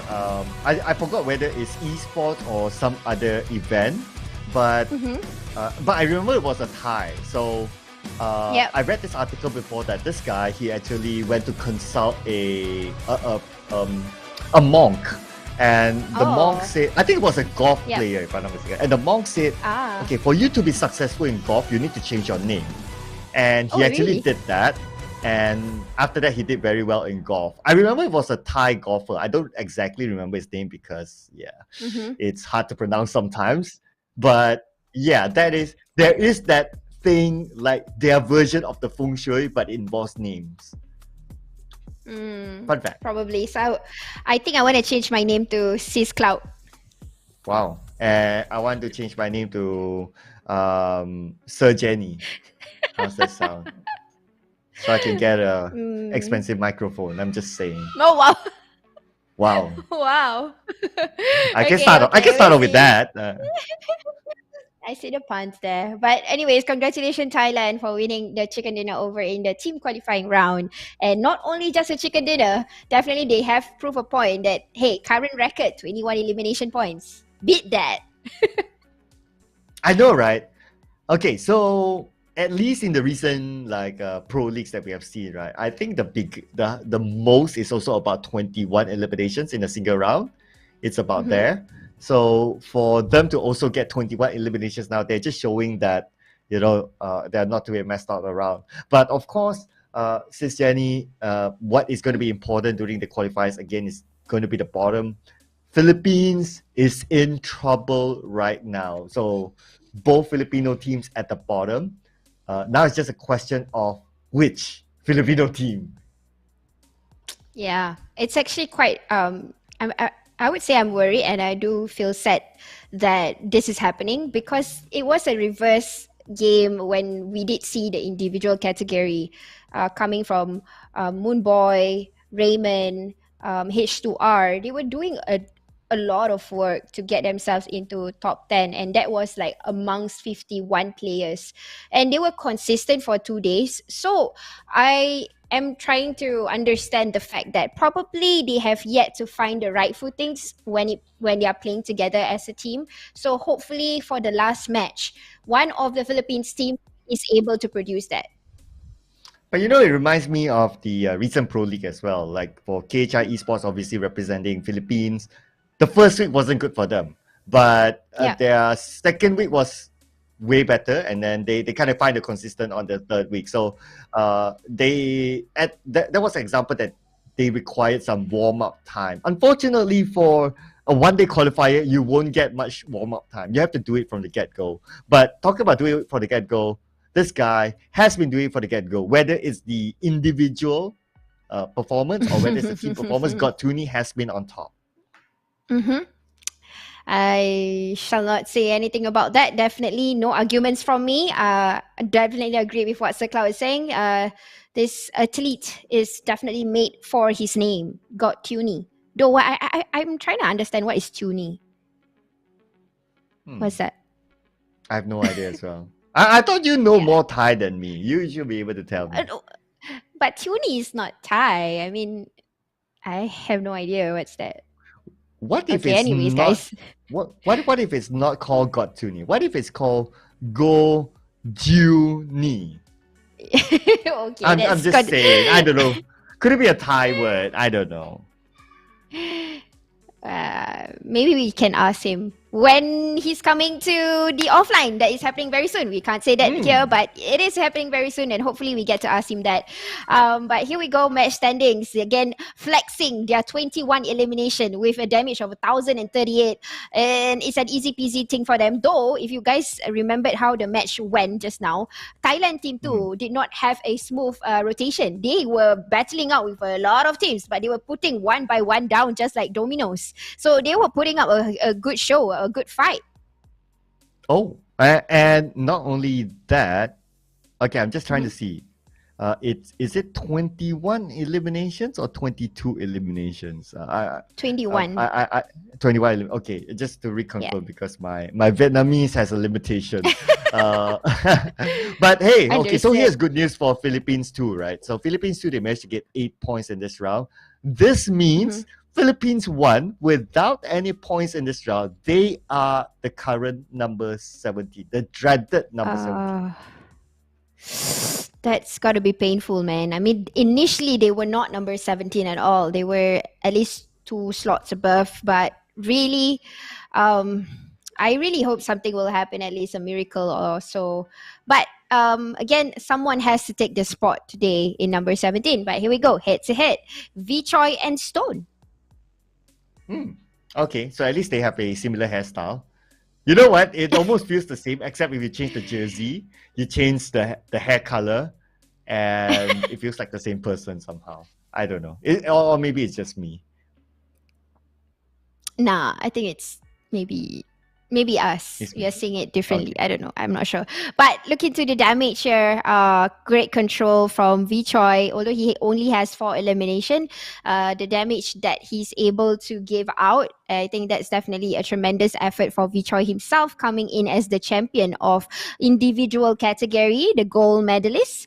A longest distance elimination, Stone. Again, this is something not surprising that he's able to show to us that he is able to do this, and then damage received, both of them tank almost the same. Yeah, so interestingly that these two nations are being compared, and in recent other esports Title 4 SEA Games as well, they were finalists, and they always meet each other at some point in other categories too. But let's look at the eliminations and damage. This is the Tower of Thailand to 21 elimination points. It could have been higher though, if you make a comparison, but anyway, there's a limitation to the graphic. Don't eliminate that many. You see, our graphic guy has a problem of making the tower. But Vietnam 1 got 16 elimination points, and everyone else is below them. There's a lot of zeros in this round, it seems. Yep, apparently, because I think most of them are stuck in the house, and like what we mentioned earlier, when you are in such situation, it's really hard to tell when there's a lot of sprays going on, and then when you are stuck into areas like Pochinki, areas like Jogopol, this is where the going gets tough, because it's not like your normal CQC, especially when it's one of the first early circles where there's a lot of teams into one area. So really, I would say one of the hardest circles to have in Erangel is such circle that we just witnessed earlier. Yeah, the going gets tough and the tough gets going, right? I mean, if you can't think about it, right? If the circle actually ended up in the city of Pochinki instead of outside, then it would have been a very, very different story. Because the moment you need to come out and then you have people gatekeeping is super, super tough for any team at all. But speaking about tough teams, right? So we have Thailand 2 and Vietnam 1, really, really tough teams to fight against in this round. 21 elimination points and 16 elimination points, followed by Myanmar 1 with 6 points. But this is very, very important. So Cambodia managed to get 4 elimination points, and with a number 5 finish in that round, we can say that they are safe now. Yep, definitely. I agree with you. That they managed to get into the elimination points is actually a bonus, but they got eliminated at the 4th position. So I think that's it. That is sufficient to where they are. It will definitely give a booster for them to jump even higher in the charts. Though, again, like I said, someone who will have to take the spot for today's number 17.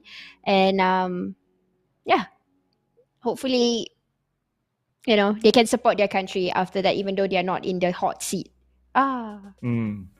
Yeah, I know it sounds very sad at the same time, but here's where it matters here, Sis Jenny and everyone else. So Vietnam 1, they are number 1 now with 58 total points, and then followed by Malaysia 130 with 53 points, Thailand 249 points, Brunei 244 points, same goes to Indonesia 244 points as well, Myanmar 140 points, Brunei 34 points, Vietnam 28 points, Malaysia 24 points, followed by Thailand 123 points, Cambodia 20 points, Myanmar 19 points, Indonesia 16 points.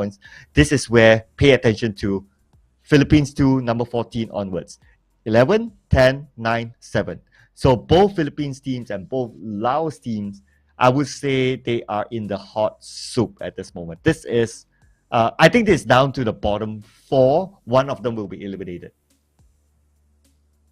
Yep, definitely. Unfortunately, they are from the same country, Philippines and Laos. So it's if you were to compare it on how the individual category was, and then you compare it to the team category, Laos had a lot of a few athletes that has potential who didn't need to have a chicken dinner, and that was from Honda and one of them, and then followed by Philippines also, who showed us the same kind of record. So basically, they have potential players, but when they are put together in a team, maybe him out as something else. But then again, it's too early to say. So I know who has a lot to say is the interview. So we can hear of what Thailand has to say about their 21 elimination points, right, Sir Cloud? Yeah, I wonder who they will interview. Maybe got Tuni though, because he got the MVP. But they can interview any one of them because they've all limited their full squad towards the end. But let's be sure. Let's check out the interview. Let's go, host.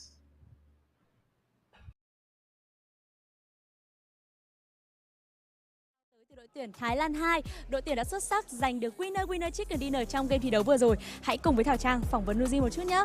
Nuzi thân mến, như vậy là chúng ta đã trải qua 4 game đấu trong thể thức thi đấu đồng đội rồi. Vậy thì bạn đang cảm thấy là meta thi đấu của SEA Games 31 là như thế nào? Lối chơi sinh tồn hay là lối chơi thiện chiến? Hi Nuzi, we've been through 4 games already today. So what do you think is the meta for SEA Games 31st? Is that the survival tactics or the no mercy? พี่คะขอโทษค่ะหลังจาก4เมตรนะคะพี่คิดว่าแนวการเล่นหรือว่าเทคนิคของซีเกม31ครั้งนี้คืออะไรคะก็เทคนิคในการเล่นของทีมของพวกผมก็คือการเล่นแบบ exclusive play ในการแบบไล่ไฟก็เรียกความมั่นใจให้กับทีมครับ Bạn ấy có nói là lối chơi của SEA Games lần này là lối chơi thiện chiến và không khoan nhượng. Well, Nuzi said that he likes the no mercy play style because he wants to look for kills. He wants to eliminate his rivals. Indonesia và Thái Lan được đánh giá là một trong những khu vực mà sở hữu đội hình đi thi đấu mạnh nhất. Thì bạn cảm thấy sao về những đối thủ này? Indonesia and Thailand are considered to have the best lineup for SEA Games 31st. What is your opinion about this?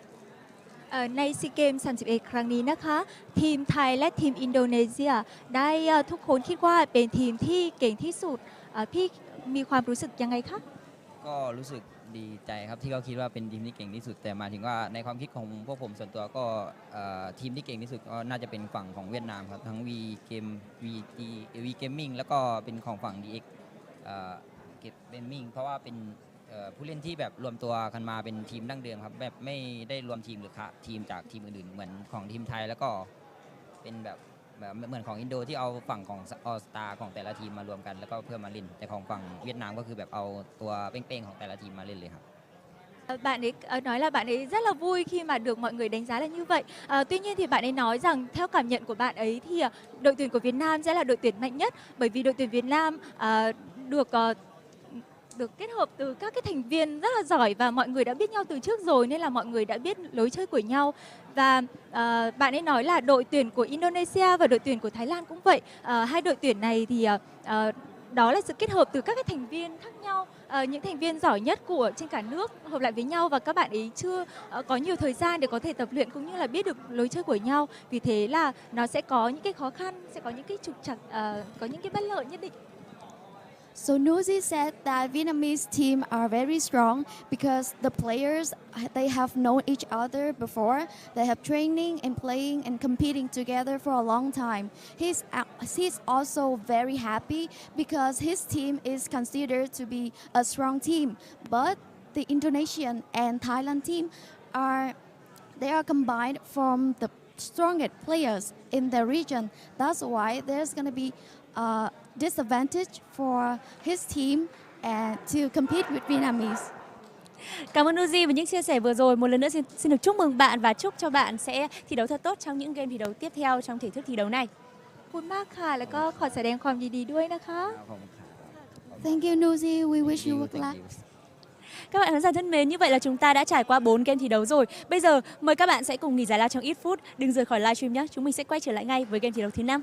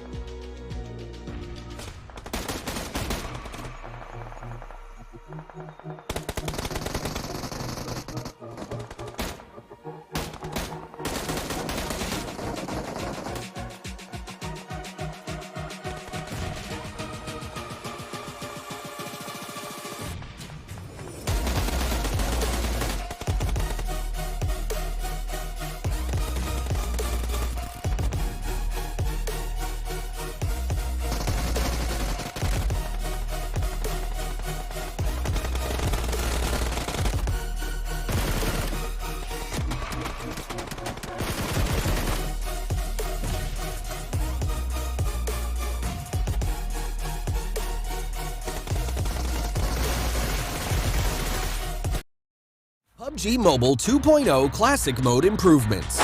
Hello there, PUBG Mobile players. PUBG Mobile 2.0 is now available. In this video, we'll introduce some updates to Classic Mode. We hope you like them. Emergency Pickup. In both the ranked and unranked mode, Erangel and Miramar apps, we've added a new mobility item, the Emergency Pickup. After picking it up, you can use it from quick items. Deploying the emergency pickup takes a little bit of time. Once deployed, a hot air balloon beacon will be launched into the air as a beacon to guide the aircraft. Once the beacon is launched, you'll need to tap attach before the plane arrives in order to be lifted into the air. It can carry up to 4 players at a time, and you can choose to jump at any time in the air to reach the play zone. It's a new strategic mechanic that allows you to move around quickly with your teammates and also gather battlefield intel from high up in the sky. With the help of players' ingenuity, the emergency pickup can be used in actual combat to create more thrilling scenarios. It's also worth noting that as long as you're in the blue zone, even if you're up in the air, you'll continue to take damage, so think carefully before using the emergency pickup. Tier adjustment. An all-new Cycle 2 Season 6 is about to start, and we've made new optimizations to tiers. Bronze is now split into 3 mini-tiers, and Silver is split into 4 mini-tiers. There's no change for Gold tier and above. We wish all players the best. Recall optimization. In this new version, we've optimized and improved the recall feature. We've made some adjustments to the recall mechanic. We've also added a quick chat message, I'll recall our teammates, and minimap death markers to facilitate communication between teammates. Recalled players will have a clearer view of the battleground from the plane. The thing you'll need to remember is, in the Iranian and Livik themed mode, as long as you have a recall remaining, you'll respawn automatically when you're defeated. Your teammates won't have to recall you from a recall tower. In the ranked version of the Livik map in Classic mode, the recall mechanic will be added as a limited time event feature. Haptic feedback system. In order to enhance players' immersion in the game, we've added an interactive haptic feedback system to the new version. The various actions of in-game players will be reflected through vibration and haptics, further enhancing the game's immersive experience. When players interact with weapons and vehicles, interactive feedback will be transmitted to players in real time in the form of device vibrations, allowing players to experience differences in different interactive environments. When a player enters different states such as running, jumping, and being attacked, the device's vibration allows them to better feel the difference in their own state. Even when the minimap is marked with footsteps, vehicle sounds, and gunshots, the haptic feedback system will also react in real time. The haptic feedback system has 2 quality settings, high and low, and needs to be enabled in settings. At the same time, players can also set the vibration strength and customize the haptics under different combat scenarios. Do keep in mind that high quality requires a device with compatible hardware before it can be enabled. Firearm optimization. For firearms, we focused on adjusting the shotgun's attributes, increasing its hit damage ratio and range to damage, and slightly increasing the base damage of the sawed-off shotgun. At the same time, S12K's capacity has been expanded to 10 rounds, and S1897's bolt action speed has also been improved. We hope that this series of adjustments will improve players' experience with shotguns. General improvements. We've also made tons of optimizations to improve players' general gameplay experience. Now, when players drag the sprint button, accuracy is further improved. The movement of players holding weapons close to walls has also become smoother and more natural. At the same time, in the new version, players will be able to mark shops, recall towers, and zip lines, improving communication and teamwork efficiency among teammates. From a visual perspective, we've also optimized and adjusted the smoke grenades effect. Well, that's it for improvements to the Classic mode in PUBG Mobile 2.0. We highly encourage you to play and see what it's like for yourself. If you want to know more about PUBG Mobile, please follow our official community. See you next time!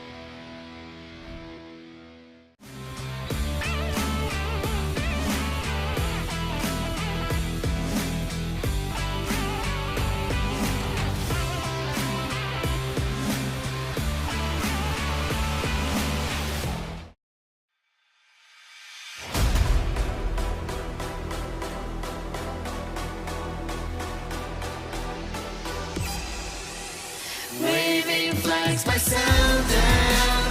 Tiger with fight on alone. That's what we've been done.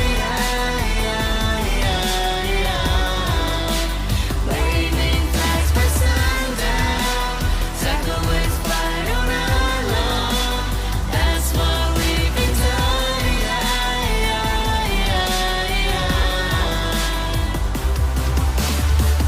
Yeni sezon yeni heyecan bu takımı bu bak inancıdan.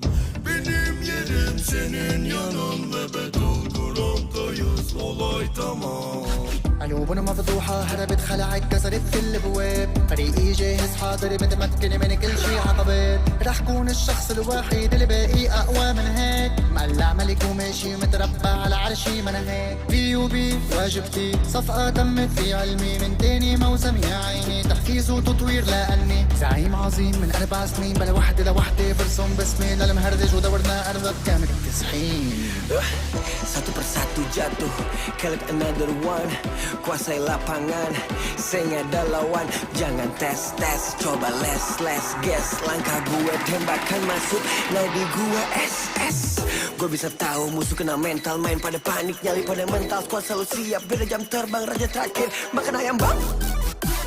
Pada camping, modal scoping, bener setting, lama looting, lupa healing, pakai karbin, gila ranking, gue last king. All I do is win, all I do is win. Bendera putih, lo yang kibarin, taking over the game. Squad lain gue ratain, biar history winning streak gue yang jelasin. Wow, bandeira se movendo ao pôr do sol. Eu enfrentando a batalha sozinho. Wow, bandeira se movendo ao pôr do sol. Ao pôr do sol, sempre ligeiro, verdadeiro. Meu compadre, meu squad, espalhado pelo mundo inteiro. Nós sempre ao mesmo topo, se correr nós alveja. Não importa o quanto difícil seja, fazemos o dobro. Se tiver na mira, se retira. Quando mexe pode ter que ir, se respira e não pira. Sabe, eu tenho dó de ti. Falta essência lutando pela sobrevivência. I answer red shot. Inimigos diluindo, olha o tiro vindo, olha o tiro lindo. Sigo sempre evoluindo, existente mesmo sendo transparente. Persistente, insistente, a dificuldade me fez resistente.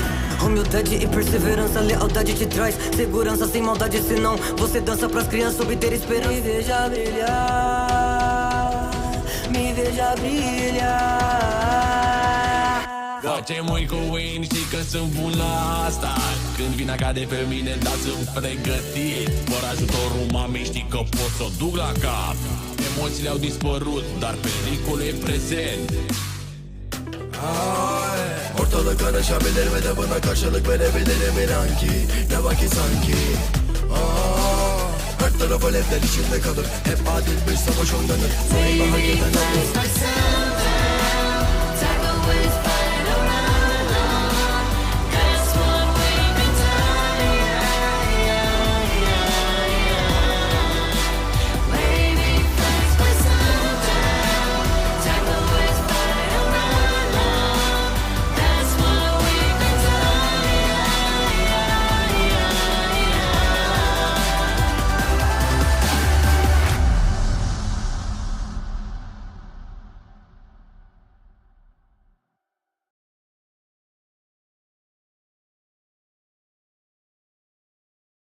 Hi everyone, welcome to PUBG Mobile's Step Forward launch. Hello, I'm Ray.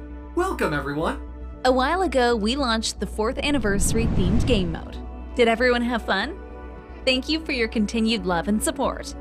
In this new year, we'll continue to challenge ourselves and step forward to provide you with more exciting and compelling content. Next, we'll reveal PUBG Mobile's plans for this year. Let's go! Yeah!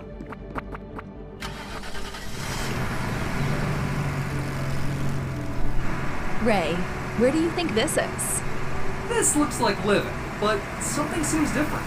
Exactly, because it's the updated Livik map which will be released in PUBG Mobile 2.0 in early May. Let me show you around. Hold tight.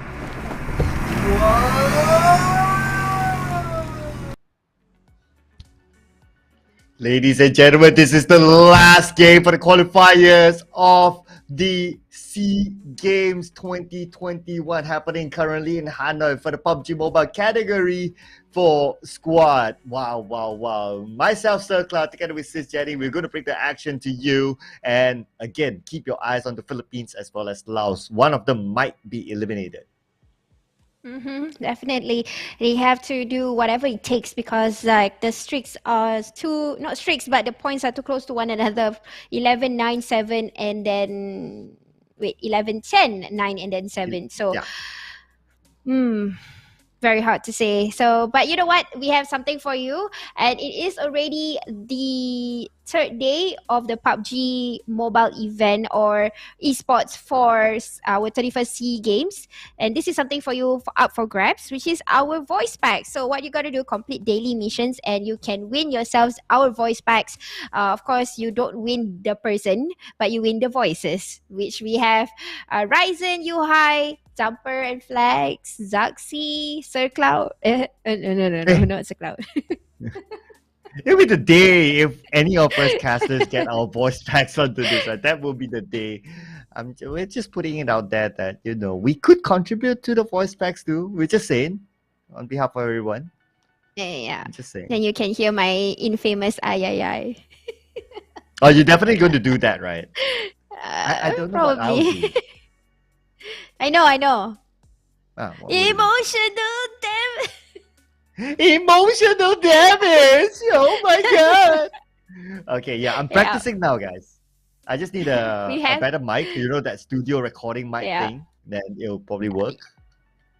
You can have mine.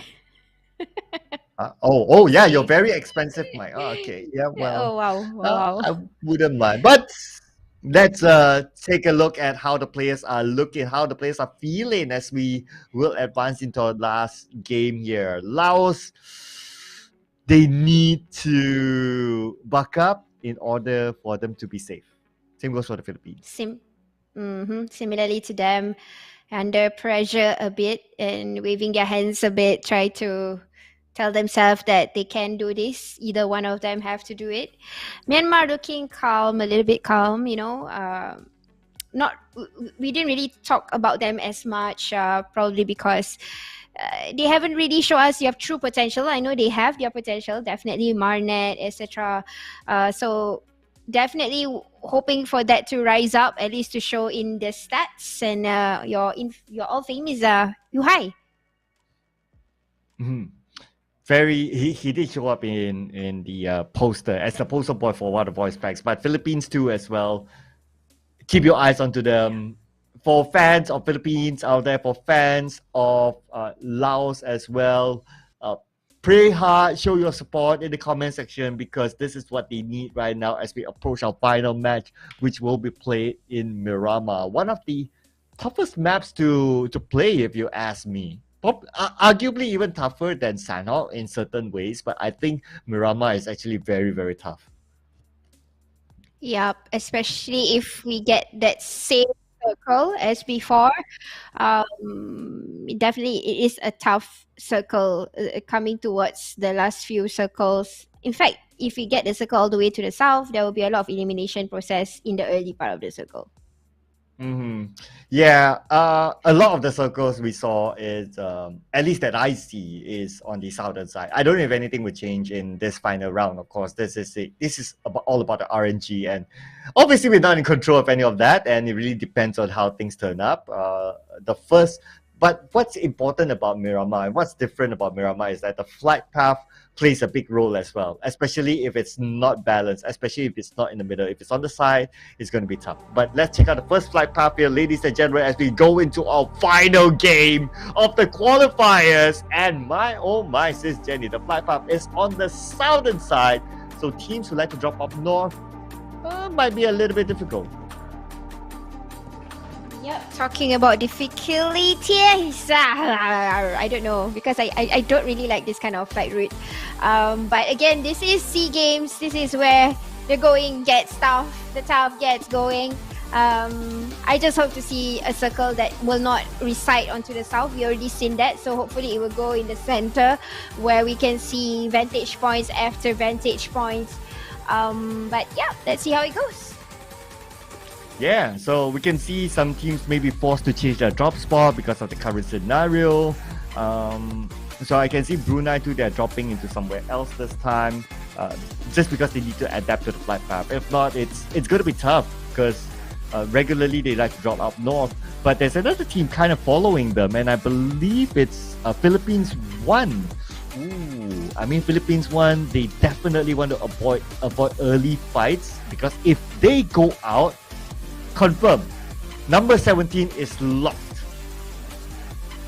Yeah, you're right. Wow. They have to try and keep... Oh, circle. Nice. Okay. All right. This is a different kind of challenge, though. It's in... I would prefer this circle any day as compared to going towards the south, because one, I think circles that situated over on the west hand side, the cliffs are pretty much fixed. If you guys can see near Monte Nuevo, that particular cliff side, I think is just an equal kind of vantage point that who will get there in that place first will win the kind of scouting that they want to see information from all the different sides of the teams that will make it later on. But then again, if the circle is going to focus on towards that area. That's the cliff on the left side, right, of Monte Nuevo? Yeah. That one. Mm-hmm. Right, yeah. It is a very advantageous spot if anyone is able to secure that. But the funny thing is that even if a team manages to secure that, I've seen before that there's still ways for teams on the lower or on the outside of the cliff to kind of wiggle their way into the top of that cliff as well. There's some blind spots that they can play with. So that cliff is good, but if you know how to overcome it, there is a way to not make it foolproof. Yep. Again, this is if the circle closes into the area. Obviously, it's an advantage for teams who are struggling currently in the lower part of the scoreboard. At least they can aim for that, for some kind of a miracle to happen if they get to do some elimination, or at least learn the information of the rotation of the teams that will come in later. So right now we're just looking to Honda, one of the amazing players that we see in the individual category. He is probably just looting right now with his teammates over in this area. First contest, and this is Damaso. Ooh, that's good news. Okay.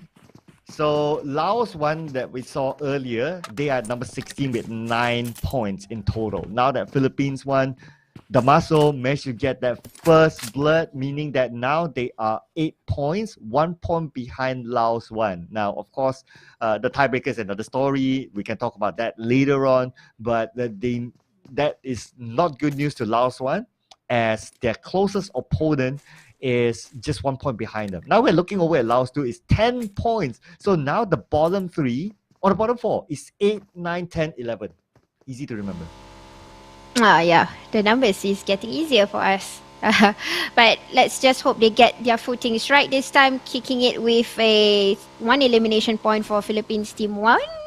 And a little bit of angsty action. Okay, but got themselves a Mirado. Okay. They've got to chill a little bit. I think they want to do rotation and they want to find the rest of the Laos members. It's clear that pressure is getting onto them, and we can't fault them, right? So close. Laos 2, 10 points, number 15. It could still change as well for them. I mean, they're just 1 point apart from each other, and the cruel reality is that one of these teams may be eliminated. I can't see the next Indonesia one, number 16, going out. I mean, mathematically, it's possible, but could it be? Probably not. So I'm still putting my money onto either Philippines or Laos. Yeah.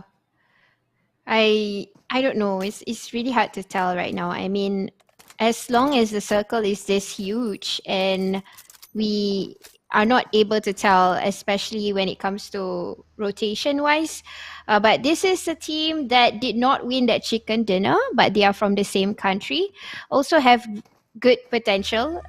Huge of them came from FaZe Clan, and a good, I would say, mixture of a few teams that Sir Cloud mentioned earlier: Vampire, Bacon Time.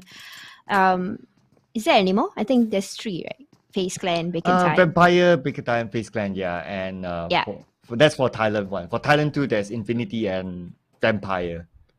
So yeah, total of like 1, 2, 3, 4, 5, five teams between the two. Yep.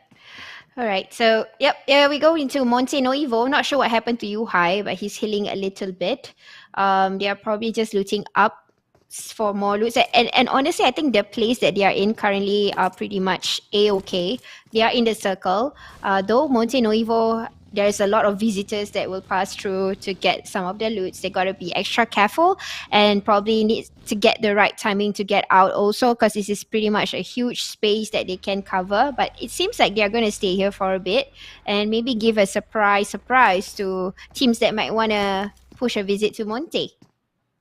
Yeah, no reason for Malaysia to move at this moment. The circle is centered around Monte Nuevo anyway, so they'll be happy there. And it is the last round that doesn't really matter for them, so they'll take this as a practice match. But another team that's taking this as a practice match as well is Malaysia One, securing their own chicken dinner today, currently at second place with 53 points, just behind Vietnam by 5 points. And looking at not only their individual performance, Jumper got 2 chicken dinners, and their current squad performance as well, they look like a title contender, if you ask me.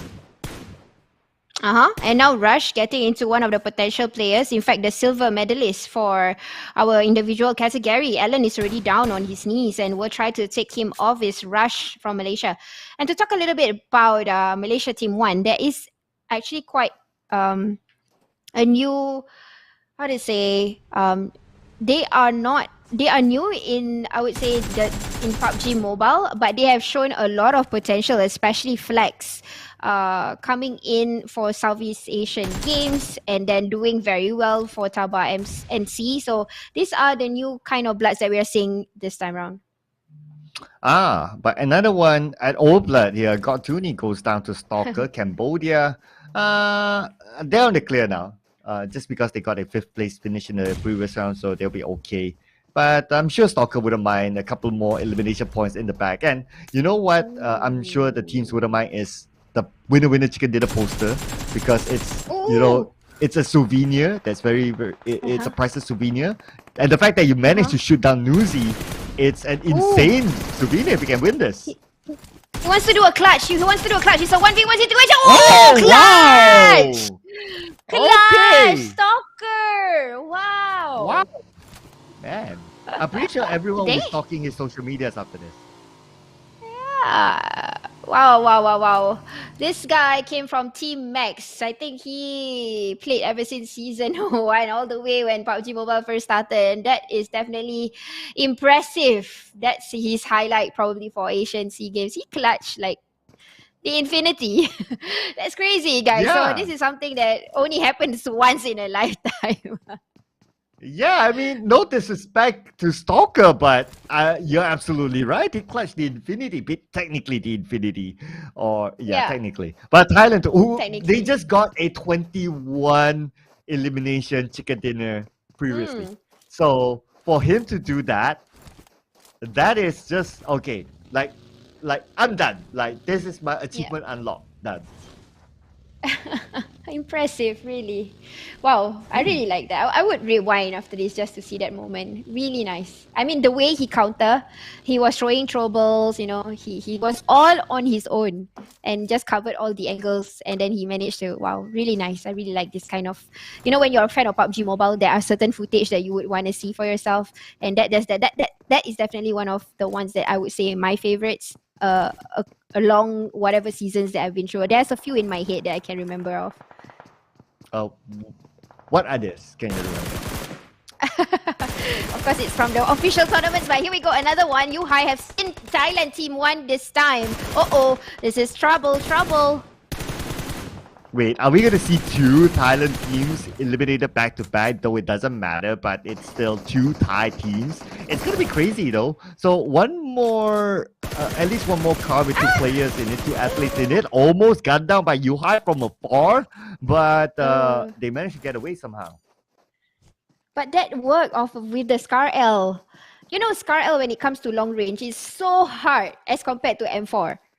I mean, I would prefer M4 any day as compared to Scar L for long distance spray. But Yuhai, I think probably one of the reasons is because he was lying down, so it wasn't as much of the that trigger.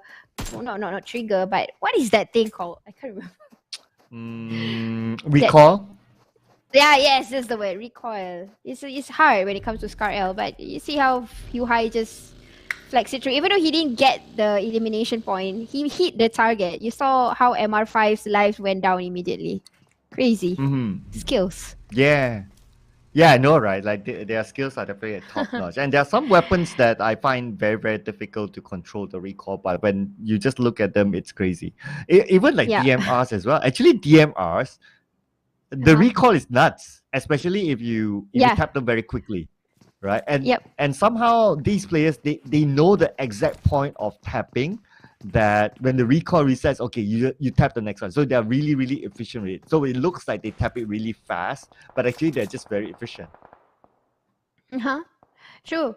And now Flex using the same weaponry of choice, Scar L, but I think getting assisted here by, or in a way, elimination point got destroyed. Flex didn't get any of them, even though he was the one who knocked them down. He's trying to stop. Oh, another one goes down, and he didn't get any. He was the one that kind of already connect the dots for Myanmar to get all these elimination points. Monkey here managed to steal it all from Flex. Sis, Laos 2 left with one player. If they get eliminated, Laos 1 just needs putting aside tiebreakers, just needs 1 point, and Philippines 1 just needs 2 points, and they could push Laos 2 down. So Laos 2 now at a very, very scary spot. You're right. He needs to go and play survival. Don't go all ragey. He needs to do that. And I think he knows what he has to do right now. But Frankie getting with that 6 time on the M16, just looking into information of where the players are going to be. But I wanted to say about your conversation about the DMR. Honestly, I think some of the athletes are in these SEA Asian Games. A few of them can control that very well. We did see skill sets being displayed by Luxi using a DMR. I think it was a M4 Mini 14, sorry. And then there's another DMR that is hard to control. I think it's SLR. But we did see that on one of the Myanmar players, he showed great skills on how to control that, giving a lot of damage on towards the opponents. Yeah, I totally agree. I mean, especially when doing the individual segment, right? That was where you see all sorts of crazy skills. But talking about crazy skills, it could be Stalker getting another one. He was the one who clutched against Thailand, basically the Infinity. And he probably can get more against Vietnam this time. Another team that's super, super strong. But Stalker, my goodness, this guy is running ammo in this round.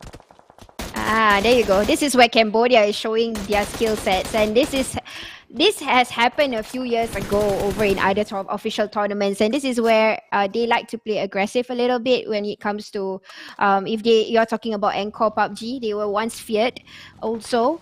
Now they are showing, probably because they know this is the last match, there's nothing to lose. This is where they go all out. Lambo will try to bail out and do a little bit of that passive gameplay. He's currently in the circle, probably go find somewhere quite safe, but still getting taps though. Ouch. Okay, he got away with it. He should be cleared right now. But whatever happens to Vietnam 1, they are still they have booked their tickets on to the next round. I mean, they're number 1 right now. Who's going to take that spot away from them, right?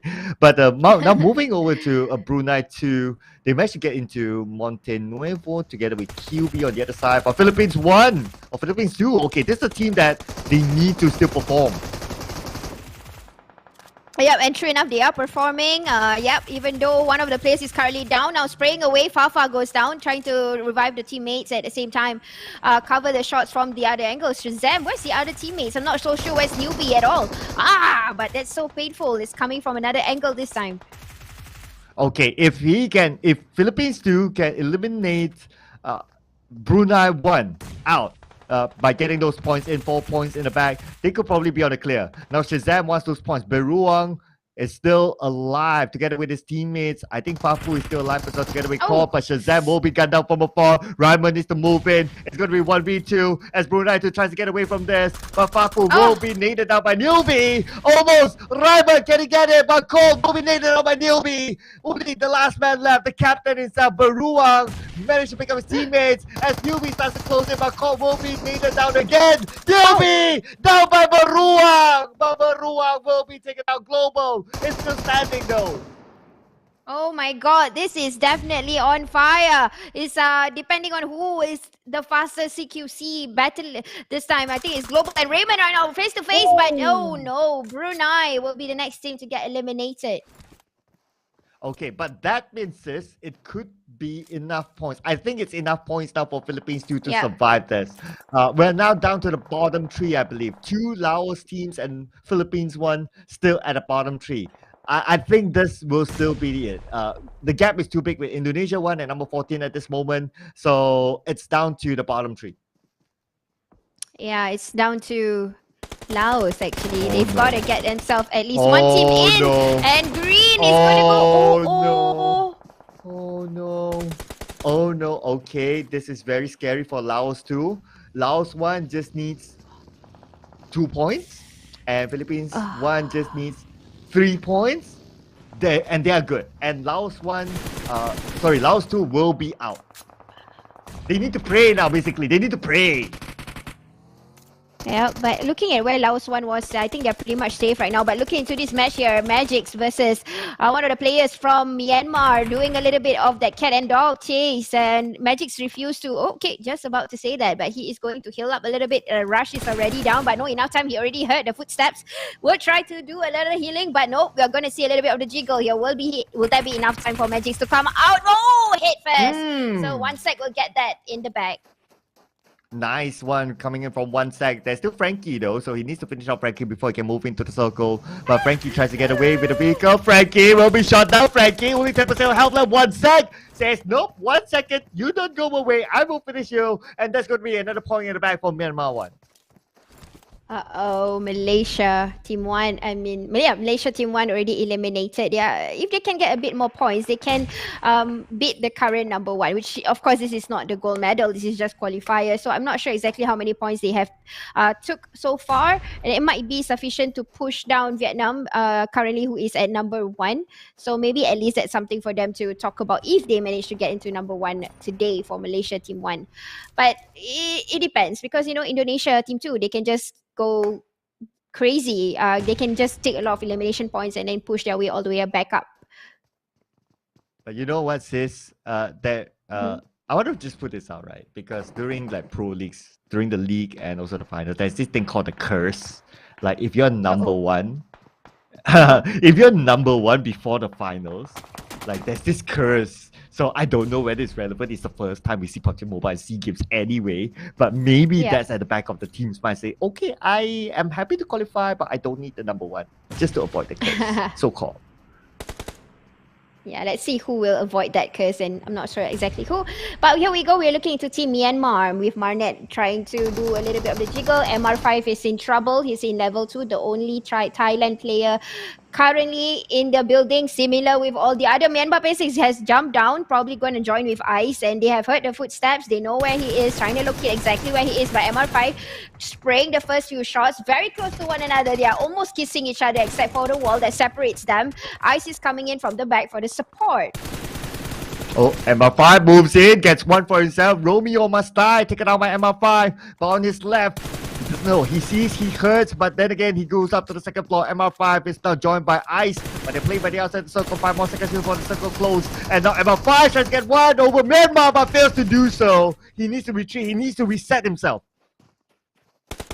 Definitely needs to do a little bit of reset, but there you go. 1 sec, knows better. And no more Thailand teams, at least for this round. Yeah, so, but anyway, more of them, we'll be seeing more of them again tomorrow for sure. Nothing's going to stop that. But now we move on to the top 9 teams as Brunei to get eliminated at 10th place. Again, not an issue for these top teams. They will make an appearance again tomorrow. Keep your eyes still on the bottom 2. Laos 1 as well as Philippines 1. What will happen to them? But this is going to be good news as now placement points starts to kick in. Yeah, placement points definitely, and this is the area of Monte Nuevo. Stalker with that high ground, and I think they pretty much can take over this ground if they can get a good entrance in, and it seems like that's what they're about to do. Coming in one by one, trying to bring down Vietnam Team 2, which is right in front of them. They already know the location, they already know the positioning. All they got to do is re-strategize, put in the right positionings before they push in. Astro cooking a nade, trying to bring down Vietnam, and we'll try and let the troubles land in. Oh, and Philippines won. They actually got a couple of elimination points, and now they managed to push Laos 1 down. Sis, this could be them surviving. But then again, Laos 1, they are still in this. They could still pull in the points here as they now manage to push Laos 2. Laos 2 is confirmed eliminated, sis. And now we will have our top 16 without Laos 2. Already know who is at the number 17, and that's Laos 2, unfortunately. But let's go. The battle has not end yet, and look at Cambodia. They are on fire this round. They are throwing back and forth, really making Vietnam Team 2 scared. They can't move at all. They are scared to go anywhere else. QB has been spotted in the open, similarly to you, High. And these people are still in the circle. It's just that Myanmar has a vantage point, and the circle wants to be in Myanmar this time. Oh, yeah, Myanmar has the full circle, plus they have a full circle. But oh, I spoke too soon. Luxy takes down Finn from afar. I believe with a AWM they had inside. Oh, yes, he does. AWM. He does have a little bit of the circle, though. Actually, he is in the circle. So Indonesia actually has the circle right now. Indonesia. They've got the circle. Will this be a second chicken dinner? We're not sure. They started with a chicken dinner. They can end with a chicken dinner. Now that's a nice one. I would say a good strat at least for the Indonesians. Now Luxy with the AWM still not refusing to change. But I think he already has spotted out Yuhai. He knows exactly the location of opponents nearby. Just waiting for the right time to do so. Oh, Sonic's out in the open, and I believe this is his debut here playing this final round as Sonics. He needs to go through such an open position to get into the circle. Okay, he has a buggy, fine. The buggy can only take 2. There's 3, but Snipes will be gunned down by 0 from afar. And Yuhai traded back 1 onto Ozone, and Yuhai secures that elimination onto King. Here we go. This is where everybody wants a piece of this circle, but nope. Indonesia 2 says no entry for you at all. They deployed a few of the smokes and making it a bit confused. And I think Stalker knows exactly what's happening. He's just trying to find the right timing to do so, because Myanmar is still a threat up there. They have to eliminate that team first before they can push into Indonesia. But he has to be very careful. Oh. Tapping from Stalker all the way, getting the damage. Yep. Sis, Stalker already has 7 elimination points, 8 elimination points. He may break the record for an individual most elimination points. Yeah, man, he's on fire. Definitely, he is on fire right now. And Genforce being spotted by Stalker. This is not looking good. Indonesia, they got the circle, but I think they are forced to get out. And they are doing it nicely for Cambodia. And I think Cambodians are definitely happy to see this. Luxy will not let Sonic in. He is already down on the ground, but that's not the end of Malaysia Team 2. Oh, now Luxy will be gunned down, and guess who? It's going to be Astro getting that elimination point. Cambodia! Where did they come from? Cambodia! They started to rise from the dead.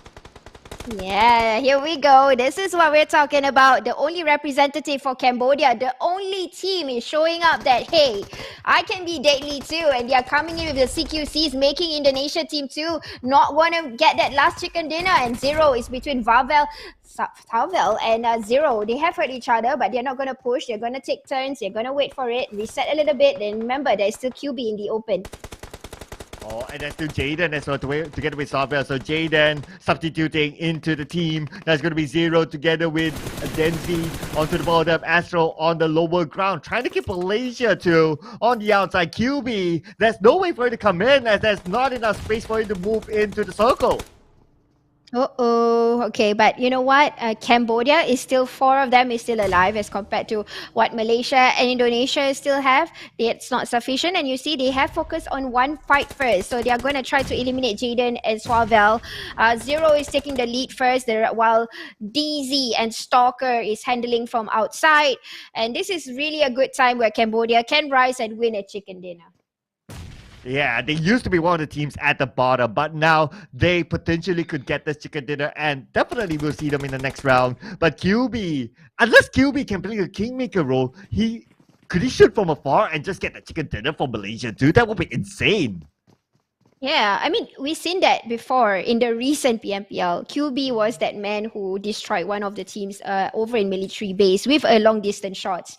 So it could be possible if he has that enough time of trigger discipline. Though, look into Astro X. He already know there is someone outside. So it could be a possibility or not. It could be either one.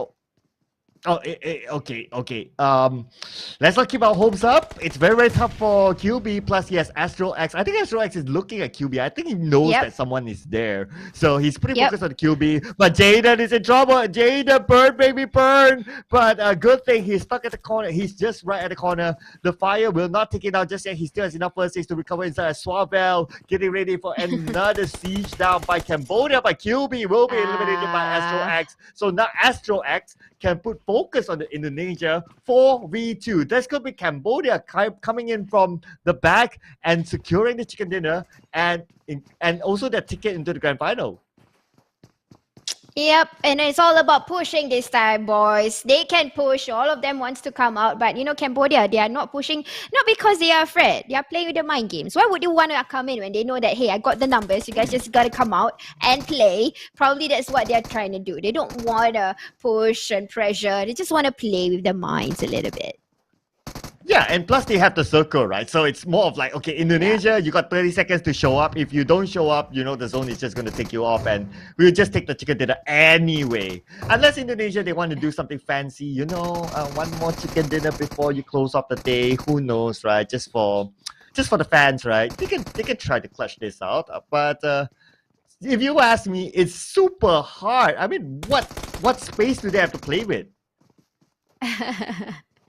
I don't know, guys. This is taking a bit too long, but I think they will try to play with each other's, I don't know, sportsmanship. Just wasting a bit of the time when we know that they can push either one of these teams, but you know, they're just gonna do this a little bit, and I think Stalker has found it. We'll do the sprint of a Stalker being spotted out. I think Astro X will try to do the clearing here, and there you go. Winner, chicken dinner, Cambodia, first chicken dinner of the day. And of course, I think this is the first chicken dinner for them, for individual, you know, they didn't get any. So this is really for that country, Cambodia. Yeah, I know, right? You know what? Every time they get the chicken dinner and they will be interviewed. I wish I get zero on top, just so. But I wish that we get the question of like, what do you have for dinner today? But yeah. Well, anyway, Cambodia. If you gotta think about it, right, sis? They were actually at the bottom half earlier today, and they just rose back up, and now they are very much comfortable to the next round. Yes, and they are very proud because they are the only team. You know, every other countries have 2 representatives. They are the only ones with 1 team, and definitely the feeling is greatness right now. Oh yeah, true. They are bringing the hope of Cambodia. I can see the Cambodian fans here. I can see united as one. Yeah, he's in the chat right now. One of the Cambodian fans. Cambodia, be proud that you have this team as your representative. No doubt, we've seen them a lot. They are one of the best teams in Cambodia. Yeah, I totally can relate to that. I mean, Angkor PUBG is a name where I think if you remember this team, they started out with different lineup, and yeah, I'm sure the seniors are very happy to see that their juniors are able to withstand the name still, like represent with a good name. So Yep, this is definitely for Cambodia's APG. Yeah, this is for Cambodia. If you think about it, every one of them bringing the hopes and dreams of their respective countries. Cambodia as well. I don't remember, are they contesting in any other esports title for the SEA Games? I don't think so. I don't remember, so don't quote me on that. But definitely, what's for sure is that for PUBG Mobile, they are the only team. They are bringing the hopes and dreams for Cambodia. So Cambodian fans out there, be happy. Again, show your support. Make sure be around, and yeah, just go nuts in the comment section for all your respective teams as well. Yeah, and this is definitely a new beginning for the top 16 teams who is going to battle it out tomorrow. And the heat will be crazy because I think a lot of these teams have been keeping their skill sets, and this is the time that they are showing and they want to win that gold medal. Yeah, but unfortunately, sis, we have to say goodbye to one team, and that would be, was it Laos 1 or Laos 2 again? Let me fact check that. But we have to say goodbye to Laos 2. Yes, we have to say goodbye, unfortunately, to Laos 2. It is confirmed that they will be eliminated, and we will not be seeing them. And I guess they'll be on the sideline cheering up for Laos 1 instead. Yeah, definitely for Laos 1, and that is the one with Honda inside. So at least the name that has been spoke about over in the individual category, at least they have their star player over in the team that will be representing Laos tomorrow onwards for our finals. Yeah, I wish I could say that it's Honda and friends, but unfortunately, for the few rounds that we have seen, I think at least like 3 rounds, Honda was eliminated early, so we didn't get to see much action from him personally as well, despite his very good performance in the individual category. So it's a bit too bad that we didn't get to see the best of Honda in the squad category, but hopefully we'll be able to see them again in the future. But for now, unfortunately, we have to bid them farewell, and thank you so much for playing. Yeah, definitely. But before we even bid farewell, we definitely want to hear and want to see who's the MVP and the interview that we will witness quite shortly. But of course, who is the MVP, Sir Cloud? Do you think? Who do you think? I feel like it's Stalker. Yeah, Stalker. Hands down. Hands down, Stalker. Nothing can deny the one and only Stalker. Everyone is going to stalk him on social media after this. He did that crazy clutch against Thailand. He got like what, 8 or 9 eliminations just for himself. His team got the chicken dinner. There are no stats to deny Stalker of that crown. Yeah, right. I mean, I think he deserves to have an MVP. It's about time that he gets one. And the way he was doing all out just now, it was the same Stalker. It's just that we have yet to see that being displayed in this current ground. So yeah, it's all good. Yeah? Yeah, so if anyone else gets the MVP besides Stalker, Sis Jenny is going to do a dance on live stream. What? No. Oh, I'm no longer here tomorrow, guys. So don't worry. You won't see me, but you will see. We still have a caster scene. Don't worry. You can use that moment to do your dance. You're not getting away, sis. We're gonna book that first, okay? We're gonna book that first. If it's not Stalker, Sis Jenny is going to do a dance on stream. Come on. Okay, I'll give a Vietnam dance. Wow. A Vietnam dance. Well, we saw the KHI dance. Oh no, KHI dance was by someone else, right? Or was it by you? I don't remember now. That was by you. No. Oh, that was by someone else. Okay, the KHI dance was by someone else. Yeah, I mean, we all like to see dances, right? So now I'm hoping for someone else to be the MVP. Whoever it is. Oh, just give it. No, just so that we can see the it's dance. Gonna be Stalker. It's gonna be Stalker. But anyways, guys, thank you for having us around. You know, like we have been here, you have been here with us to share, subscribe. It's not the end. It's just the beginning. Okay, we've still got 3 more crazy days to see who will take the gold medal. I really want to see this one because it's something that we can't miss.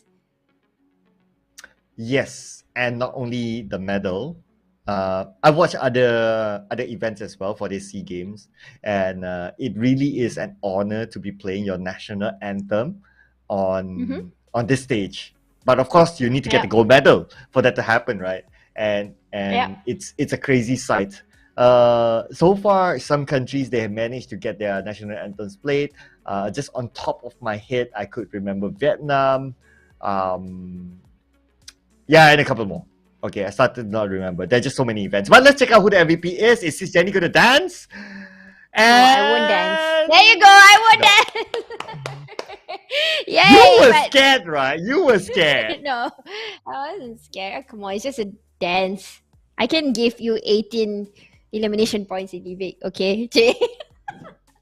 Oh yeah, wow. But anyways, okay. Make sure you do that in the new Livik though. Okay, guys. So anyways, it's not about me. It's about Stalker from Cambodia, waving the flag high, showing off that this is what he is made for. His gameplay is usually very aggressive, and true enough, he has shown here with that amount of damage, 1,013, crazy elimination, 8 eliminations. So this is Stalker. Yep. Yeah, this is Stalker. I mean, what else can we say about this guy? I think he did the. Arguably, his clutch is bigger than Frankie's clutch. Arguably, because it was against a very, very big team, and it was against 3. So that was Frankie was against 2. So we got 2 big clutches today, basically. But here are the numbers, the official numbers. So Cambodia managed to get 17. I hope I got this right. Is it 30 points? 30 points. Yeah, it should be 30 points. Yeah. And we have Indonesia 2 with 21 points, Malaysia 15 points, and we have Myanmar with 14 points. Yeah, right. That's the total amount of points that they have collected so far. But let's look towards the bottom. Laos too did not get any points. That's the reason why they couldn't make it to the cut, because they didn't have any extra points to push them back up. So very much they are the team that will not make it into the final round as compared to the teams that has already made it. And it's a blessing in disguise, especially for Philippines. They got their 2 teams which nearly didn't make it. Nearly. Yeah, it was so close. It went down to the wire for these few teams. Philippines won, of course, and Laos won as well. It really went down to the wire. If you kind of think about it, right? Philippines 1 and Philippines 2. Philippines 2 was like number 17 for 3 games. They got out of jail. Philippines 1 was number 17 for 1 game, if I'm not mistaken, and he got out of jail as well. It's crazy. But okay, so let's check out the hit to it. So it's going to be Stalker against Gen Force. And Gen Force reminds me of this wrestler. Yeah, there is a name? You can't see me. Yeah, you can't see me. Yeah. What? Nah. Okay. He got interviewed. I can't remember. Was it him? I remember seeing his face appearing in one of the individual categories. I think the camera was focused on him. So yeah, he looks quite young actually, wearing spectacles also. So that's how he looked like. Probably right now he's doing the "you can't see me" thing, like what Sir Cloud is doing. He's doing the John Cena. Yeah, he's doing the John Cena. So yeah. All right. Yeah, I guess that's why though. Yeah. Like in the comment section, I see the moment I said it, right? Someone notices like Peter Liu says the John Cena, Rakuya Arbiter says John Cena. I see such a cult thing. Rakuya Arbiter said the same thing as well. John Cena. There you go. Oh wow, right. And our elimination damage, this is a huge takeover from Cambodia, the only representative with 2,746 damage. Take that. And okay, so in a way, they're also trying to flex it out to not Infinity, but Thailand team too. You know, you got 21 elimination points. I've got great damage. Oh, okay. Well, they can't flex the 15 for sure, because it's still quite a bit.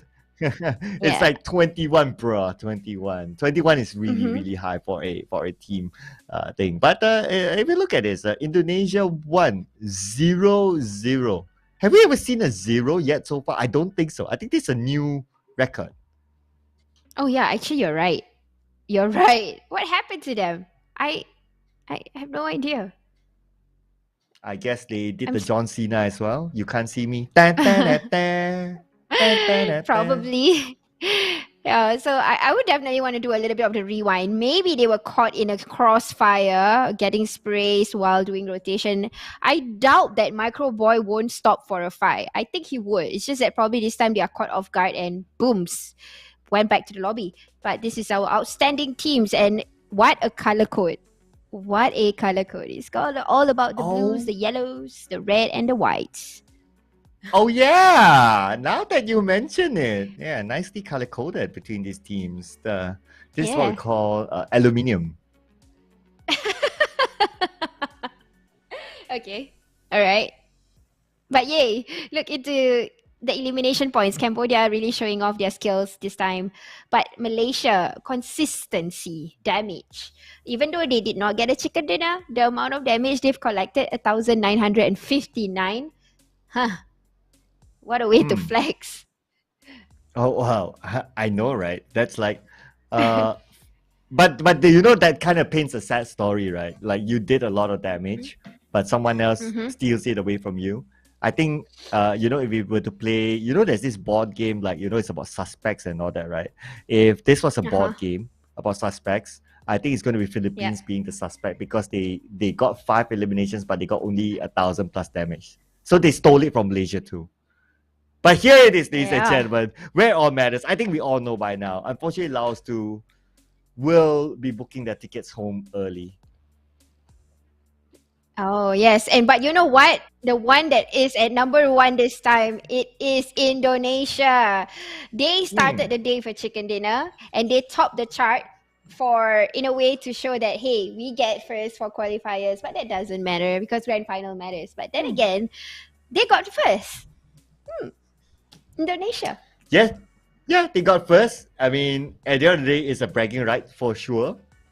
But we do know in the PUBG Mobile world, there's a thing called the number 1 curse. I don't know. Okay, but keep that in mind. Keep that in mind that Indonesia too was number 1. But anyway, they can go back to their rooms, to their dorms, sleep well, knowing that they are number 1 right now. And maybe they can bring this momentum to the 3-day marathon coming soon tomorrow.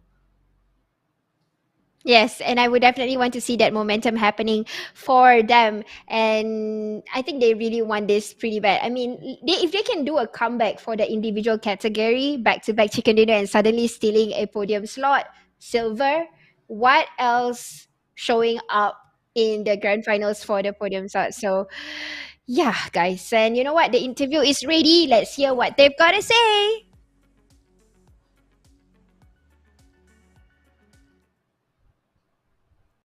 Bạn đã có được một chiến thắng vô cùng xuất sắc. Bây giờ thì bạn đang cảm thấy như thế nào khi mình giành được chiến thắng cuối cùng của vòng loại? So hello Starker, congratulations on your victory. So how's your feeling about a victory at the end of qualifier days? I feel good and proud for my team and also myself that I do a lot of work on this last match. Stalker nói là bạn đã rất là hạnh phúc và tự hào vì team bạn ấy cũng như là bạn ấy đã rất cố gắng nỗ lực ở trong trận cuối ngày hôm nay. Như vậy là team bạn đã có sẵn, đã có xác suất một slot đi vào vòng chung kết của ngày mai rồi. Vậy thì bạn tự tin là ngày mai đội tuyển Campuchia sẽ giành được bao nhiêu winner chicken dinner? So how many chickens you are going to bring home on tomorrow matches? I try my best at least one tomorrow. Stalker rất là dễ thương là tại vì bạn nói là bạn sẽ cố gắng hết mức mình có thể và mang về ít nhất là một cái top 1 cho ngày mai. Khá là khiêm tốn. Chúc cho Stalker cùng với đội tuyển Campuchia ngày mai sẽ có may mắn và thể hiện thật tốt trong vòng chung kết của nội dung thi đấu đồng đội nhé. Cảm ơn bạn đã tham gia phần phỏng vấn. Các bạn khán giả thân mến, như vậy là phần phỏng vấn vừa rồi đã khép lại vòng loại của nội dung thi đấu đồng đội bộ môn PUBG Mobile tại SEA Games 31. Cảm ơn các bạn đã quan tâm theo dõi. Còn bây giờ, xin chào tạm biệt và hẹn gặp lại các bạn trong những ngày thi đấu tiếp theo. Vâng, xin cảm ơn. And that is we are it. back Stalker here. in person. Yeah, he didn't do the John Cena at least. Yeah. So But we are definitely going we will to have show... the official announcement. Sorry, because there are suddenly multiple voices in my head. But we'll be showing the official announcement after this of our top 16 team, which is we have to pretend that we are surprised. Yes, we will be showing off the 16 teams that will make into the finals. Who are they? Dun, dun, dun. Who are they? I don't know. Show to me. Oh my god, these are the 16 teams. My goodness, I didn't know. It's Vietnam 1, Vietnam 2, Brunei 1, Brunei 2, Cambodia, Indonesia 1 and 2, Malaysia 1 and 2, Myanmar 1 and 2, Laos 1. We have Philippines 1 and 2, and we have Thailand 1 and 2, which will be competing in the grand finals starting tomorrow for 3 days. So what happened to Laos too? I have no idea. Do I not know? Well, unfortunately, they were eliminated. Yeah, that's the serious story. But on a not serious note, I don't know. They just went missing. But okay, but unfortunately, sorry. But jokes aside, sorry for fans of Laos too. Unfortunately, one team has to bite the dust, and that happened to be Laos too. Yeah, and the players are Porza, Green, Spritza, Rosa, and Casanova 1. So at least as of now, we only have 1-0 from Cambodia. Okay, so now you won't be confused anymore after you see those teams, right? Which looks very, very similar. But anyway, congratulations to our top 16. They managed to make it through to the grand finals, which will be played, ladies and gentlemen, starting tomorrow for 3 days in a row. And it's going to be 5 maps a day. The map will be the same. Whether it will be the same sequence or not, I'll leave it to you. But Sis Jenny, please take the floor. All right, so you know what? That's it for me and Sir Cloud. You will see Sir Cloud tomorrow, but I won't be here anymore. There will be another awesome caster to overcast these finals. And see you guys. Good night. Thank you.